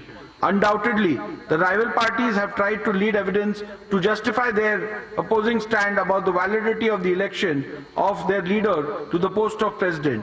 They have tried to show how their separate processes of election were justified by the NCP constitution. I am not inclined to go into their evidence or appreciate their evidence-based arguments because this would lead deciding whether the rival elections were in keeping with the constitution and the rules, and whether factually Shri Sharad Pawar or Shri Ajit Pawar were validly elected, or whether in fact Shri Sharad Pawar had resigned at the relevant time. I possess no jurisdiction to issue any such declaratory orders. In the absence of such jurisdiction, which is certainly not available under the 10th schedule of the Constitution, or the wherewithal to examine the correctness, validity and legality of parallel claims of valid stroke legal elections, I need not and cannot undertake such an inquiry. Thus, for this reason alone, relying on the test of organizational stroke leadership structure to examine the two parallel rival claims in respect of the leadership about the post of party president, I cannot arrive at even a prima facie decision on the preliminary issue. Irrespective of my findings herein above, if the leadership structure relied on by the petitioner is looked at even for ascertaining the prima facie position, it is seen that it cannot form the basis for determining the preliminary issue for the following reasons. The petitioner's reliance on majority in NCP working committee cannot be taken into account for determining the preliminary issue, as the composition of the NCP working committee relied by the petitioner is not in conformity with the NCP constitution. Article 21 of the NCP constitution, read with NCP rules, provides that the highest executive authority of the NCP is NCP working committee, which consists of 1. the president of the party, 2. leader of the party in parliament, and 3. 23 other members, of whom 12 members are elected by the national committee and rest are appointed by the president. A perusal of the documents relied on by the petitioner to show the composition of the NCP working committee indicates that the NCP working committee had 28 members, whereas the NCP constitution provides for only maximum 25 members. The said document shows 16 permanent invitees, whereas the NCP constitution does not provide for any permanent invitees. The petitioner submitted that in the National Committee, Sharad Pawar faction enjoyed the majority support amongst the delegates elected from the state committees. However, the petitioner has not provided any document which reflects the election of such delegates. Thus, in the absence of any record reflecting the election result and names of delegates, the said claim cannot be accepted by blindly appreciating it to be true. Thus, the submission of the petitioner that Sharad Pawar faction enjoyed majority support in the National Committee cannot be relied upon to determine organizational majority. Support of the President and/or will of the President is not a reliable factor to determine the preliminary issue, as both the factions challenges their respective leaders, claiming that the leader was not validly elected. As held earlier, under the 10th schedule, such claims cannot be adjudicated. It was open for both the parties to have initiated appropriate proceedings to get a declaration to that effect. In the absence of such proceedings or any findings thereon by a competent authority, both the factions cannot equally claim that the rival faction's leader was validly and or not validly elected. Thus, for reasons recorded herein above, I hold that leadership structure relied on by the petitioner and or respondents cannot be taken into account for determining the preliminary issue, as it would be an impossible attempt. Legislative maturity considered. As recorded earlier, the Honorable Supreme Court in Subhash Desai Supra has held that the question of who the real political party is has to be considered and determined after giving due weightage to 1. the NCP constitution, 2. the leadership structure of the party, and 3. legislative majority if two or factions claiming to be the real political party. Having arrived at the conclusion that leadership structure and or organizational structure does not provide a reasonable outcome to settle the issue of which faction is the real political party, I now turn to the test or mechanism that exists based on the legislative majority. Before delving further, the petitioner's submission that legislative majority cannot at all be taken into consideration has to be considered. The petitioner has placed reliance on paragraph 102 to 111 of Subhash Desai Supra in support of this submission. However, a careful reading of Subhash Desai Supra shows that the said submission is misplaced. Paragraph 102 to 111 of Subhash Desai Supra deals with the issue of who appoints the leader and the whip of the party in house. In the said regard, it was held by the Honorable Supreme Court that it is not the legislature party but the political party which appoints the whip and the leader in the House. The ratio cannot be read to mean that the legislative majority cannot.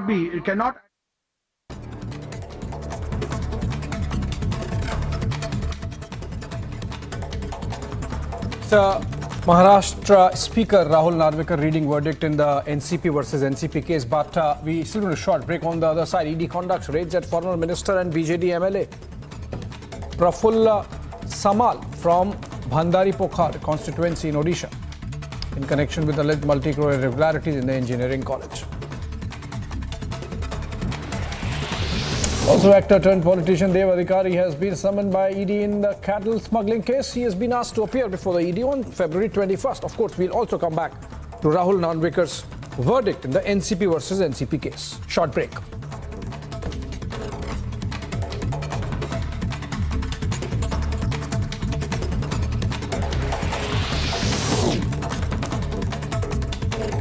Police investigation underway in Thevar Korinji Nagar in Madurai after BJP OBC Madurai district secretary was killed by unknown persons.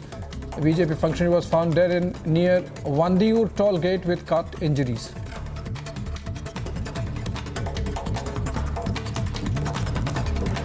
Ministry of Defence signs a contract with Advanced Weapon Equipment India Limited, Kanpur, for manufacturing and supply of around 500 indigenously manufactured 12.7 mm stabilized remote control guns for the Indian Navy and Indian Coast Guard with indigenous content of more than 85%.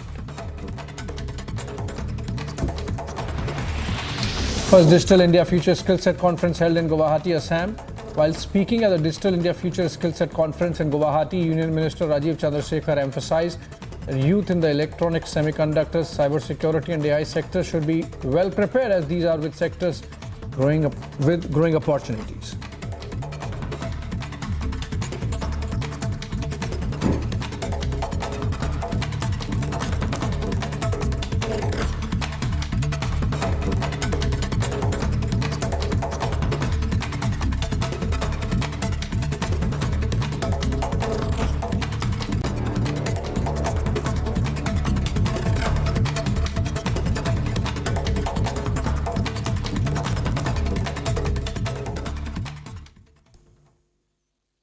All right, those were some of the stories trending across the country, and now moving back to our focus, Sandesh Khali in Bengal and the manner in which protests have erupted not just in Sandesh Khali but against the brazenness of Bengal police across the state of Bengal, essentially led by the BJP, but across the state. These are pictures after National Commission for Women took the Bengal government for task, particularly the Bengal police, for conducting itself in a manner which has compromised the security of women in the state in Sandesh Khali. And it's been about 10 days of women's uprising in the North Parganas district of Bengal. The survivors are fighting for justice and the anger is palpable. From Hooghly to Birbhum, Bengal is rising against politically institutionalized mass rapes by the TMC leaders in Sandesh Khali. And we have seen, in fact, Chief Minister Mamata Banerjee coming out in a strong defense of Shah Jahan Sheikh yet again earlier in the day, when she put the onus of violence taking place in Sandesh Khali entirely on the RSS and BJP, absolving TMC leadership as also the local Trinamool leadership. Listen to what the Chief Minister had to say. তারা কদিন ধরে অনেক কথা বলে যাচ্ছেন কিছু মিডিয়ার তৎপরতায়, আসল জিনিসটা না জেনেই। আপনারা জানেন জীবনে আমি কোনো অন্যায়কে কোনোদিন প্রশ্রয় দিইনি, এবং আমি ইনিশিয়েটিভ নিয়ে স্টেট কমিশন পাঠিয়েছি, আমাদের অ্যাডমিনিস্ট্রেশন পাঠিয়েছি, 17 জনকে অ্যারেস্ট করা হয়েছে। এবং আপনারা দেখেছেন যারা মুখে মাস্ক পরে পরে ছবি তুলছে, ধরাও পড়েছে বিজেপির কর্মী, কিভাবে তারা বাইরে থেকে নিয়ে এসে একটা এলাকাকে অশান্ত করার চেষ্টা করেছে। আগে টার্গেট শেখ শাহজাহান, ওকে টার্গেট করে ইডি ঢুকলো, তারপরেই সবাইকে বার করে দিয়ে তারপরে ওখানে আদিবাসী মাইনরিটিদের মধ্যে ঝগড়া লাগিয়ে দিল। আগে তো আমাকে জানতে হবে ব্যাপারটা কি, নাকি কাকে কার নিয়ে পালিয়ে গেল বলে আমিও পালাতে শুরু করলাম।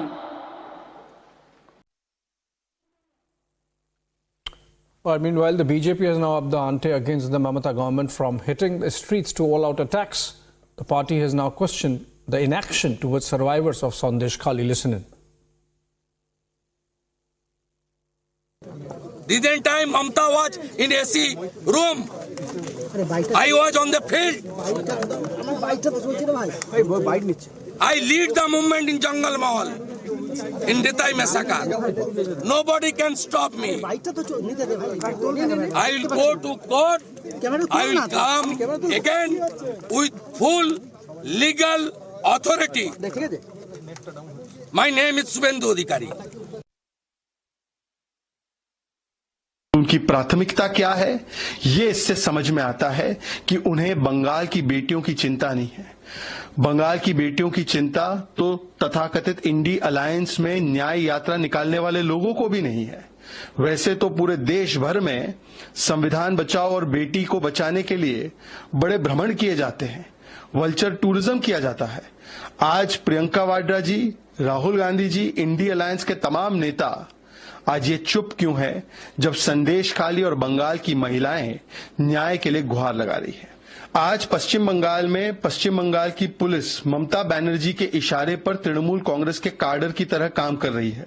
वहां पर कोई भी जांच या इन्वेस्टिगेशन निष्पक्ष तरीके से हो ही नहीं पाती है।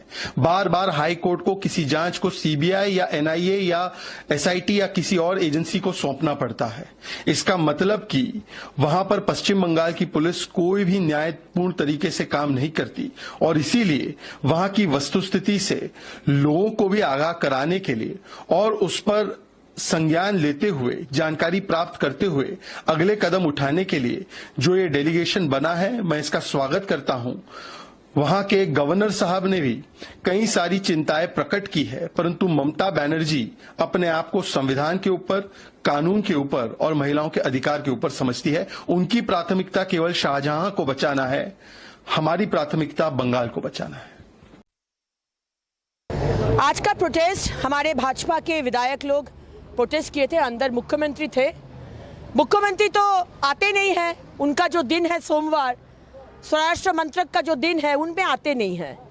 उनका बहुत काम है ना, तो उनके लिए इम्पोर्टेंट नहीं है कि हमारा क्वेश्चन को उत्तर दे। हम लोग सोमवार को मंगलवार को शायद हम लोग विबृति मांगे थे मुख्यमंत्री से, ये संदेश खाली का घटना को लेकर। मुख्यमंत्री नहीं थे, लेकिन हम लोग को बर्खास्त किया गया, सस्पेंड किया गया। आज इसीलिए हमारे विधायक लोग गए और वो लोग भी बोले कि क्यों एलओपी और 5 विधायक को बर्खास्त किया गया, सस्पेंड किया गया। हम लोग भी मुख्यमंत्री का अधिवेशन बॉयकॉट करते हैं। Yet another setback for Indi. Farooq Abdullah says we'll go solo in Jammu and Kashmir. Also, days after 8 Navy veterans returned home. Prime Minister holds bilateral talks with Amir of Qatar in Doha as he wraps up his Middle East trip on the other side of a short break.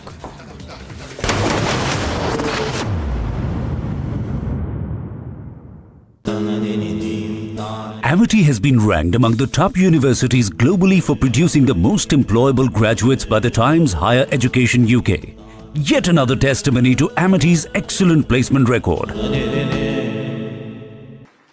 ये मंदिर पूरी दुनिया के लिए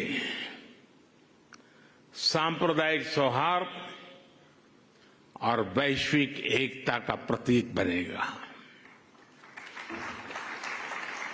भाइयों और बहनों, UAE के minister of tolerance his excellency Sheikh Nahyan Al Mubarak यहां विशेष तौर पर उपस्थित है और उन्होंने भाव भी जो व्यक्त किए, जो बातें हमारे सामने रखी, वो हमारे उन सपनों को मजबूत करने का उनके शब्दों में उन्होंने वर्णन किया है। मैं उनका आभारी हूं। साथियों, इस मंदिर के निर्माण में यूएई की सरकार की जो भूमिका रही, उसकी जितनी तारीफ की जाए उतनी कम है।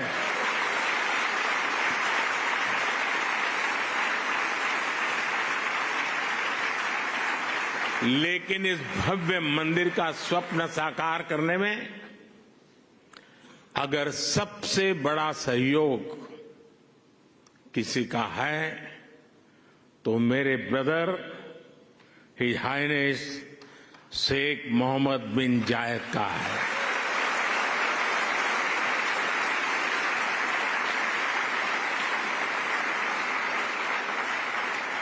मुझे पता है कि प्रेसिडेंट ऑफ यूएई की पूरी गवर्नमेंट ने कितने बड़े दिल से करोड़ों भारतवासियों की इच्छा को पूरा किया है और इन्होंने सिर्फ यहां नहीं 140 करोड़ हिंदुस्तानियों के दिल को जीत लिया है।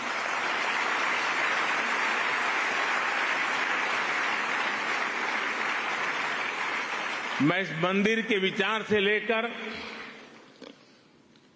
एक प्रकार से प्रमुख स्वामी जी के स्वप्न से लेकर के स्वप्न बाद में विचार में परिवर्तित हुआ,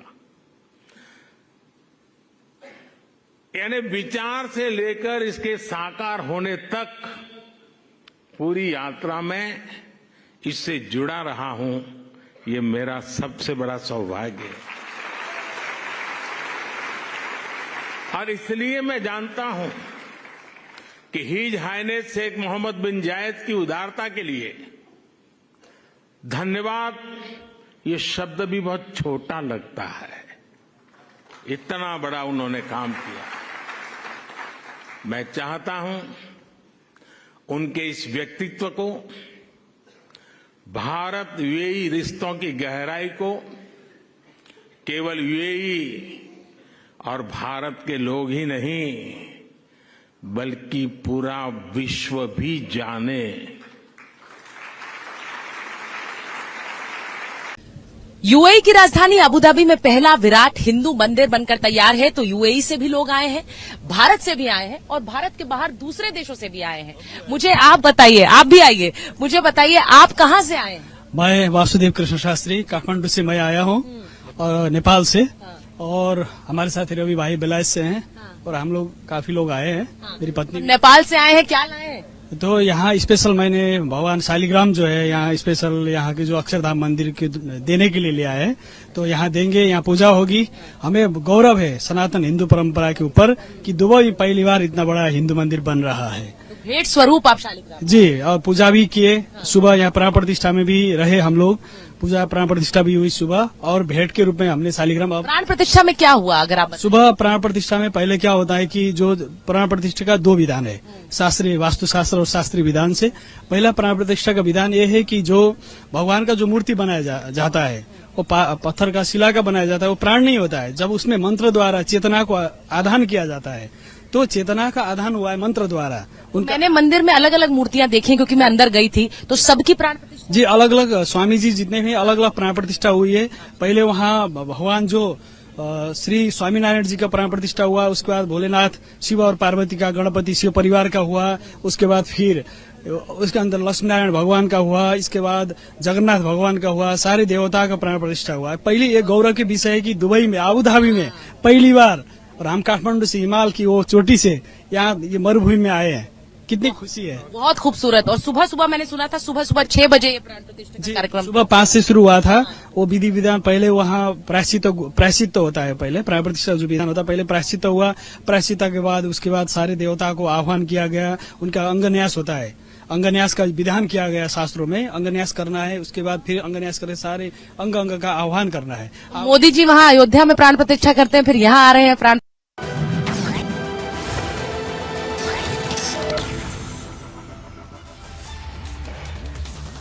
Very good evening, viewers. We are live on Breaking Republic TV. I am Dr. Tamim with you. Let's get started with all the top stories that are making headlines this Thursday evening.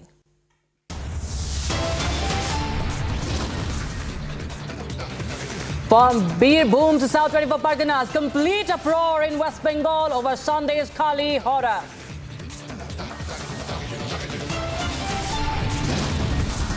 No action against TMC leaders accused of systematic mass rapes, but Mamata blames BJP and RSS now.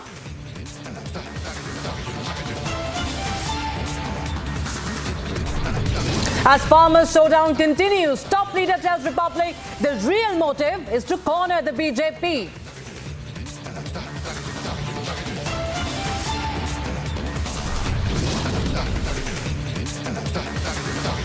That the measure employed in Clause 7.4 of the Electoral Bond Scheme is the least restrictive means to balance the rights of informational privacy.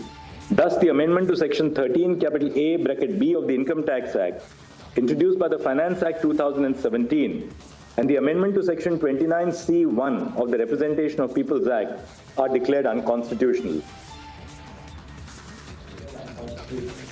Supreme Court strikes down electoral bonds in a unanimous verdict, says scheme violates Constitution and RTI. Yet another setback for Indi. Farooq Abdullah says will go solo in Jammu and Kashmir.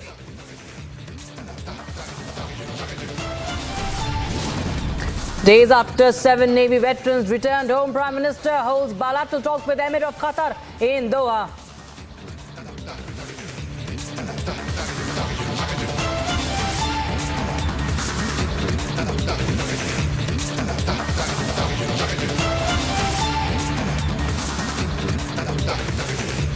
We start with news coming in from Tamil Nadu, where in an exclusive conversation, Republic TV has spoken to DMK MLA Ajilan, who has now accused the Tamil Nadu government of freeing 3 terrorists who were serving life term in a murder case. Now, the terrorists, namely Basha, Hamid and Jagir, have been granted premature release. And this, of course, is on camera. Let's take a listen in to what this DMK leader had to say. No, actually, it's very clear when the state government has to get the concurrence of the union government in high-profile cases before release. So I think the scrutiny is not only within the purview of the state, it is also purview of the union government. So union government has undergone an exercise of the various recommendations made. So it's a combined exercise. I think BJP is doing politics regarding it. It's their union government. They have done their scrutiny and they are given their recommendations because there's an order from the union government, especially in high-profile cases. Without the concurrence of the union government, state government can't release them. So I think it's just politics BJP is making out. They are the union government and they're doing the politics regarding this. But when a resolution was passed in the Tamil Nadu Assembly for the premature release on humanitarian grounds because they have been in the prison for a really long time, the BJP did oppose it and say they did not support it. In Assembly, BJP is a state unit, right? But the decision makers are at the center. So the union government is at its own procedural scrutiny before giving its recommendation. Without the concurrence of the union government home department, how could a state government can release, especially in this situation? State government pressurized and sent a list. The union government has done a scrutiny. So it is a combined exercise. I think BJP, as usual, is playing its politics in this issue. And last year, the Supreme Court also rejected the bail petition of the 16 convicts of this particular Coimbatore blast, 1998 blast. But still, the Tamil Nadu government has, advised. Yeah, actually, you should see on the holistic picture, especially after the high-profile case from Pereri Balan and people who have been in prisons for a longer time. Since we have moved away from the capital punishment towards the lifetime imprisonment, I think it's a routine exercise and BJP is trying to color a religious picture to it. All right, there you have that exclusive conversation with DMK MLA. DMK MLA himself is right now raising this issue. And right now what we're getting to know is that this is the release of 1998 Coimbatore blasts. People who were convicted, 3 men who were convicted, they have been prematurely released by the DMK government in Tamil Nadu. Now, 3 terrorists have been involved in that blast which killed several people. At least more than 50 people, remember viewers, were killed in these blasts in Tamil Nadu. In fact, BJP is now hitting out at the DMK government, further accusing it of terror appeasement. So BJP has accused the DMK government of terror appeasement. Let's take a listen into the reactions. It's very unfortunate the DMK government is trying its best to release 16 convicts in the infamous Coimbatore bomb blast. And they're doing everything within their part to get this done before the Lok Sabha election just to get a brownie point. We all know February 14, 1998, the day is etched in the memories of Coimbatore people and Tamil Nadu because Tamil Nadu has never seen a bomb blast of that order. 58 people killed, more than 200 people injured. Bombs found in 24 other locations. It was squarely aimed at L.K. Advani ji or Bharat Ratna. And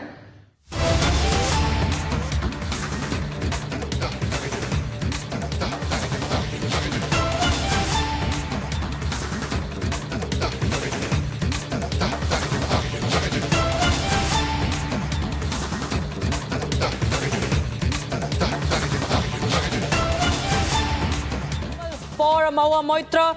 Moitra has been asked to explain her foreign transactions. This is first on Republic TV. Mahua Moitra of the TMC, who is a suspended MP. She has been summoned. She's been expelled from the parliament and now she has been summoned by the ED, asked to appear in Delhi before the ED on the 19th of February. Moitra has been, remember, she's being probed in a FEMA case and she has been asked to explain foreign transactions. That is the big breaking we're getting in right now. More trouble mounting for Mahua Moitra.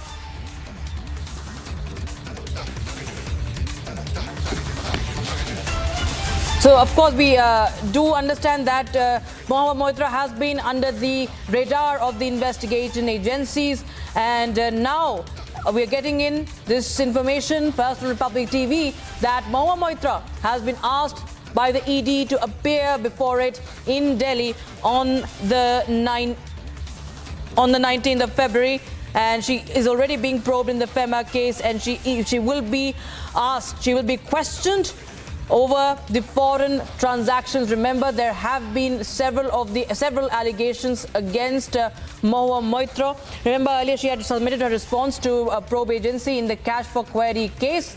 That was the CBI. CBI already is examining her response, after which it will send a report to the anti-corruption ombudsman, Lokpal, that is. And the CBI heat is on Mahua Moitra now.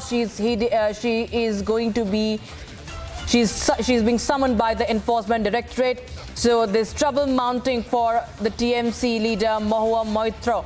And remember, CBI also has spoken to lawyer Jayanand Dehadrai. Darshan Hiranandani has also been inquired with in connection with a case. But now what we understand via our top ED sources that agency, the ED has come across foreign exchange violation. That is the FEMA case against her. So top ED sources tell Republic TV that the agency has come across foreign exchange violations. There are many questions for Ms. Moitra to answer on that.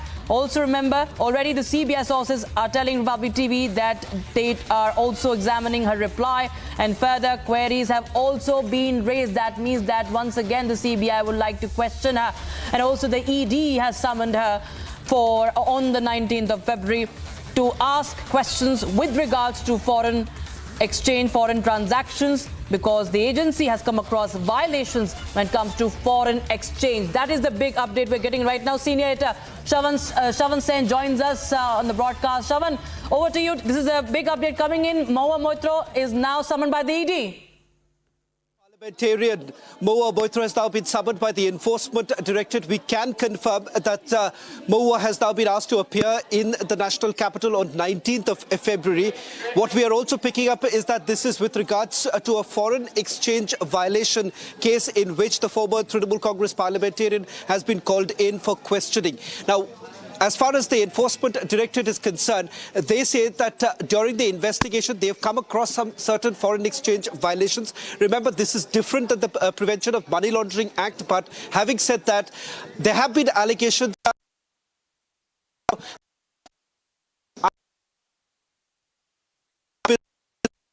to be investigated,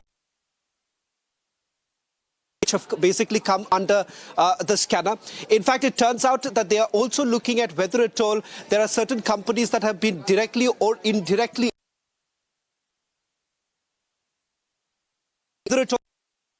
are basically being used Congress.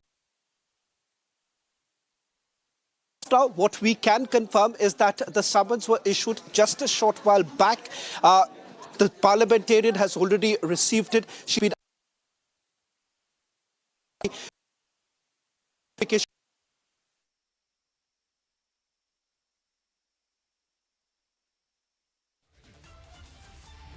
seems to be a...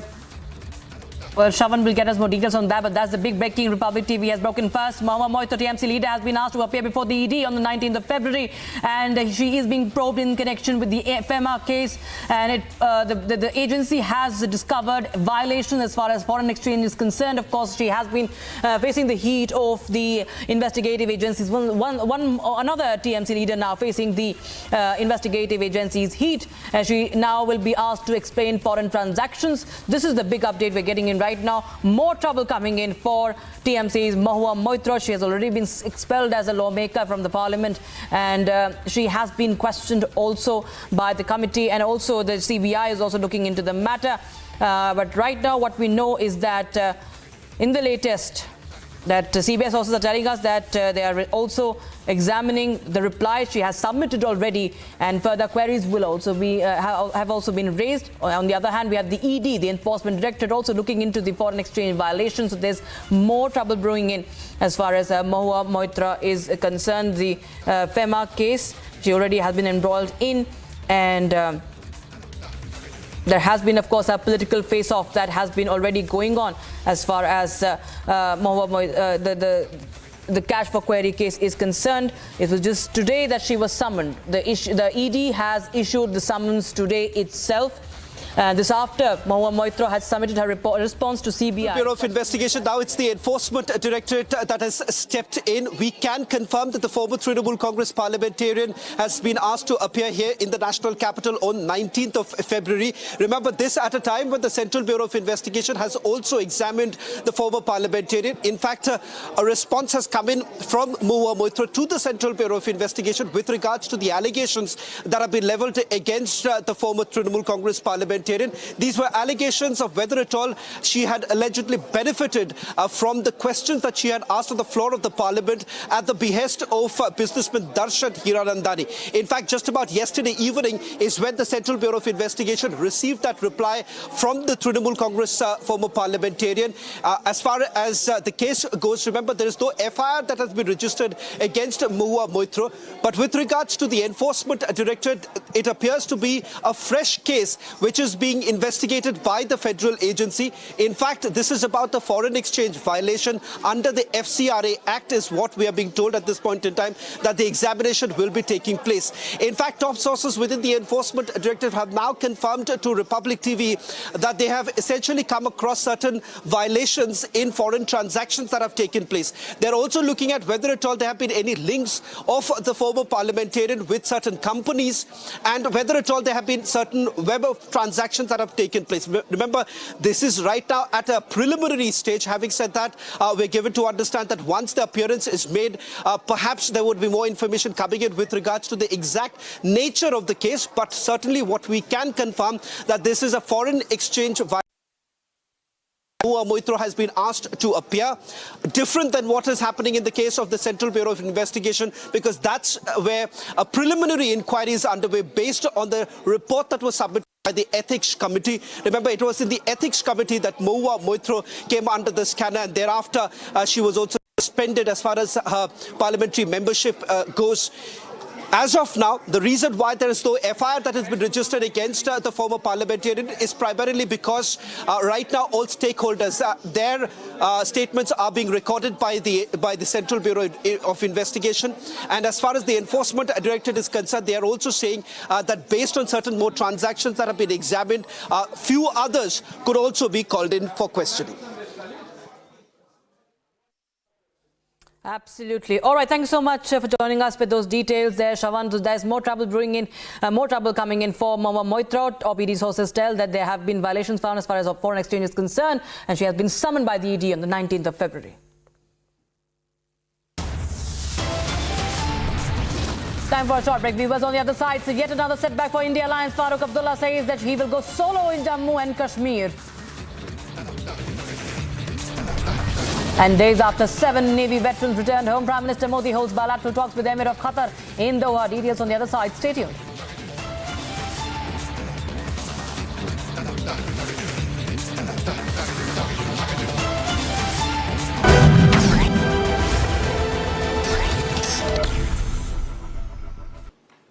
आज United Arab अमीरात की धरती ने मानवीय इतिहास का एक नया स्वर्णिम अध्याय लिखा है।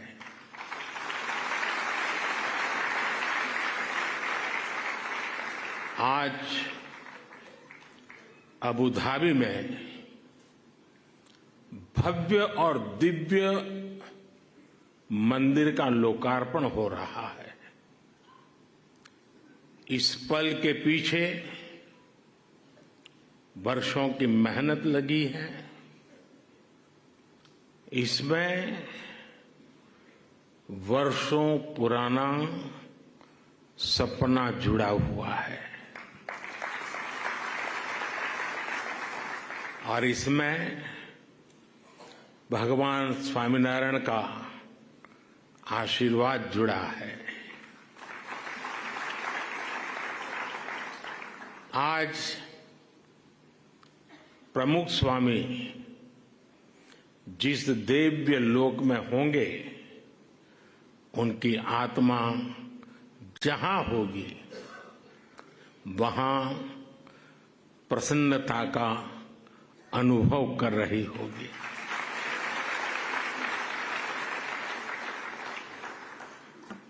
पूज्य प्रमुख स्वामी के साथ मेरा नाता एक प्रकार से पिता पुत्र का नाता रहा।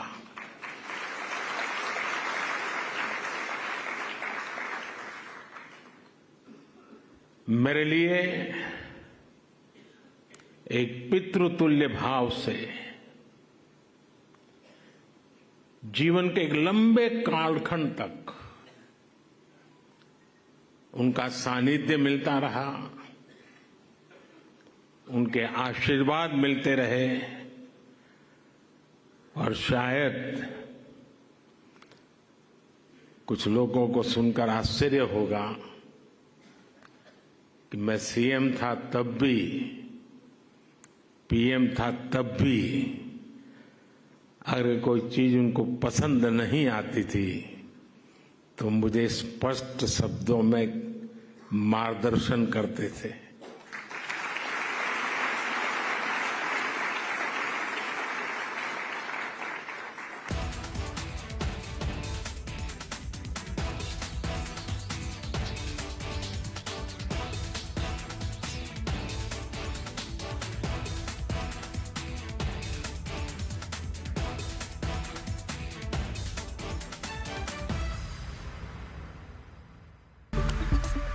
And welcome back, ladies and gentlemen. It's time for the nation's sharpest opinion.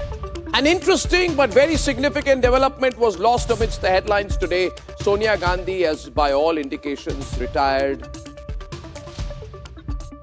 She has retired from electoral politics. Not going to fight Lok Sabha elections.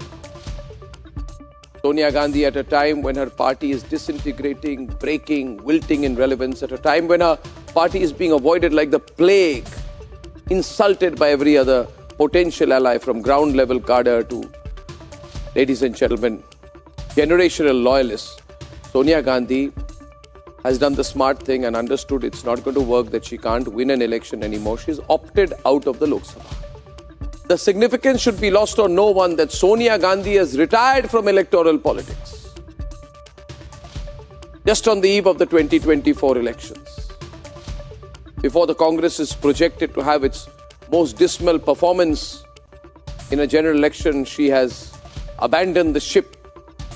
This abandoning of the ship, or should we call it a canoe or a kayak, whatever is left of the Congress, just months before the election, is a surety beyond measure that perhaps even Raebareli is not secure for Sonia Gandhi anymore, that she will lose even in Raebareli.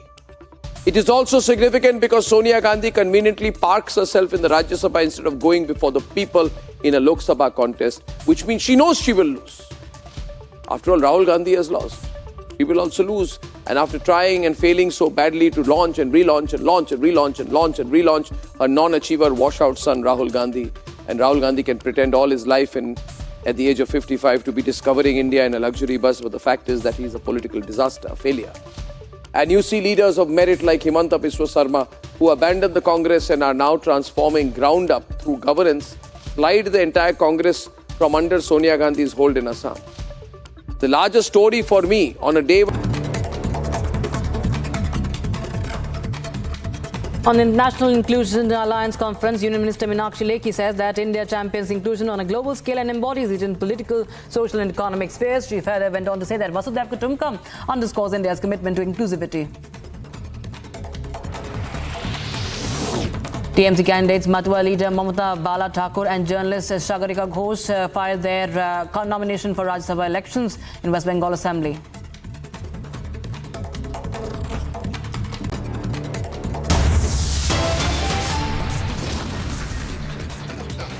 Coming to a short break, viewers, on the other side, there is a massive uproar over Sandesh Khali. Massive uprisings across Bengal, protests against the government.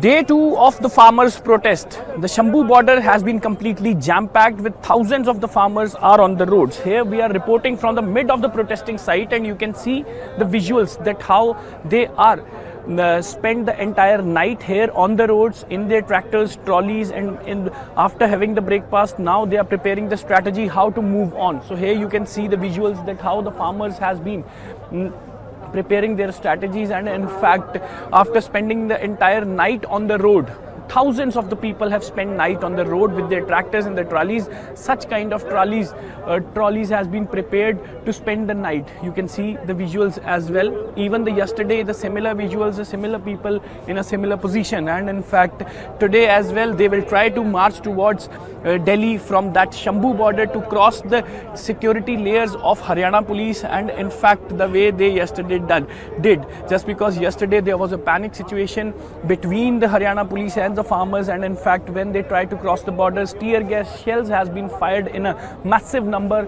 and in fact to protect the barricades they have deployed at Shambhu border. So see today as well, and even the last night, their leader Sarwan Singh Pandher, Jagjit Singh Dallewal, they had made it very clear that tomorrow again they will start their march towards the Delhi, and in fact tonight they were spending here at Shambhu border itself. So last night entirely jam-packed Shambhu border with the farmers as they were sleeping in the tractors and the trolleys, and in fact today morning they are preparing the strategies how to move on from this very much point towards the border, Shambhu border, to cross the barricades, deployed by Haryana police. And in fact, if my camera person can show you the barricades they have put, they are making some technical strategies, and they themselves put these police barricades along at the protesting site, and in fact they are preparing the layers how to move on and how to break the security layers. There's 6 to 7 security layers of Haryana police with the paramilitary forces. So see, you can see even the Haryana police have also used the drones and tear gas shells, and they have used the rubber bullets to stop the farmers. So this is the situation that is actually turning up at Shambhu border, and even this is the situation that is turning up at the Shambhu border on day 2 of the protest. Farmers are preparing strategy. Their leaders are leading the protest. They have spent entire night in the tractor and trolleys, and morning they are preparing strategies how to move further towards the Delhi. ये मंदिर पूरी दुनिया के लिए सांप्रदायिक सौहार्द और वैश्विक एकता का प्रतीक बनेगा। भाइयों और बहनों, यूएई के minister of tolerance his excellency Sheikh Nahyan Al Mubarak यहां विशेष तौर पर उपस्थित है, और उन्होंने भाव भी जो व्यक्त किए, जो बातें हमारे सामने रखी, वो हमारे उन सपनों को मजबूत करने का उनके शब्दों में उन्होंने वर्णन किया है। मैं उनका आभारी हूं। साथियों, इस मंदिर के निर्माण में यूएई की सरकार की जो भूमिका रही, उसकी जितनी तारीफ की जाए उतनी कम है।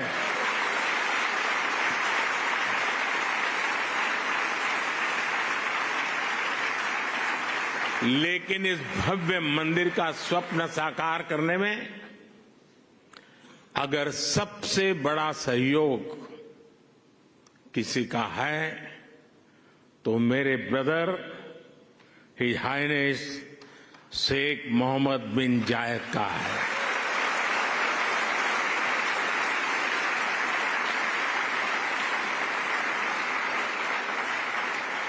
मुझे पता है कि प्रेसिडेंट ऑफ यूएई की पूरी गवर्नमेंट ने कितने बड़े दिल से करोड़ों भारतवासियों की इच्छा को पूरा किया है।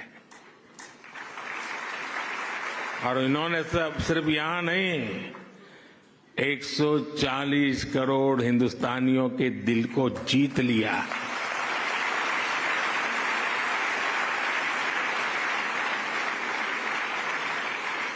मैं इस मंदिर के विचार से लेकर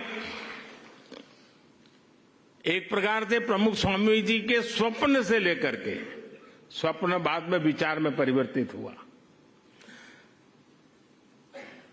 यानी विचार से लेकर इसके साकार होने तक पूरी यात्रा में इससे जुड़ा रहा हूं। ये मेरा सबसे बड़ा सौभाग्य है। और इसलिए मैं जानता हूं कि his highness Sheikh Mohammed bin जायद की उदारता के लिए धन्यवाद ये शब्द भी बहुत छोटा लगता है। इतना बड़ा उन्होंने काम किया। This is Republic Niva Bupa Studio, your one stop for all the breaking news updates, and I am Nikita Sahai.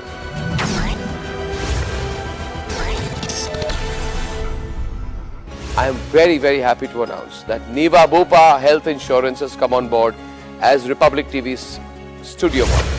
Niva Bupa Health Insurance is the fastest growing company among standalone health insurance players in India. It has also provided health insurance coverage to 1.1 crore people in India and settled over 15 lakh claims, processing one claim every 60 seconds. So we are delighted to be partnering with them.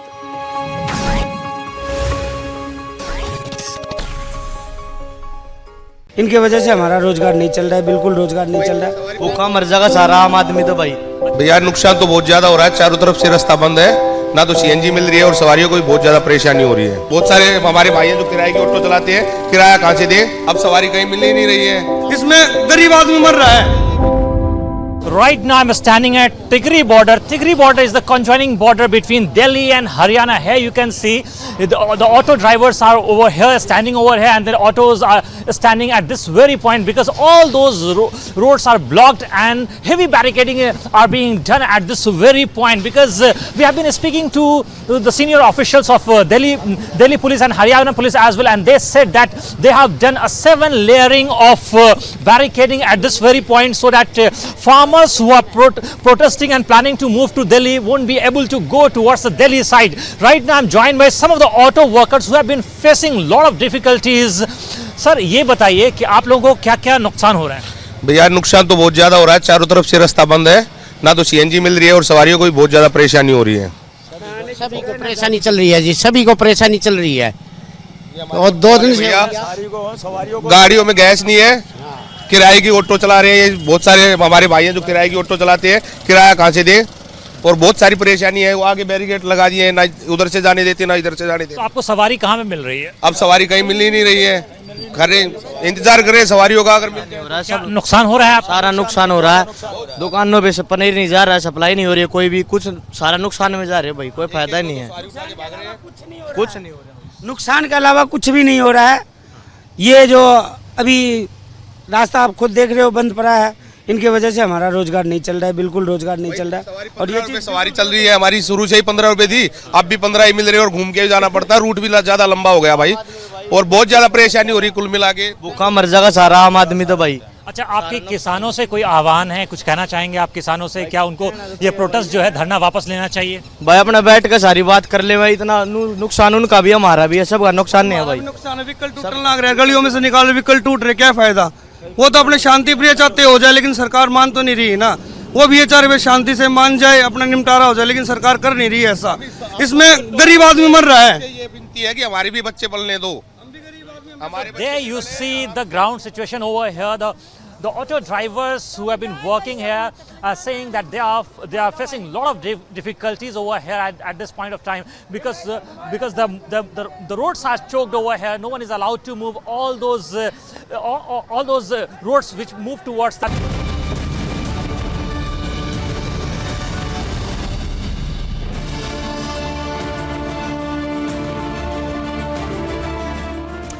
Hello and welcome. You watching the Thursday edition of This is Exclusive with me, Shavin said. Ladies and gentlemen, massive political rumblings taking place in the state of Maharashtra. After the big setback to Uddhav Thackeray, now it is the turn of Sharad Pawar. Big boost for Ajit Pawar as the decision coming in from the Speaker of Maharashtra Assembly. We'll take you through all the details coming up in this edition of This is Exclusive, and also the story that we have been tracking for the last 10 days. What's really happening in Sandesh Khali, as there has been a massive people's uprising. Questions being raised about the inaction on the part of Trinamool Congress government. All this and much more in this edition of This is Exclusive. But up first, these are the headlines we are tracking for you at this hour.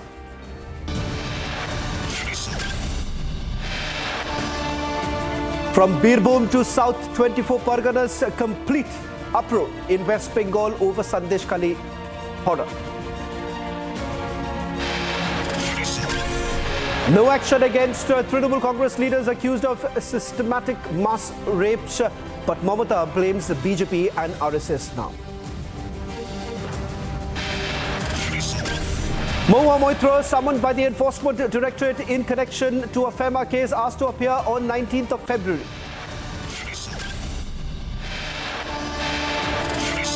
Supreme Court strikes down electoral bonds in a unanimous verdict, says scheme violates Constitution and RTI.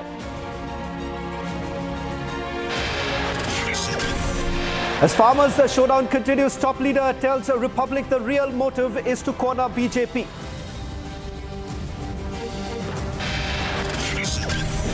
Days after 7 Navy veterans, 8 Navy veterans returned home, Prime Minister holds bilateral talks with Amir of Qatar in Doha.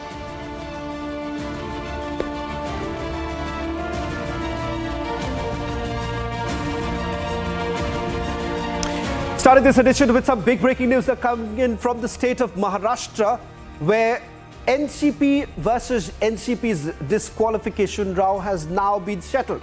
Maharashtra Speaker has now said that Ajit Pawar is the real Shiva Sena. I beg your pardon, NCP. Maharashtra Speaker has also ruled out that no MLAs are to be disqualified. We're going to play out that reaction now coming in. In fact, the verdict was delivered by Maharashtra Assembly Speaker Rahul Narvekar. This after multiple petitions were being heard by Rahul Narvekar. Earlier, to remember, the dispute between Shiva Sena Uddhav faction and Shiva Sena Eknath faction was finally settled by the Speaker, saying that it is, after all, the real Shiva Sena happens to be Eknath Shinde. And now, as far as the dispute between Ajit Pawar and Sharad Pawar, that too has been completely settled, with the Maharashtra Assembly Speaker Rahul Narvekar saying that the real NCP is the Ajit Pawar faction. We'll break it down as to what the Speaker had to say in a short while from now, with our senior executive editor Abhishek Kapoor joining us from the studios. But before that, listen in to what Rahul Narvekar had to say. In view of my finding that the Ajit Pawar faction was the real political party when the rival factions emerged within the NCP, respondents cannot be held to be disqualified on any of these grounds, as the decision of Ajit Pawar faction constituted the will of NCP political party. Consequently, the disqualification petition number 1, 3 and 4 of 2023 are liable to be dismissed. In view of my findings that Ajit Pawar faction was the real NCP political party when the rival factions emerged, the respondents cannot be held to be disqualified for grounds recorded in paragraph 76A and B.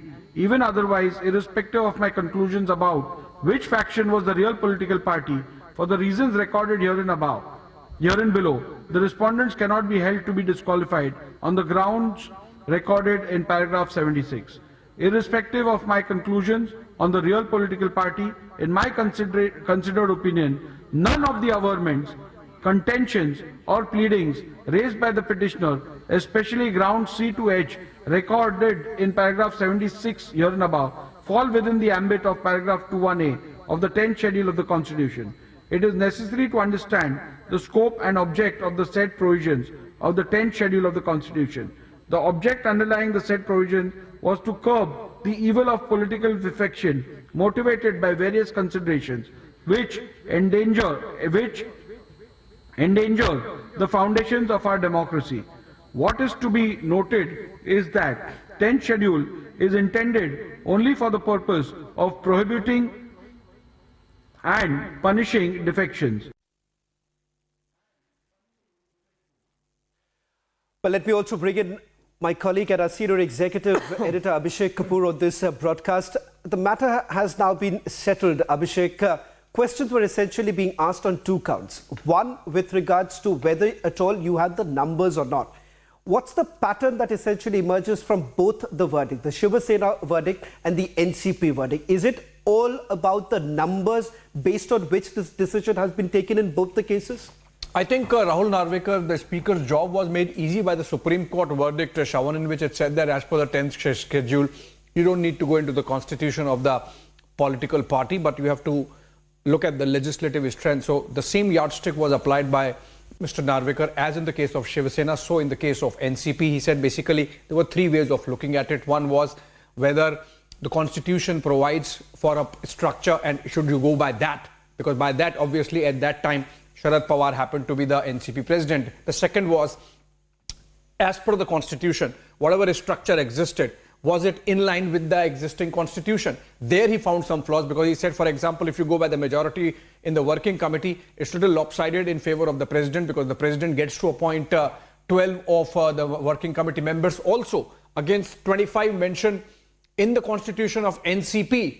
As of now, the working committee had 28 members, so he had to reject that yardstick, and then ultimately the legislative strengths were taken together, 81 odd members of parliament, MLAs, MLCs, etc. of the NCP taken together. 50 plus happened to be with the Ajit Pawar faction, and so that made Rahul Narvekar come to the conclusion that going by that strength, and remember, each representative is consequent, each of the MP, MLA or MLC of the party represents that many constituents who have voted for the party, and which means that electorally speaking also, that many more people are with this group rather than the earlier group of Sharad Pawar. So Rahul Narvekar, they are coming to a conclusion. As I said, it was a safe conclusion to come to for him, given the Supreme Court position also on the 10th schedule that legislative majority is a good benchmark vis-a-vis a constitution which can be in a fluid state insofar as deciding on the present state of where the actual party stand goes. So Rahul Narvekar, like in the case of Shiva Sena, so in the case of NCP,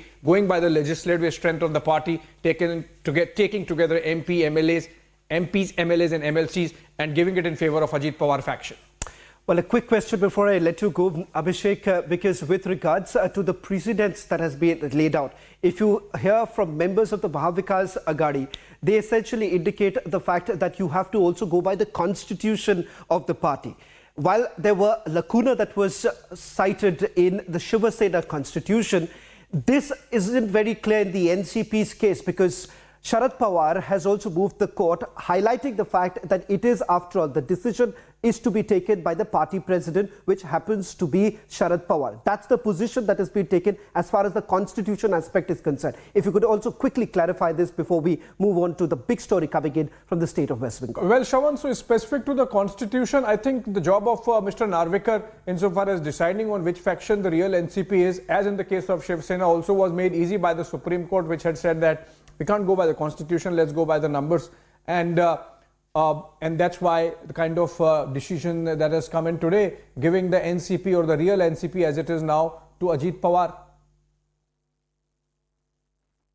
Well, thank you very much, Abhishek, for getting us the latest details. I'm also given to understand some reactions are coming in on this matter. Mahavikas Aghadi seems to be completely upset with the decision that has been delivered by the Maharashtra Assembly Speaker. Let's listen in to some of the reactions that are coming in, and then we go to the big story coming in from West Bengal.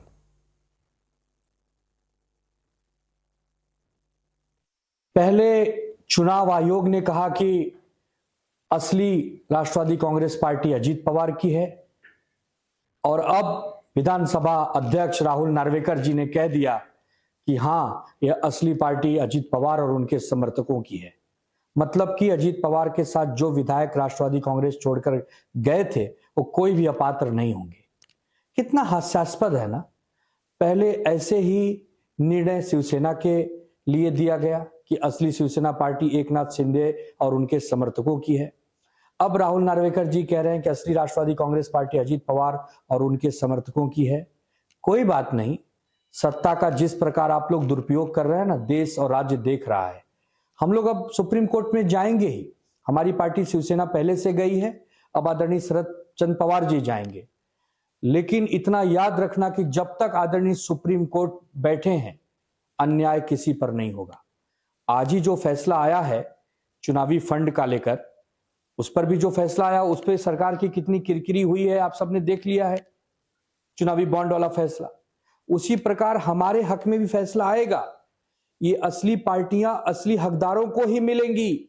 ये नकली हकदार थोड़े समय के लिए ही होते हैं। तो दूध का दूध और पानी का पानी होगा, समय लगेगा। Shifting focus now to a story that we have been relentlessly reporting. Ladies and gentlemen, it's day 10 of a mega women's uprising in West Bengal's Sandesh Khali. The survivors are fighting for justice, and the anger is palpable. From Hooghly to Birbhum, Bengal is rising against the politically institutionalized mass rapes allegedly by Trinamool Congress leaders in Sandesh Khali. But so far, not a single action has been taken or even initiated against the Trinamool Congress leaders.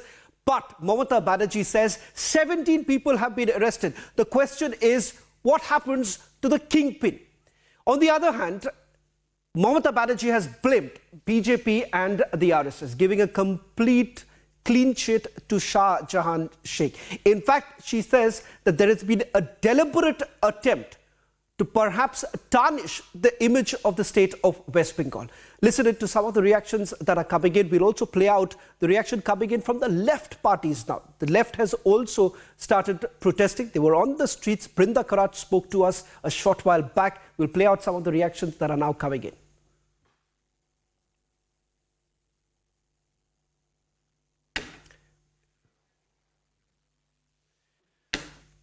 Let me just quickly recap before we put out some of the reactions that are coming in. We do have reactions coming in from left leaders. Brinda Karat has hit out at the Trinamool Congress government, saying, and in fact even the Bharatiya Janata Party, she says that there is a deliberate attempt to perhaps alter the narrative of women. Let's listen to some of the reactions that are coming in. তারা কদিন ধরে অনেক কথা বলে যাচ্ছেন কিছু মিডিয়ার তৎপরতায়, আসল জিনিসটা না জেনেই। আপনারা জানেন জীবনে আমি কোনো অন্যায়কে কোনোদিন প্রশ্রয় দিইনি, এবং আমি ইনিশিয়েটিভ নিয়ে স্টেট কমিশন পাঠিয়েছি, আমাদের অ্যাডমিনিস্ট্রেশন পাঠিয়েছি, 17 জনকে অ্যারেস্ট করা হয়েছে। এবং আপনারা দেখেছেন যারা মুখে মাস্ক পরে পরে ছবি তুলছে, ধরাও পড়েছে বিজেপির কর্মী, কিভাবে তারা বাইরে থেকে নিয়ে এসে একটা এলাকাকে অশান্ত করার চেষ্টা করেছে। আগে টার্গেট শেখ শাহজাহান, ওকে টার্গেট করে ইডি ঢুকলো, তারপরেই সবাইকে বার করে দিয়ে তারপরে ওখানে আদিবাসী মাইনরিটিদের মধ্যে ঝগড়া লাগিয়ে দিল। আগে তো আমাকে জানতে হবে ব্যাপারটা কি, নাকি কাকে কার নিয়ে পালিয়ে গেল বলে আমিও পালাতে শুরু করলাম।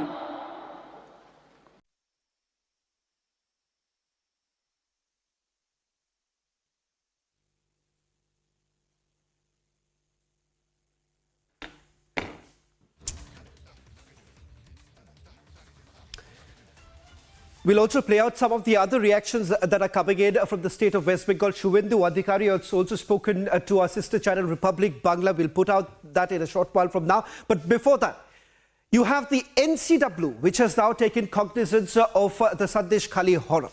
Now, in a report that was filed by the committee, it mentions that negligence by the Bengal government and police, even the DGP, in fact, refused to cooperate with the NCW. The SP, that's the Superintendent of Police, did not provide assistance to the rape survivors. The panel has received a number of systematic abuse testimonies. The survivors reportedly begged the panel to delete the testimonies, fearing consequences. NCW mentions in its report that Mamata's cops failed completely in their duty. Now, as opposed to what the NCW has to say, West Bengal Police, on the other hand, says that there was a malicious attempt that was maintained, or rather attempted, by a section within the media. And also, they've gone on to say that no such complaints have really come in. Now, that's the position that has been taken so far. They say 17 people have been arrested. Counter to that, West Bengal governor, in an interview to Republic TV, said the kingpin is still at large. Listen in to some of the reactions coming in from the NCW.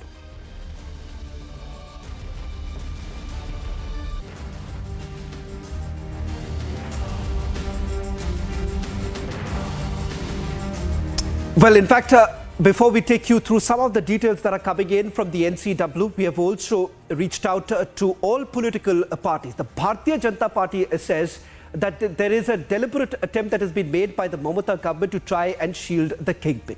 The left parties have also now stepped in. A short while back, images came in from Boshirhat, where the left had hit the streets, raising slogans against the government. Brinda Karat also spoke to Republic TV. Let's listen in.